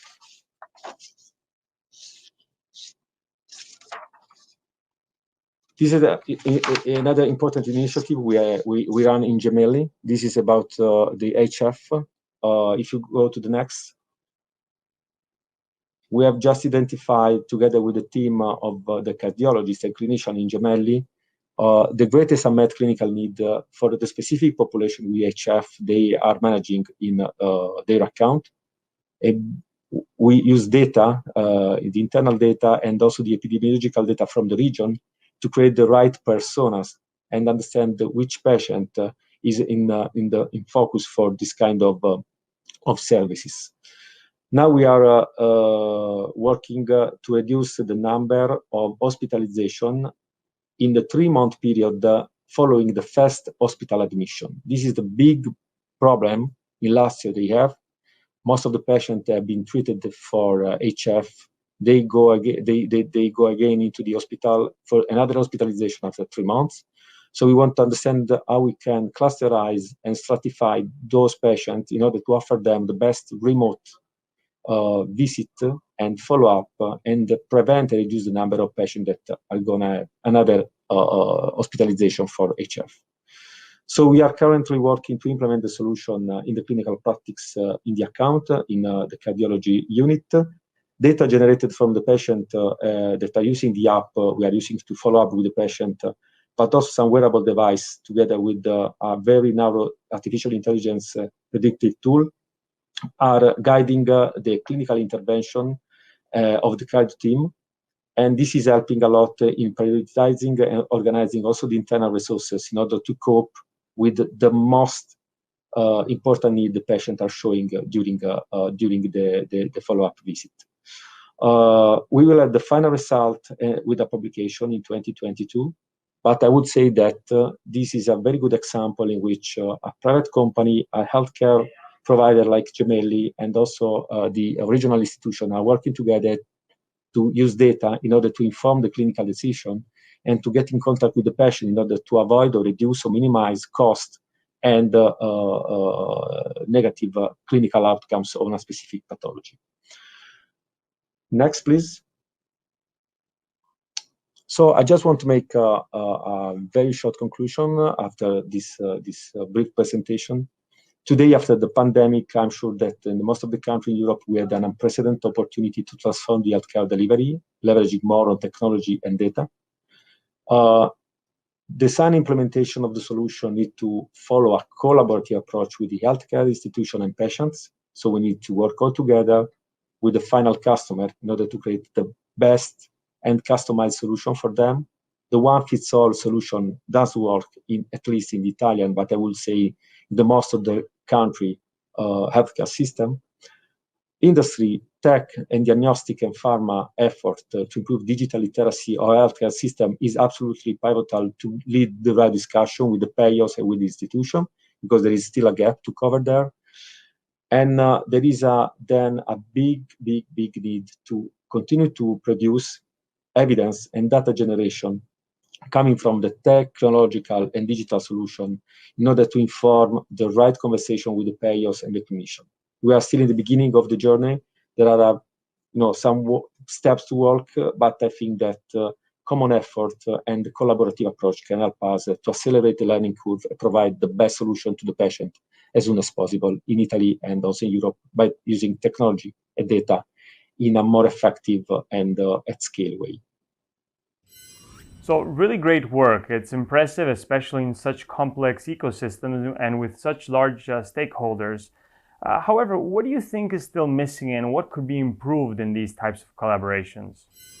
So thanks, Victor, for the question. I think that the part that we are missing a bit in this collaborative approach, and actually I don't know what is the right way to solve this, is to really listen to the patient voices.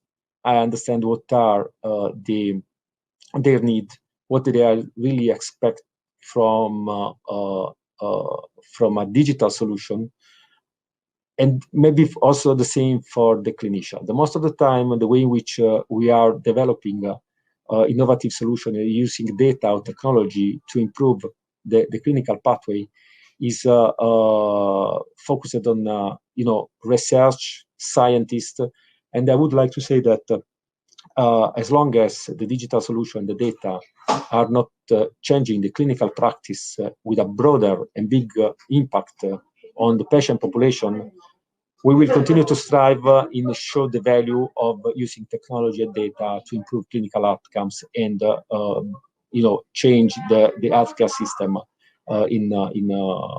be prepared for the future. So thanks, Victor. Thanks for the opportunity. I appreciate your attention, and I wish you a fantastic HealthTech Festival 2021. Our next speaker is Umang Patel. Umang Patel is the Managing Director of Value-Based Care EMEA of Babylon Health. Babylon is a digital-first player that provides value-based care to patients through artificial intelligence and their mobile app. We're very glad to have Umang here today. Hi. Hello, and thank you for having me at HealthTech. My name's Umang. I'm the Managing Director for Value-Based Care here at Babylon and look after our UK activities. I'm also a paediatrician, and I look forward to taking you through my presentation. So I've titled this Creating Better Healthcare, and if it's okay by you, I thought I'd start with a quick story, which hopefully helps introduce me, but also gives a bit of a context for what I'm hopefully going to show you throughout the next 20 minutes or so. So like I said, my name's Umang. I work at Babylon, but also I'm a paediatrician in the NHS. And I put this slide up for two reasons. The first reason is because it always reminds me of what I think people think healthcare is really like, or it definitely is what I thought healthcare was like before I went to medical school.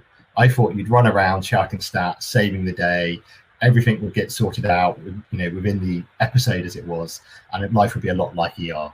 Of course, healthcare is nothing like that at all. It turns out that it's a lot slower. It's much harder to get people the care that they need, and fundamentally, it's nowhere near as glamorous. The other reason that I put this slide up is because as we've started to introduce new technologies into healthcare, like the AI that I'll show you in a moment, that we're developing at Babylon, people expect that to be heroic. They expect that to be the thing that's going to come in and save the day. But of course, it has to be something in healthcare that isn't heroic per se, but rather is able to establish a baseline and then slowly but surely improve healthcare, because everybody on the planet does need that healthcare. Very finally, I put this up, and I don't know the age of the audience necessarily, but hopefully some of you will recognize this as ER. And I put this up because I wanted to be George Clooney before I went to medical school. That's why I ended up being a paediatrician.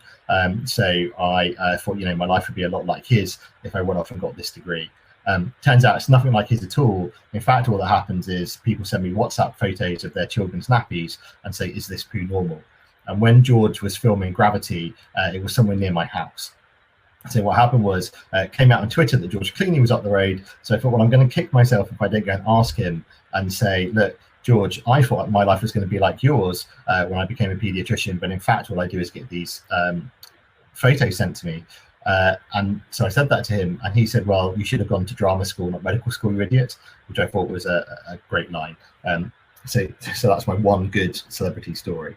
But like I say, this is really to try and build in that context of when we start thinking about health technology, one of our problems is that although we want to be able to make healthcare more affordable and accessible for everybody on the planet, and technology can definitely do that, it is a process that's going to take a long time. It's a process that we have to start, and we started that here at Babylon close to 7 years ago, and I'll tell you a bit about our journey, but it's a process that we have to continue for. It's not something that can just come in and save the day, however much we might want it to be so. So to structure the next parts of this presentation, what I really wanted to do was talk about it in this format. I want to talk about, well, how can you make healthcare accessible? How can we make it more affordable? And how can you scale it to everybody, or at least as many people as possible? When we think about accessibility, it always seems really easy. It's like, well, everyone's got a mobile phone, put healthcare on a mobile phone, or whatever else it might be. But of course, when you invest so heavily in building something that's so important to people's lives, what you've got to be able to do is make sure that it's future-proofed. So, of course, it's great to maybe put a doctor on a telephone, on a mobile phone through video, but does that really change the unit economics? Does that really make it more accessible for everybody? What happens, for example, when everything changes from it being mobile phone-based to Amazon Alexa-based, or whatever else the latest thing is? For example, when we start building out accessibility, we've got to build that accessibility in a format that allows us to put it in whatever consumers want to consume. So here's an example of what it might look like if you were having a consultation through Amazon's Alexa. And I put this up because I'm told by Amazon that they expect to be, or at least something like their Alexa device, theirs or Google's or whoever else is, in well over 75% of US homes in the next 5 to 6 years. That's crazy, right? Something that even the geekiest of us before Alexa came along would have thought was way off has now become ubiquitous.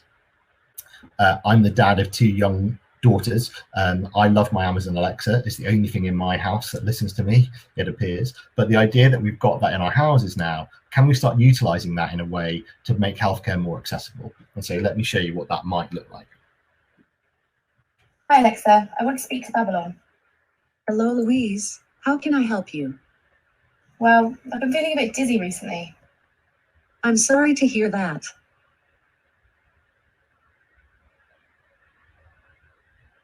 Can you tell me a bit more? Do you feel like the room is spinning, or are you feeling faint? Yeah, sometimes it feels like the room's spinning. And have you noticed any hearing loss? Yeah, I have actually. Do you have a ringing, buzzing, or humming sound in one or both ears? Yeah, both ears. It's horrible. Do you have any pain in your ears? No.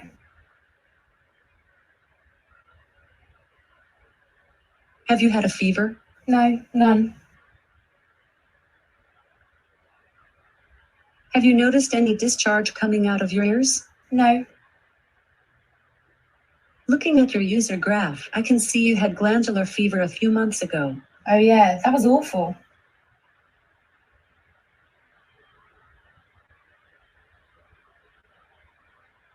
For how long have you been unwell with these symptoms now? A couple of months.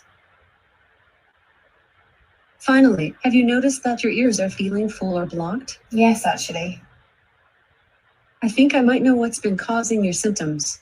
It is most likely to be Meniere's disease, a condition of the inner ear that can affect balance and hearing. It could also be labyrinthitis, an infection of the nerve in the ear.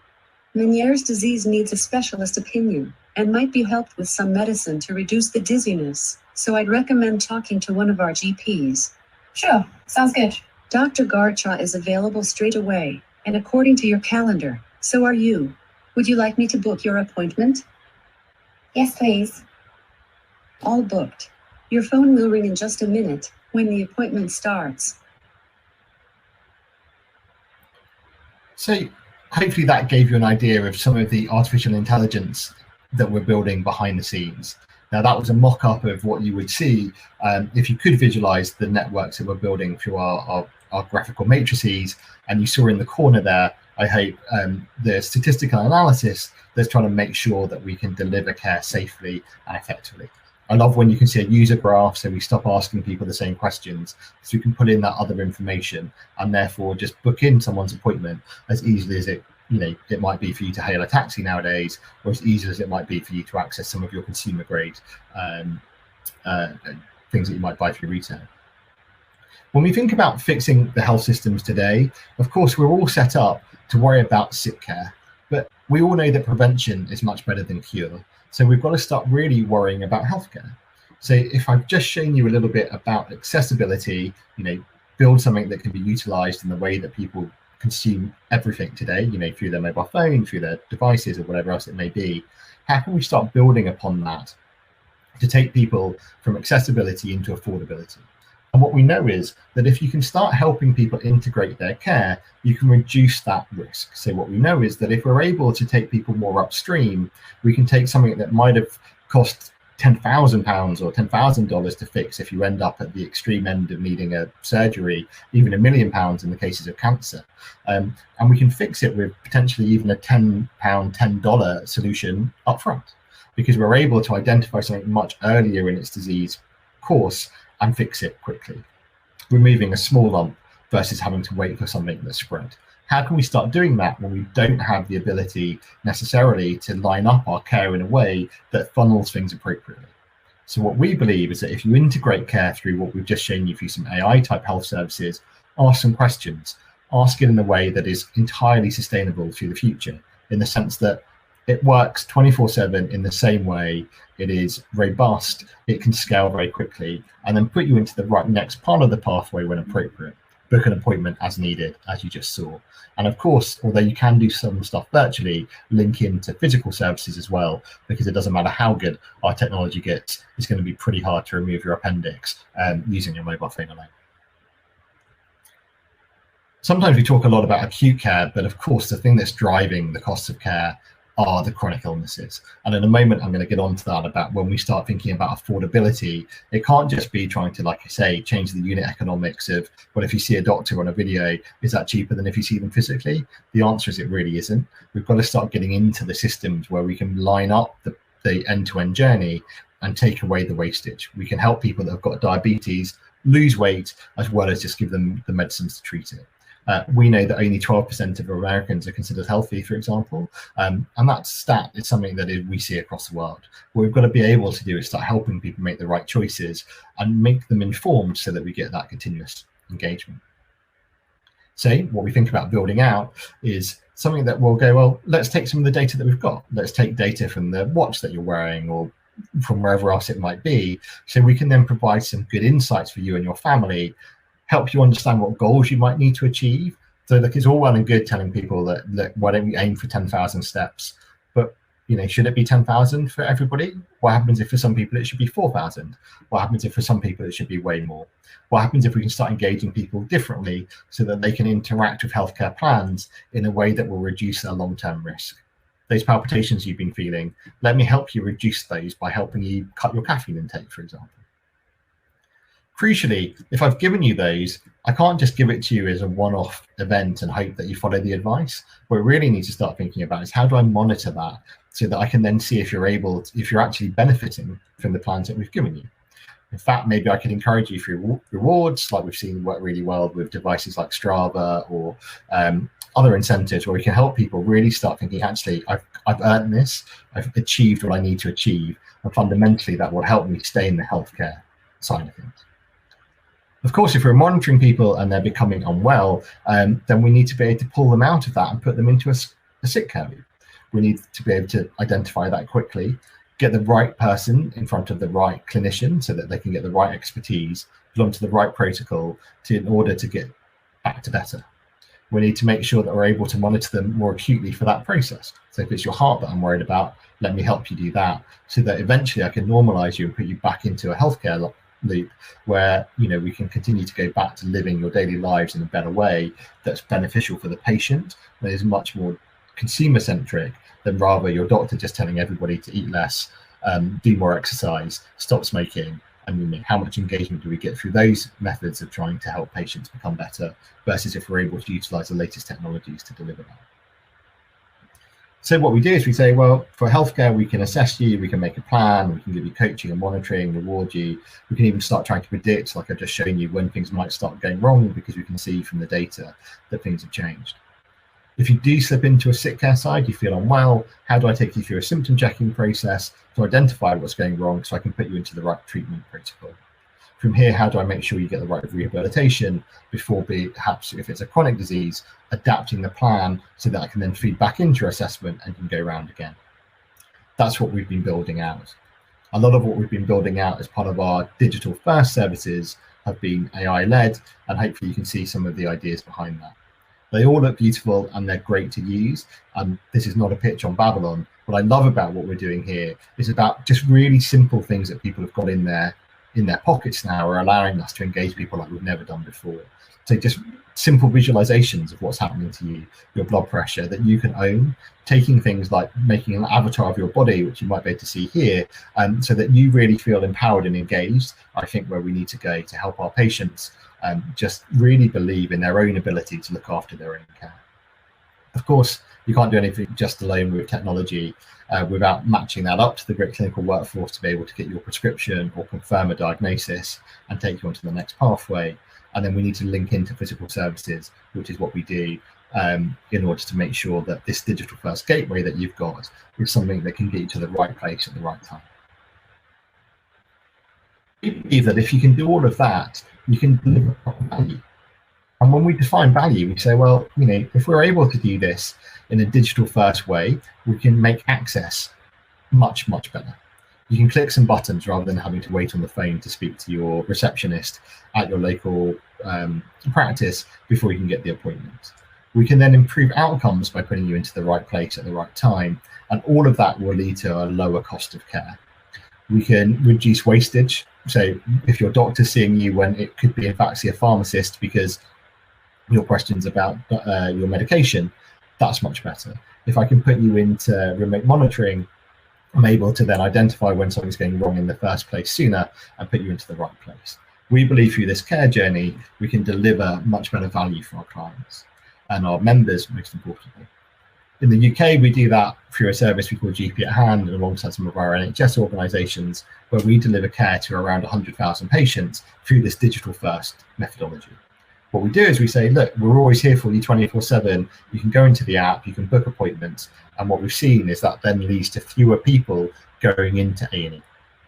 That's really important, because when you go to your emergency department, that is way more expensive than if you are able to self-serve or get to the right point of care. We've been able to show that per patient, you can save up to £12. In fact, we believe we can reduce the total cost of care by 25% in certain cases, where we're able to identify the right patient early enough to avoid them going on for more costly care at the wrong time in their disease cycle.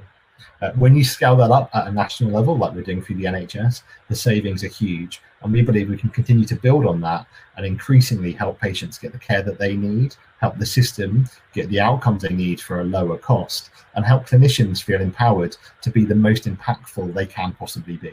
Nobody likes having to see a patient in front of them knowing that they're in the wrong place when the person you're talking to really just wants you to help. And that's something that we're seeing through continually good feedback for our services in the UK and elsewhere.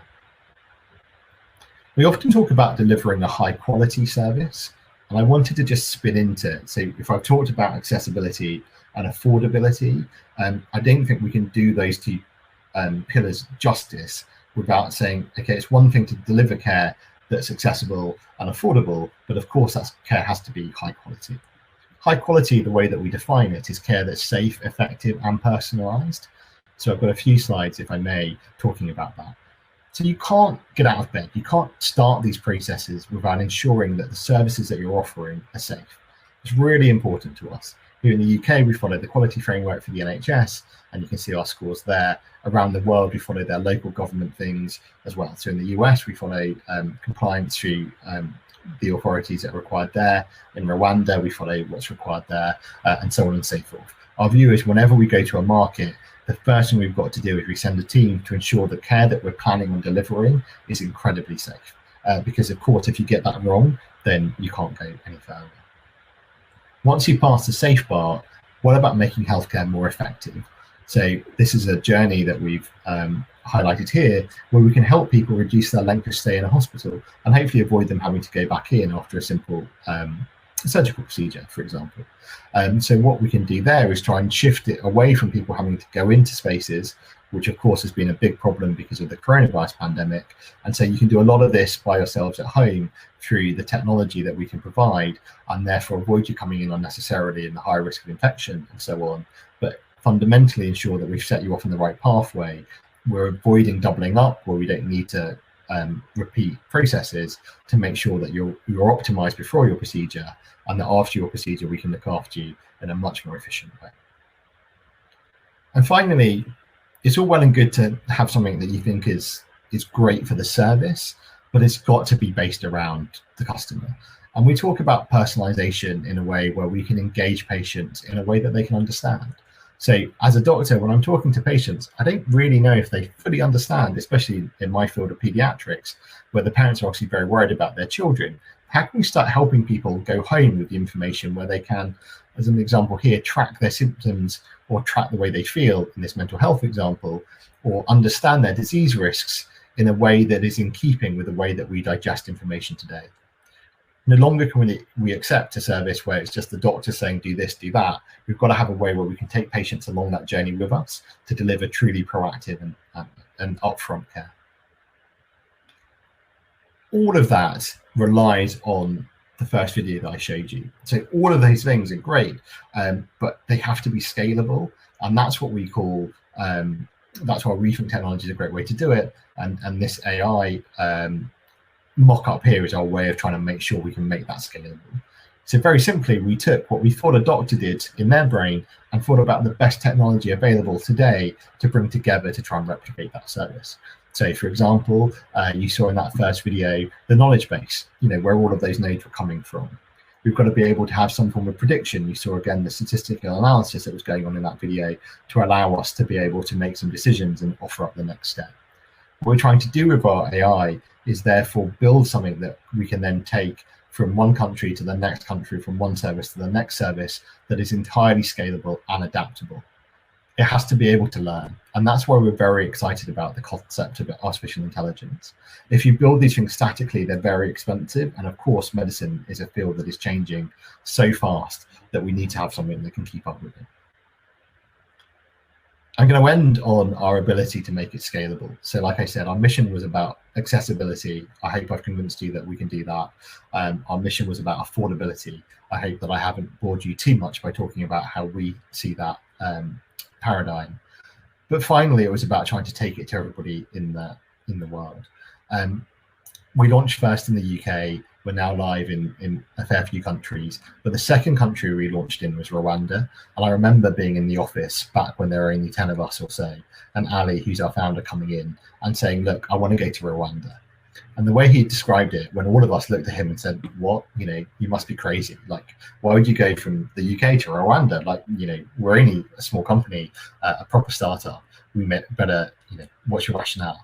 And he said two things. He said, look, I've just heard from the health minister that in Rwanda, there are 11 million citizens, but only about 1,000 doctors and nurses. So 1,000 clinicians to deliver care for 11 million citizens. It's just never going to work. Apparently in Rwanda, they have 18 million mobile phones.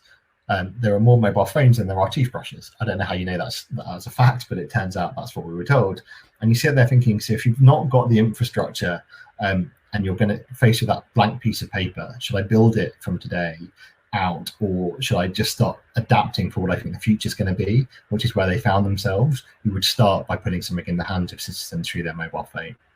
So that's where we went to Rwanda. And he also said, look, wouldn't it be amazing if we do something in one of the world's most developed countries, the UK, and a good developing country like Rwanda, everything in between will be easy. I'm not convinced that actually bore out to be true, but we believed him enough at the beginning to be like, yeah, that makes sense, let's go through it. And we're very proud last year to have announced our 10-year partnership with the government of Rwanda. We now have done over 1 million consultations, and that service goes from strength to strength. And we're really proud of the fact that that scalability is what we believe in, that's going to help us make healthcare more accessible and affordable for everybody on the planet. I'm not going to talk through this slide, but there's a few facts and figures about what Babylon does. But fundamentally, we're all about trying to make healthcare better. And thank you very much for listening to me. And now I'll hand back to the studio. Our next topic is end-to-end patient engagement solutions, the importance basically of providing step-by-step tailored care journeys for the patients in the European hospitals, but also worldwide. Our next speaker is Prem Sharma, CEO and co-founder of Day-to-Day Health. Prem is a serial entrepreneur with lots of experience in the healthcare sector, and he holds an MBA from MIT Sloan and an MS Master of Science from London School of Economics, but with a major focus on design thinking and how we can improve the patient experience with new digital tools. Prem, great to have you here. Great to see you again. Thank you, Victor, for giving me this opportunity. And I would like to also thank organizers of HealthTech Europe. So we are Day-to-Day, and this company started as a project, as a research project when I was at MIT and I was studying. And we are about engaging the patients throughout what we call is the acute care journey. And over next 20 minutes, I will explain, how does it really work. So let's focus on the problem first. So we all know that people come to hospitals when they need very specific details, when they need very specific support, when they have to go through a procedure. So they come to the hospital for certain events in their lives, but bulk of the needs after they come or before they come happen outside the hospital walls, where people have pre and post procedural care plans which they need to follow, and sometimes they find it really, really hard. When they come to the hospital for a procedure, everybody is living in a homogeneous environment. This environment has been created by the hospital, and we know that all these people, when they go back to home, it's not a homogeneous environment. I live in a very different house than somebody else may live. So their needs, which the patients have, which are very, very specific to them, are only discovered when they go back to their own society, and what we know as social determinants of health start playing their role. If we look at this problem from a journey perspective, there are certain stages where a patient goes through.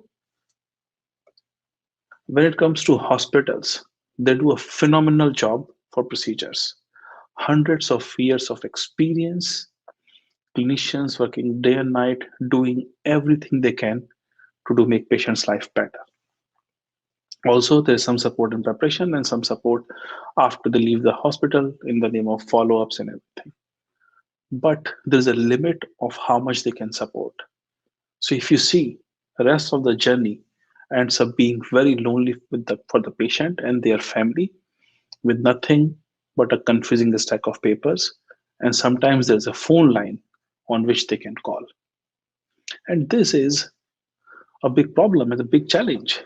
So when we were working on this solution of this problem, we started looking into if we forget whatever is there. And let's say we want to design a patient experience which is ultimate. By ultimate, I mean is when the resource is not a constraint. We can do whatever is possible.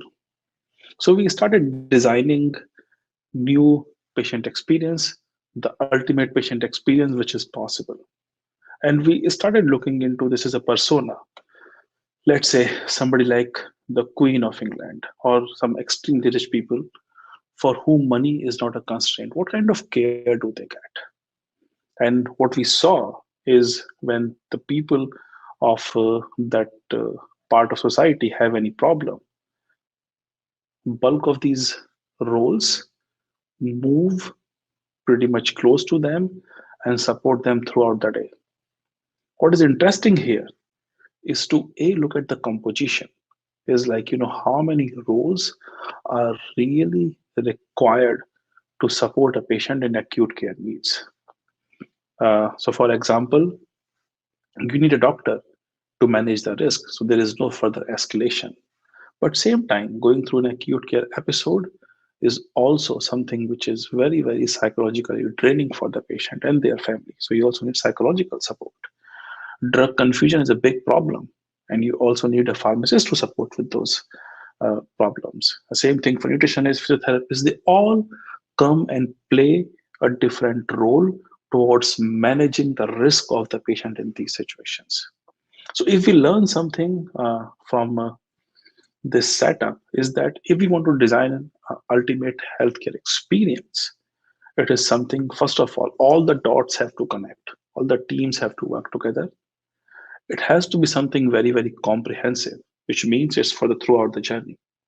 It is something which has to be very, very empathetic, very individualized, personalized to each person, and very holistic.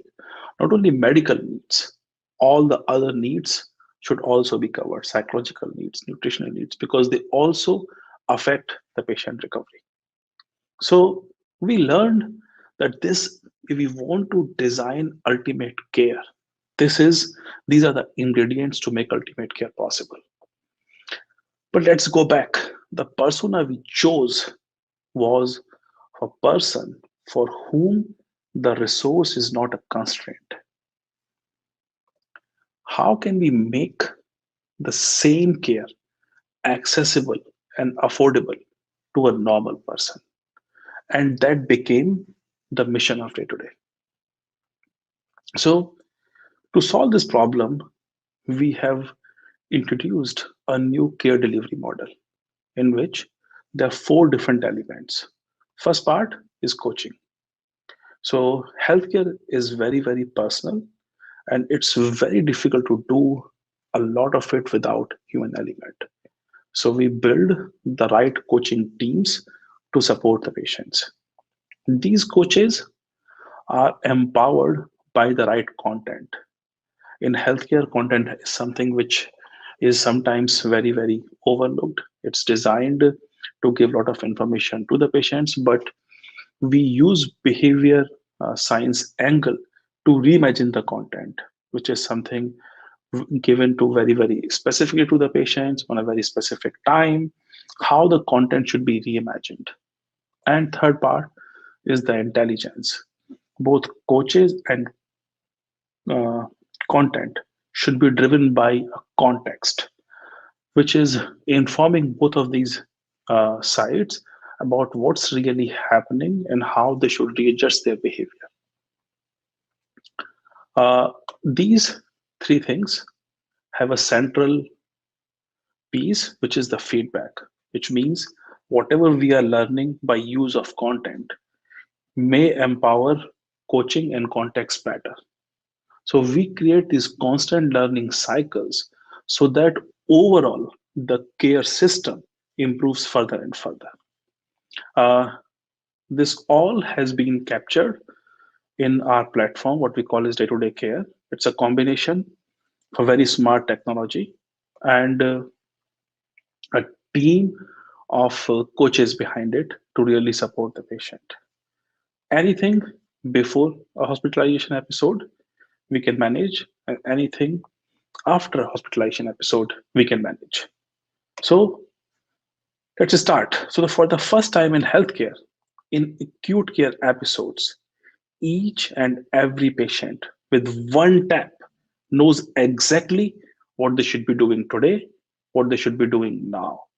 Not only what they should be doing, when they should be doing, how they should be doing, and why they should be doing.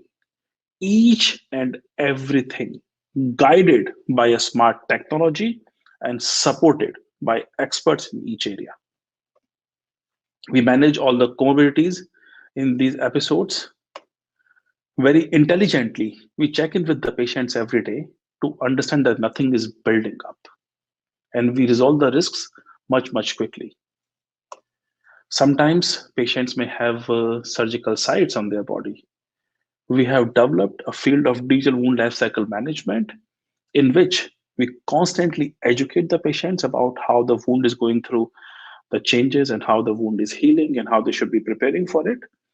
But also we remotely look after the wound, and this surgical site care is personalized for each and every type of surgery.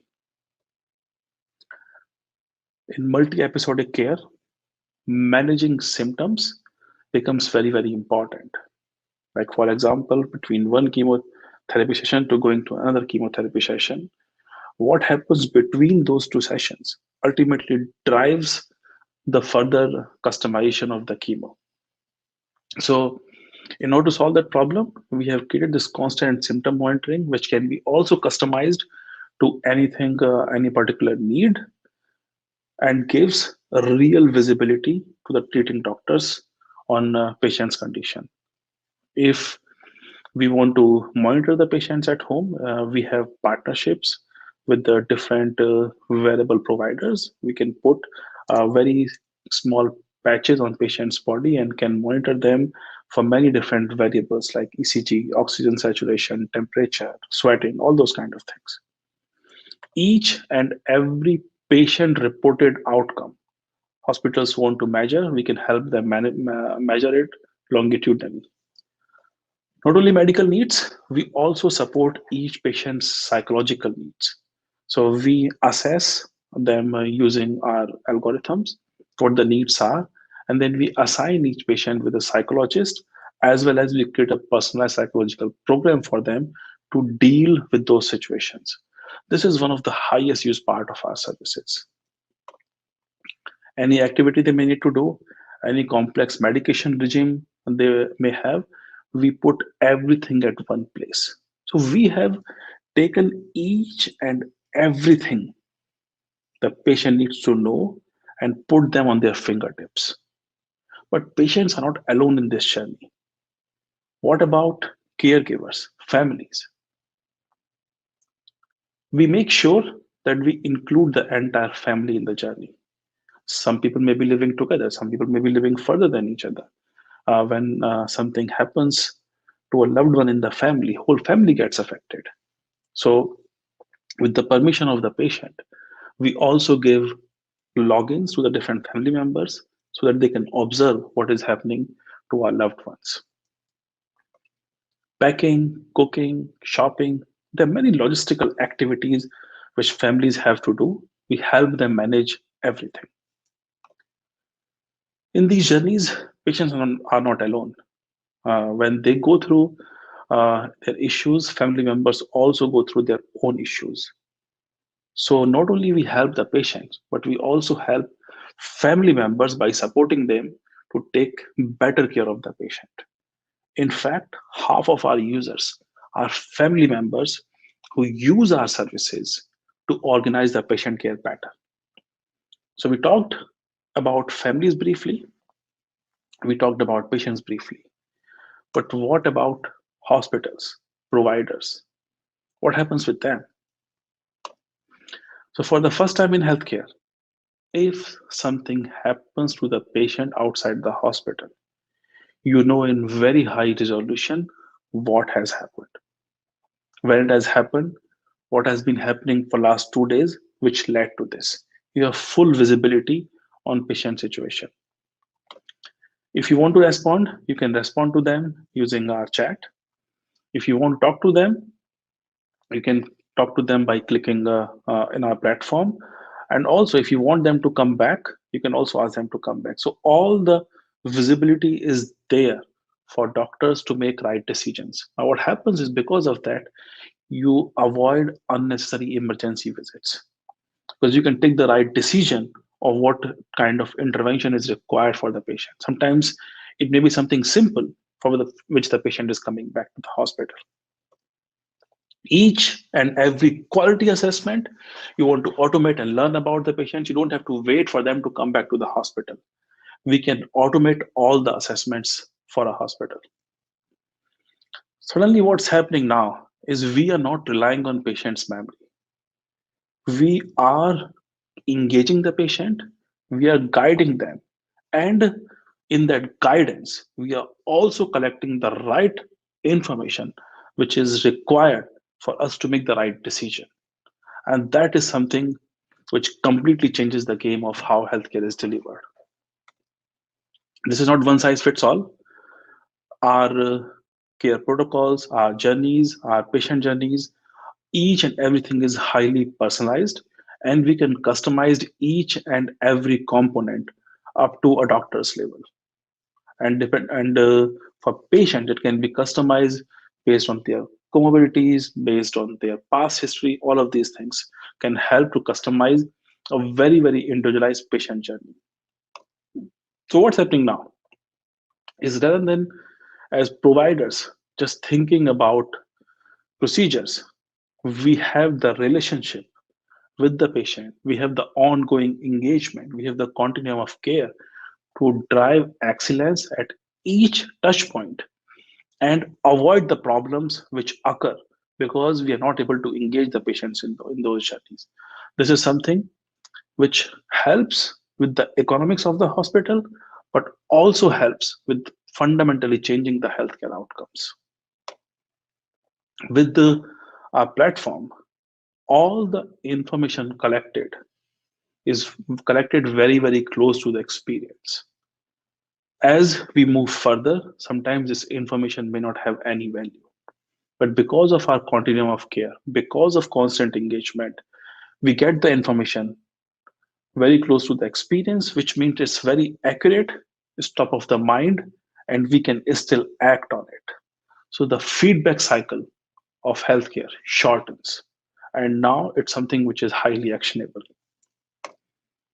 Now patients are part of a care ecosystem which is being led by their provider, in with everybody is informed, everybody is connected, and patient is fully supported by a well-connected care ecosystem. It has fundamentally changes the way we have been thinking about care outside the hospital. In terms of coverage, we can do our program for any area. We can do surgical management, we can do critical medical management, oncology, or rehabilitation management. We cover all the major surgical areas. We cover all major solid organ cancers. And We cover rehabilitation at home for different problems like cardiac, ortho, neuro, and we also help pregnant women at home. We also help with chronic disease exacerbations. And by providing this care, we make sure whether it's patient, whether it's their family, whether it's people in the hospital, or it's hospital itself, everybody wins. We are adding more and more clinical areas every day, and we are expanding our reach of how much we can support the patients outside the hospital. If I summarize everything, what we do is we give those hands, those support to a hospital to engage the patient throughout the care journey. It's good for economics of hospital, for better patient retention, avoiding infections and other problems, and also it's important for healthcare outcomes. With that, I will stop. Thank you very much for your time. Thanks again, Victor, for giving me this opportunity, and thanks HealthTech Europe for organizing this event. Thank you very much. Next with us, we have Thomas Clausel, a clinical research doctor and former assistant professor in clinical hematology turned entrepreneur. The company that was built by Thomas and his team is Oaken, and Oaken to date has raised more than $70 million from top venture capital funds and is working with the top research centers, cancer centers, and pharmaceutical companies, basically under the main belief that medical research should be collaborative, inclusive and privacy reserving. Through models of federated learning that maintain the integrity of the data and the patient's consent.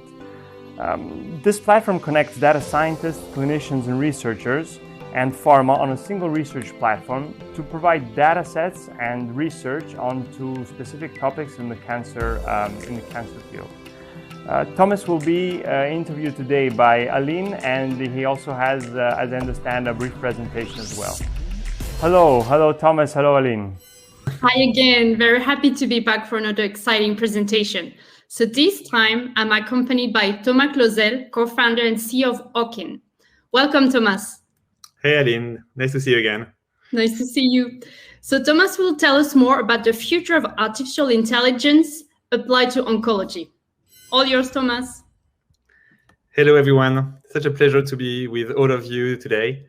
And really very happy to share my experience in this new world that is artificial intelligence in oncology, and try to understand with you guys what part of AI is really the future, what is hype, and what are things we need to improve all together. So this is me. I'm a former oncologist trained in Weill Cornell in the US and Henri Mondor in Paris. My work was focused on trying to predict which patients that have lymphoma, a lymph node disease, would be resistant to the classical chemotherapy. And I tried to construct a lot of ways to achieve so, because cancer is really one shot. You really want to have the right therapy right away. So this is us, Oaken. We are 5 years old. And what we try to be is just to be the reference federated platform that allow access to the best academic key opinion leaders and data sets to bring the right insights and breakthroughs that the pharma needs. So we are really the right link to find the right mix between data access and data science to feed pharma drug development and commercialization with the right insights, models, and data access they do need, and to develop better drugs for better patient care. I think today I want to drive you through what is really important in AI. First, I think let's try to define what is AI. And there is a big dichotomy to understand between AI and digital health. For us, AI is really the great mix of finding the right data and having really highly curated data sets. We call it data access, and the data science, which is the art of building models and algorithms. That needs to be done to find the right models of prediction, for example, or data enrichment. It's different from digital health, that is really mostly linked to everything we call around the health IT, wearable devices, how you use a mobile phone to do better clinical trials, or how you find digital biomarkers or telemedicine. Today, digital health has taken a lot of importance through the COVID crisis because, for example, the pharma needs that to digitalize clinical trials that can be done at home. And there is great companies such as Science 37 doing that, or even developing digital biomarkers that can help following disease at home too, like Yuma is doing this too as well. Finally, like trying to have the reps from the pharma being closer to the physicians while they cannot actually be physically present in the hospitals.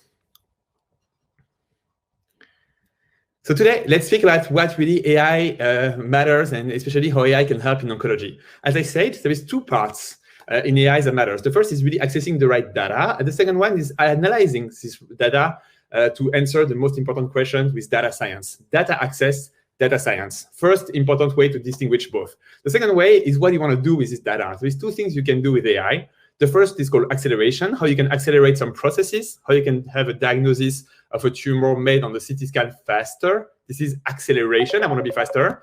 And the other one is really how you can actually augment your skills and make some research questions possible, such as prediction of a survival or prediction of a response to treatments that you were not able to do before. This is called augmentation. So there is really acceleration or augmentation, two very interesting sides.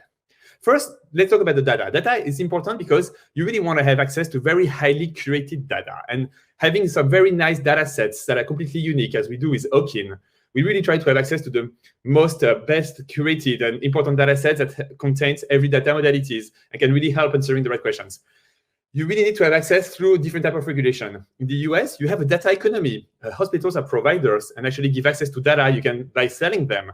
In a real data economy, and data being the new commodity, as all used to be, that can be sold with certain compliance, and in the US it's called the HIPAA Act. In Europe, there is no real data economy. People are not really sharing data, aggregating data in an economic model and selling them. Why? Because there is a more stringent regulation that is called GDPR that is a bit more protective than the US one on the data privacy. And that really like helps getting data protected for the patients in a more stringent way. What is very important is when you actually share data, you usually do what you call anonymization. Does fully anonymization exist? The answer is no. Today, in the area of genomic data, whenever you have some genomic data in your pattern, you can always cross it with a genealogy database, such as 23andMe or Ancestry.com. And you can always find somebody from the family. So today, it's not possible when you have genomic data, as you have more and more in the cancer field, to actually fully anonymize data. Therefore, GDPR, which is a bit more stringent on how you keep data on-premise, is something that gets more importance, trying to really like respect privacy of patients, because today, I really say it, there is no way you can fully anonymize data sets that contains genomic data. So what we do at Okin is trying to find a way where we can actually like respect this privacy and respect the fact that you cannot really anonymize data. Our solutions is called federated learning, and we have been pioneering this technology in the medical setting. The idea is let's not aggregate data in the one unique data set that has been pooled and centralized, but keep analyzing and training some algorithm and models into different institutions, different countries, in an independent way without having to take the data out of the hospitals. Data stays within the firewall of the hospitals under control and governance from the hospitals and never leave them. And what we do is actually we train a model on multiple centers while the data stays on-premise. This is fully privacy preserving, and this just have way more like compliance and security around any breach that could happen when you log data in a cloud. And also just break a lot of silos, such as competitive silos, because people are okay to collaborate because they don't have to share the data and centralize it. This is important because silos in research in oncology are very important. And people are not always eager to collaborate because there is a pressure on and a competition around publishing. And you know, like in the US, we say publish or perish, right? So people are not always okay to share the data and insights, which is a pity. But federated learning breaks these silos and brings all a new world of collaboration. And what we do to use that is our software called Okin Connect, which is really an end-to-end platform that allows remote access to data and training federated models in multiple countries with multiple populations at the same time. This is very strong because you can build an AI that is global, being trained on heterogeneous data population with a habit of prescription that are different. A physician does not prescribe the chemotherapy the same way everywhere, and just always being privacy preserving. So Connect is becoming the reference to allow people to train federated models at scale in multiple countries towards a more global and generalizable AI. Two examples of great projects we have. One is called HealthTech in France around breast cancer and melanoma. 4 hospitals working together without sharing the data It's the first one, and the second one is called Melody. I know that all of you have heard about this because it's becoming really a big thing. But when we have 10 large pharma, such as Bayer and J&J and Amgen, really like working together around drug discovery without sharing the data, because the data from it's really the idea is building, the idea is really building a new model of binding and for drug discovery, binding of a molecule to a target. But the pharma don't share the data. The data stays on premise. They give access to some molecular compounds in the libraries, which is something very precious for pharma that would never agree to aggregate and share. And the model is being trained in every pharma without having the data leave them and the servers. So this is really new. It's how can you build a common model, common insights for these 10 pharma without sharing any data. And it's really open collaboration. They would never have worked together like that if they had to pool and centralize data. And sky is the limit. We really want to do that around other diseases, such as glioblastoma. Glioblastoma is a brain tumor where 35 trials has been negative. Only one was positive. And where like negative clinical trials from the pharma needs to be shared with academics data access through a big AI consortium powered by federated learning to finally bring the toolkit and the insights that the medical research needs to make finally progress in this type of disease. The second thing is data science. So the very important is today, what is the current reality and the state of AI? What is hype and what is reality? Well, there is a lot of hype. There is a lot of things AI cannot do. AI cannot really cannot perform very complex semantic tasks. Like AI cannot really think as a human. AI cannot also find the cause of a biological mechanism. There is a big field of that Hawking is really like trying to pioneer through, which is really called causal inference in medicine, really trying to understand how can we have more something causal and not only correlation. But today, AI is still non-linear correlation. There is nothing you find that is usually like explaining a very complex mechanisms such as a tumorogenesis, how cancer is being developed. AI cannot really explain. You still need a lot of like intelligence from the human to be mixed up. And it's really the interaction between human experts and AIs that gives explanation and biological insights. But the reality of AI is making steps automatized. A diagnosis in a pathology slide can be automatized and much faster. The same for detection of a lesion on a CT scan. And it's also very good to find very complex patterns that sometimes the human eye would not have seen. And finally, the computer vision can be better than the human vision to try to see very complex structures in some images, for example, that can be linked to a certain prognosis. The second thing, this is just an example about that and something we've built at Hawking. The first one is really cool. Is really about automatization of routine steps. You can see here how you can be faster in finding one lesion in a CT scan and how you can help productization of radiologists. The second one is something we developed at Hawking with the Mesonet model. We try to predict the survival of patients using pathology images baseline before treatment. So we really use biopsy images to predict overall survival. Can a pathologist do so? No, he can't. He can make a diagnosis of a mesothelioma. He can find the type of histological subtype. That is it an epidermoid or biphasic mesothelioma? He can say that, but he cannot predict in months what is the survival. We built a model with our Chowder technology, which is a proprietary pathology pipeline technology to predict the survival of patients.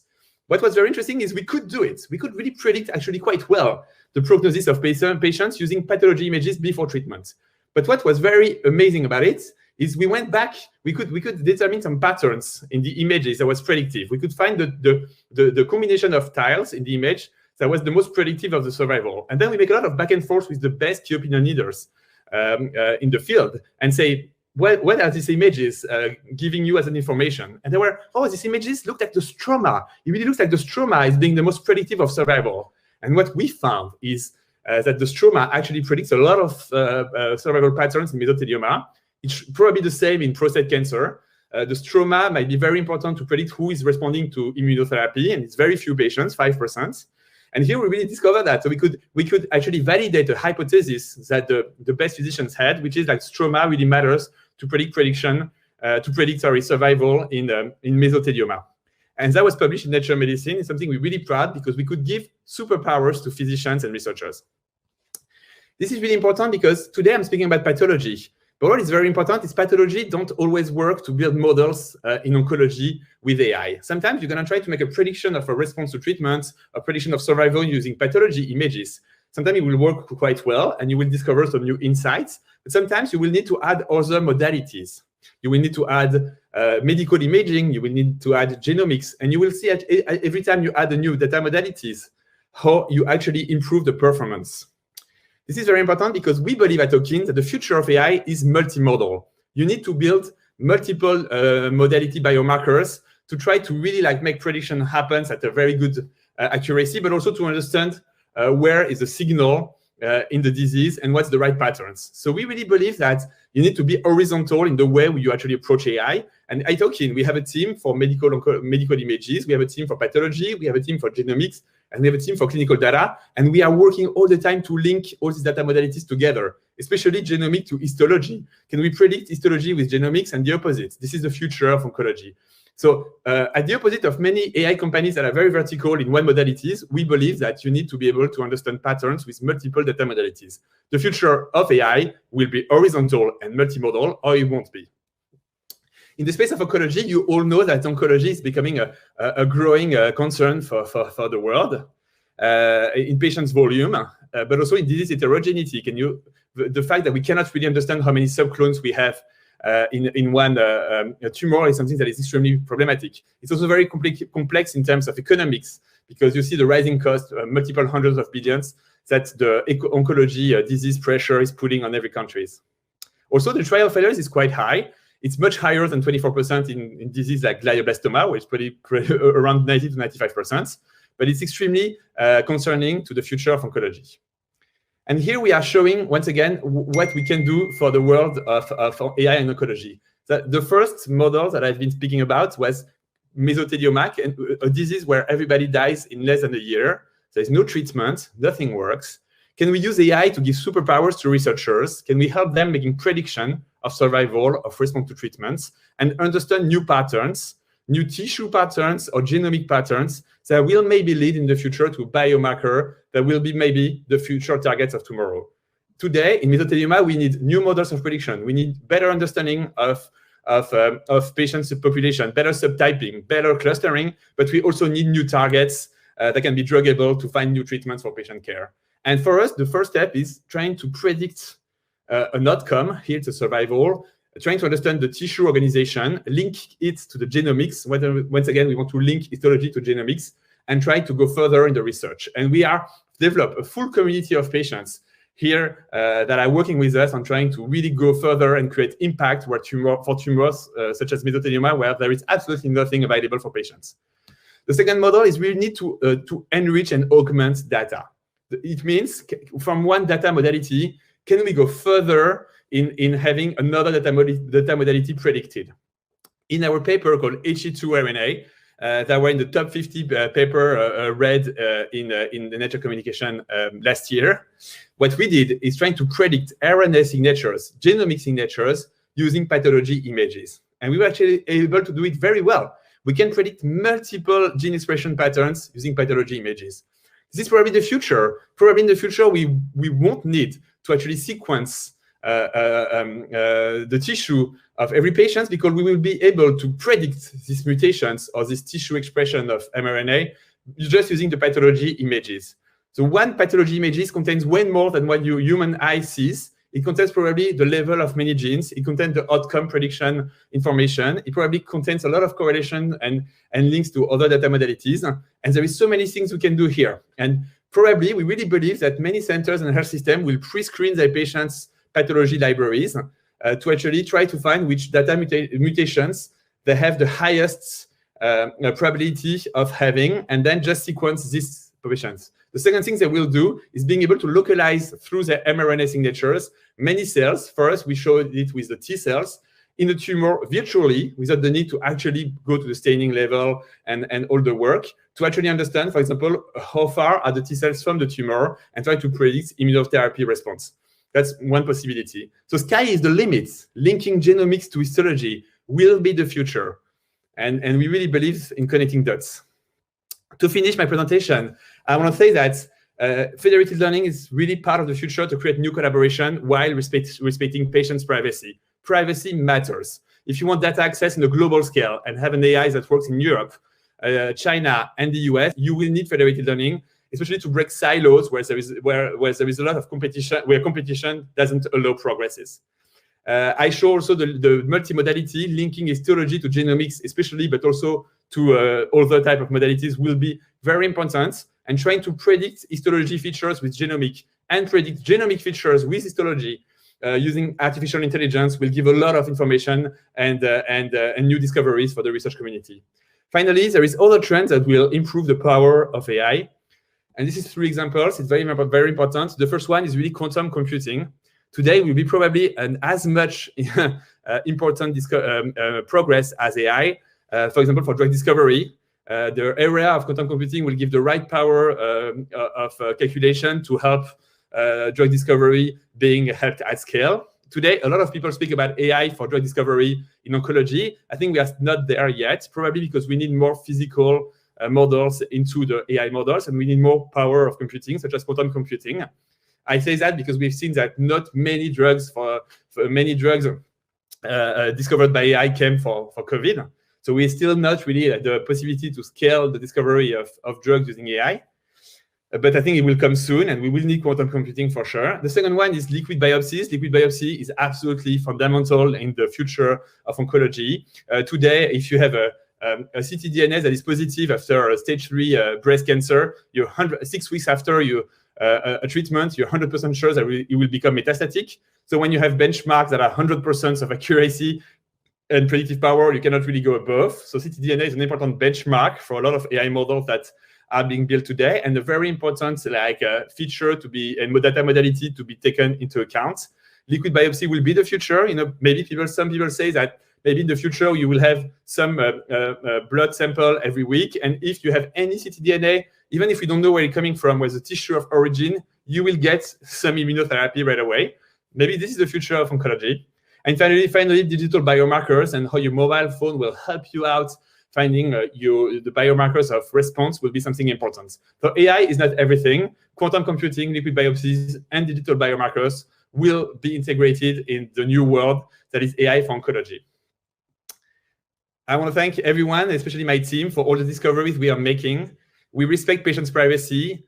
We want to make a breakthrough in medicine, and every day we are challenging the hardest questions in medicine to create impact in diseases such as triple-negative breast cancer, on mesothelioma. At Okin, impact is really what we are all here for, and we are really looking forward to work with all of you. Thank you very much. Thank you so much, Thomas. That was such an interesting presentation, very clear as well, and I think giving us hope for the future. I also really enjoyed your clarification around AI, because I think that many times we call AI something that's not, and I think it was very clear when you said it.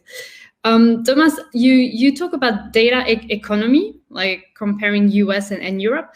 How do you foresee the future of data economy? Like, are we going to share more data, less data, and will privacy still be a concern? Yeah, I think Aline, it's a very good question. I think that first, there will be always a mix between data aggregation, centralized, which is sometimes a very good solution, and federated learning to actually have access to silos of data without having the need to share it. And that will really depend on the compliance silos. You want to mix access to data with the GDPR compliance and the HIPAA one, and Chinese, for example, Chinese one, and you actually need a global solution that federated learning can bring. So if you want to be global, you really need federated learning. If you want to stay local, you probably don't. And I think there will be disease where you will absolutely need it more than others. For example, pediatric cancer, it's very small data sets, super siloed, with a lot of competition between teams. Here, you really need it, right?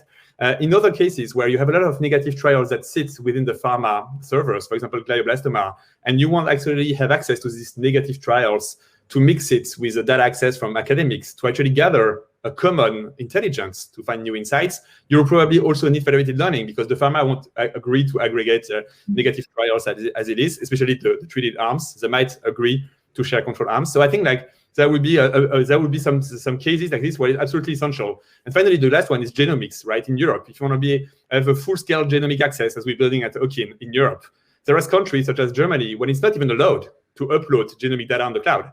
So you don't really have an option. So, I mean, European conquest, I would say, will be with federated learning on the genomic side. And finally, privacy, just a word on privacy. Privacy matters more and more. There have been scandals about people accessing data without patients being aware of it. Big scandals with the NHS. Also in the US, a few ones. And I think patients know, there is more and more knowledge from patients that the data are worth money and are worth a lot of things. There is websites where you can actually sell your data. So I think people will more and more wants to keep a control on the data. And I think that privacy matters more and more. And there is a lot of tumor boards, for example, that are being built by big pharma that people don't use because of this privacy concern.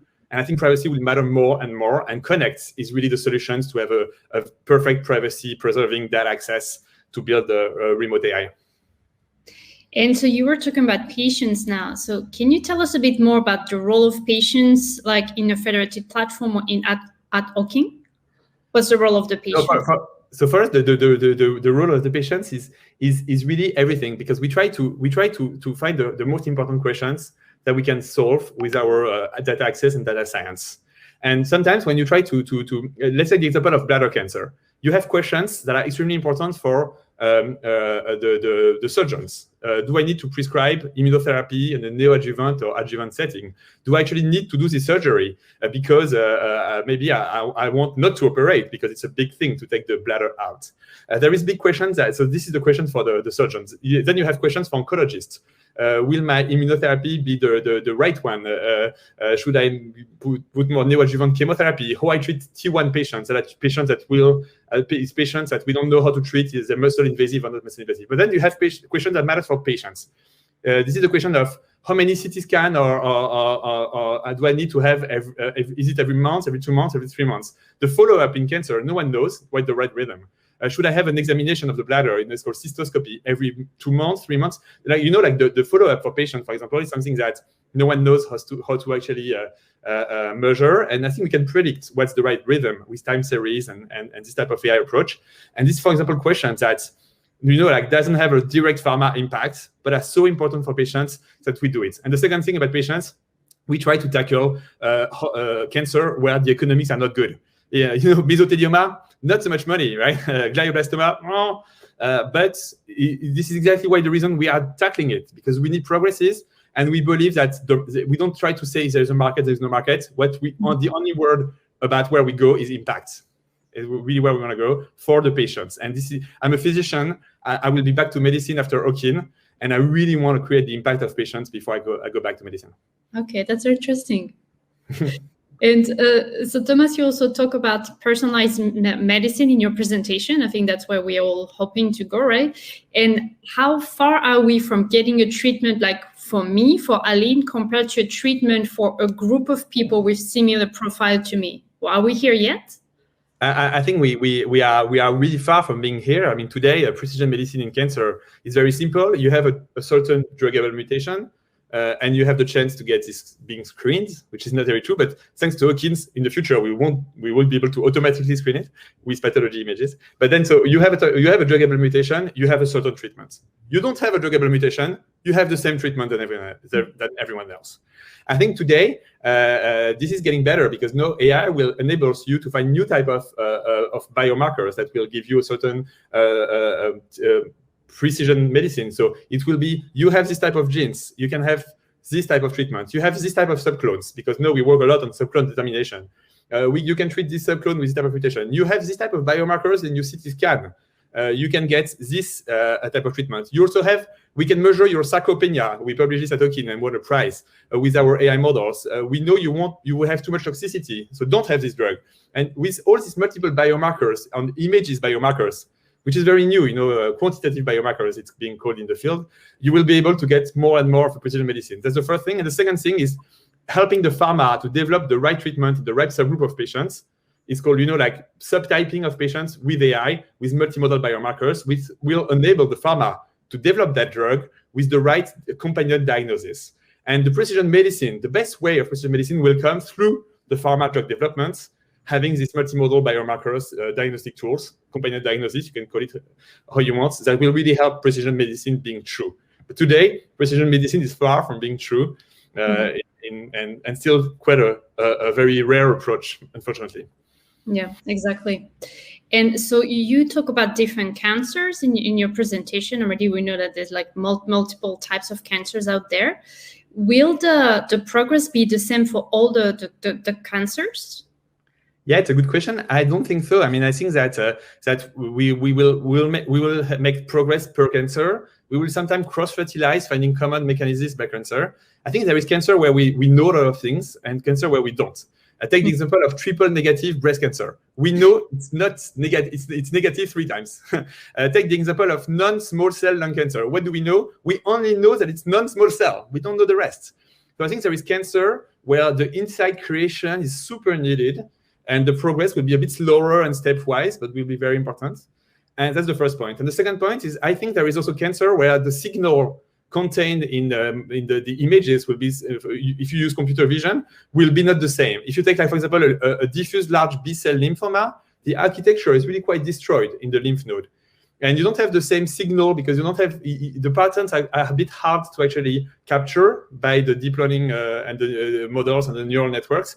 And therefore, you don't always have a lot of signals from the pathology images. So probably pathology images in the field of lymphoma is not great. And so I think, like, which modalities will matter the most in which cancer, it still has to be fine. And we are building the metrics saying, like, for this cancer, this is the data modality that will be important. But if you don't use data modality, multimodal approach, and you always on one data modality, you will always lose how you can capture signal with other modalities. And maybe in myeloma, where it's a bone disease, you think that images would be the most important. It's probably the genomics that matter the most. So it's very hard to know, and you need to be quite unsupervised in the way you approach this question. Okay. And Thomas, what type of open innovation and new collaboration models will be needed to advance research, in your opinion? I really believe, like, the key will be the collaboration between the pharma themselves, as we do with Melody. 10 large pharma working together on drug discovery without sharing data. So always in a privacy setting. But I think the most important will be first, like, pharma working together, because they have so much assets, clinical trials and things that if they collaborate, sky is the limit, and they're doing it way more and way more. We see it with the COVID. It's amazing. Pharma is becoming completely open to open innovation. And the second one is really, like, having a very fluid model between the academic centers and them. And this is what we try to do at Tokin, being the link between both of them, trying to capture where there is innovation in the academic space, where there is highly curated data sets that is completely does not exist anywhere else, having the right KOLs that understood the right questions, and really breaking the silos between the pharma and the academic setting, building AI consortium of access to great data and great questions in a scalable way for every pharma. I think this is really where like progress will come. Pharma is really bringing a lot of innovation today in a lot of matters. We've seen, like, like Pfizer, Moderna with the COVID but in cancer, like, there's so much progress around, like, so many diseases in multiple myeloma. You see, like, for example, Darzalex and everything. So there's a lot. Pharma is really, I think, is really bringing the progress, but they need to be surrounded by the right environment and the right galaxy of academics. And today, the relationship between pharma and academics is complex and very transactional. It needs to change. Mm-hmm. And so we talked before about patients that I think are important player in that field, but another one from my point of view would be the healthcare professionals, like being doctors or nurses. Can you share a bit feedback from this group of people about your solution? Yeah, I mean, our solution is really trying to link, the data scientists to the physicians, the best key opinion leaders in the world. Our data sets are highly curated data sets by the best key opinion leaders. So we really believe in data sets that has been curated by somebody that is the best in his field and has thought about this for years and years. And if we work with breast cancer, we want to work with Fabrice André at Gustave Roussy, or sarcoma with Jean-Yves Blais, or like a lymphoma with Gilles Salles or John Leonard. So we will always want to work with people that have questions in mind. But then they need to be able to interact with data scientists in the right way. And in our software Connect, there is some model and features that enable the right collaboration. Because if a model of AI will find a certain pattern, you need to go back to the physician asking, is this the pattern that speaks to you? Is this clinical features make sense? It's a common back and forth. That's the first point. And secondly, where the physicians are going to be the most important is really like finding the right questions. What are the right questions that will matter the most, that you want to absolutely enter with AI to make progresses in oncology? And today, it's very hard to find sometimes the right questions, because you can see, oh, this is a very important question, and then no one will use it. It won't change the workflow.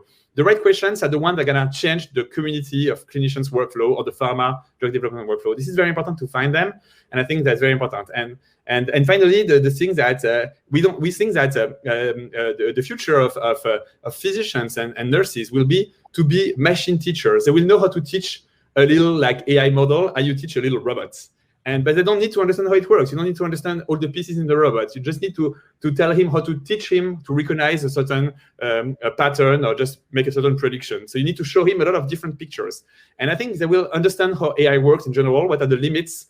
Limits it's only correlation. Limits it's sometimes it just doesn't work at all. But they don't need to understand the mathematics behind it. But it's the future. I mean, coding, bioinformatics, AI, everything's really the future of the medical space. And today, if you're a radiologist and you don't want to understand how AI will work in the future, you probably don't understand what is the future of your own work, right? So it's becoming extremely important to be here. Although everything has not happened, so it will be a common movement, but every physician should really come. And at Aukin, we really welcome anyone that wants to spend time with us. We have in-house physicians all the time. Come call us and come discover with us this world that is new and exciting. Fantastic. Well, I think, Thomas, that's a great way to conclude that presentation. So really, thank you so much. Very inspiring. It was such a pleasure discussing with you. Yes, for me too. And thank you for the HealthTech Europe team for having us here today. And thank you, everyone. Now, bye, Thomas. Bye. Cheers. We've arrived at the end of a great day and festival where we spoke about many topics, starting from telemedicine, venture capital funds, changing health systems and health plans. We had a series of fantastic speakers, founders, managers, policymakers that today make up the whole ecosystem of what we call the European healthcare system. I would like to thank and hear from HealthTech Europe. We would like to thank all the speakers and moderators that were here with us today. It was great to have your insights, and it was a very inspirational moment when we saw all the work that's being done day to day, not only by the speakers but by everyone, all the entrepreneurs, managers around Europe, helping patients improve their lives. I want to thank you again to all our viewers for having tuned in today, and we will see you at the next event. Thank you very much.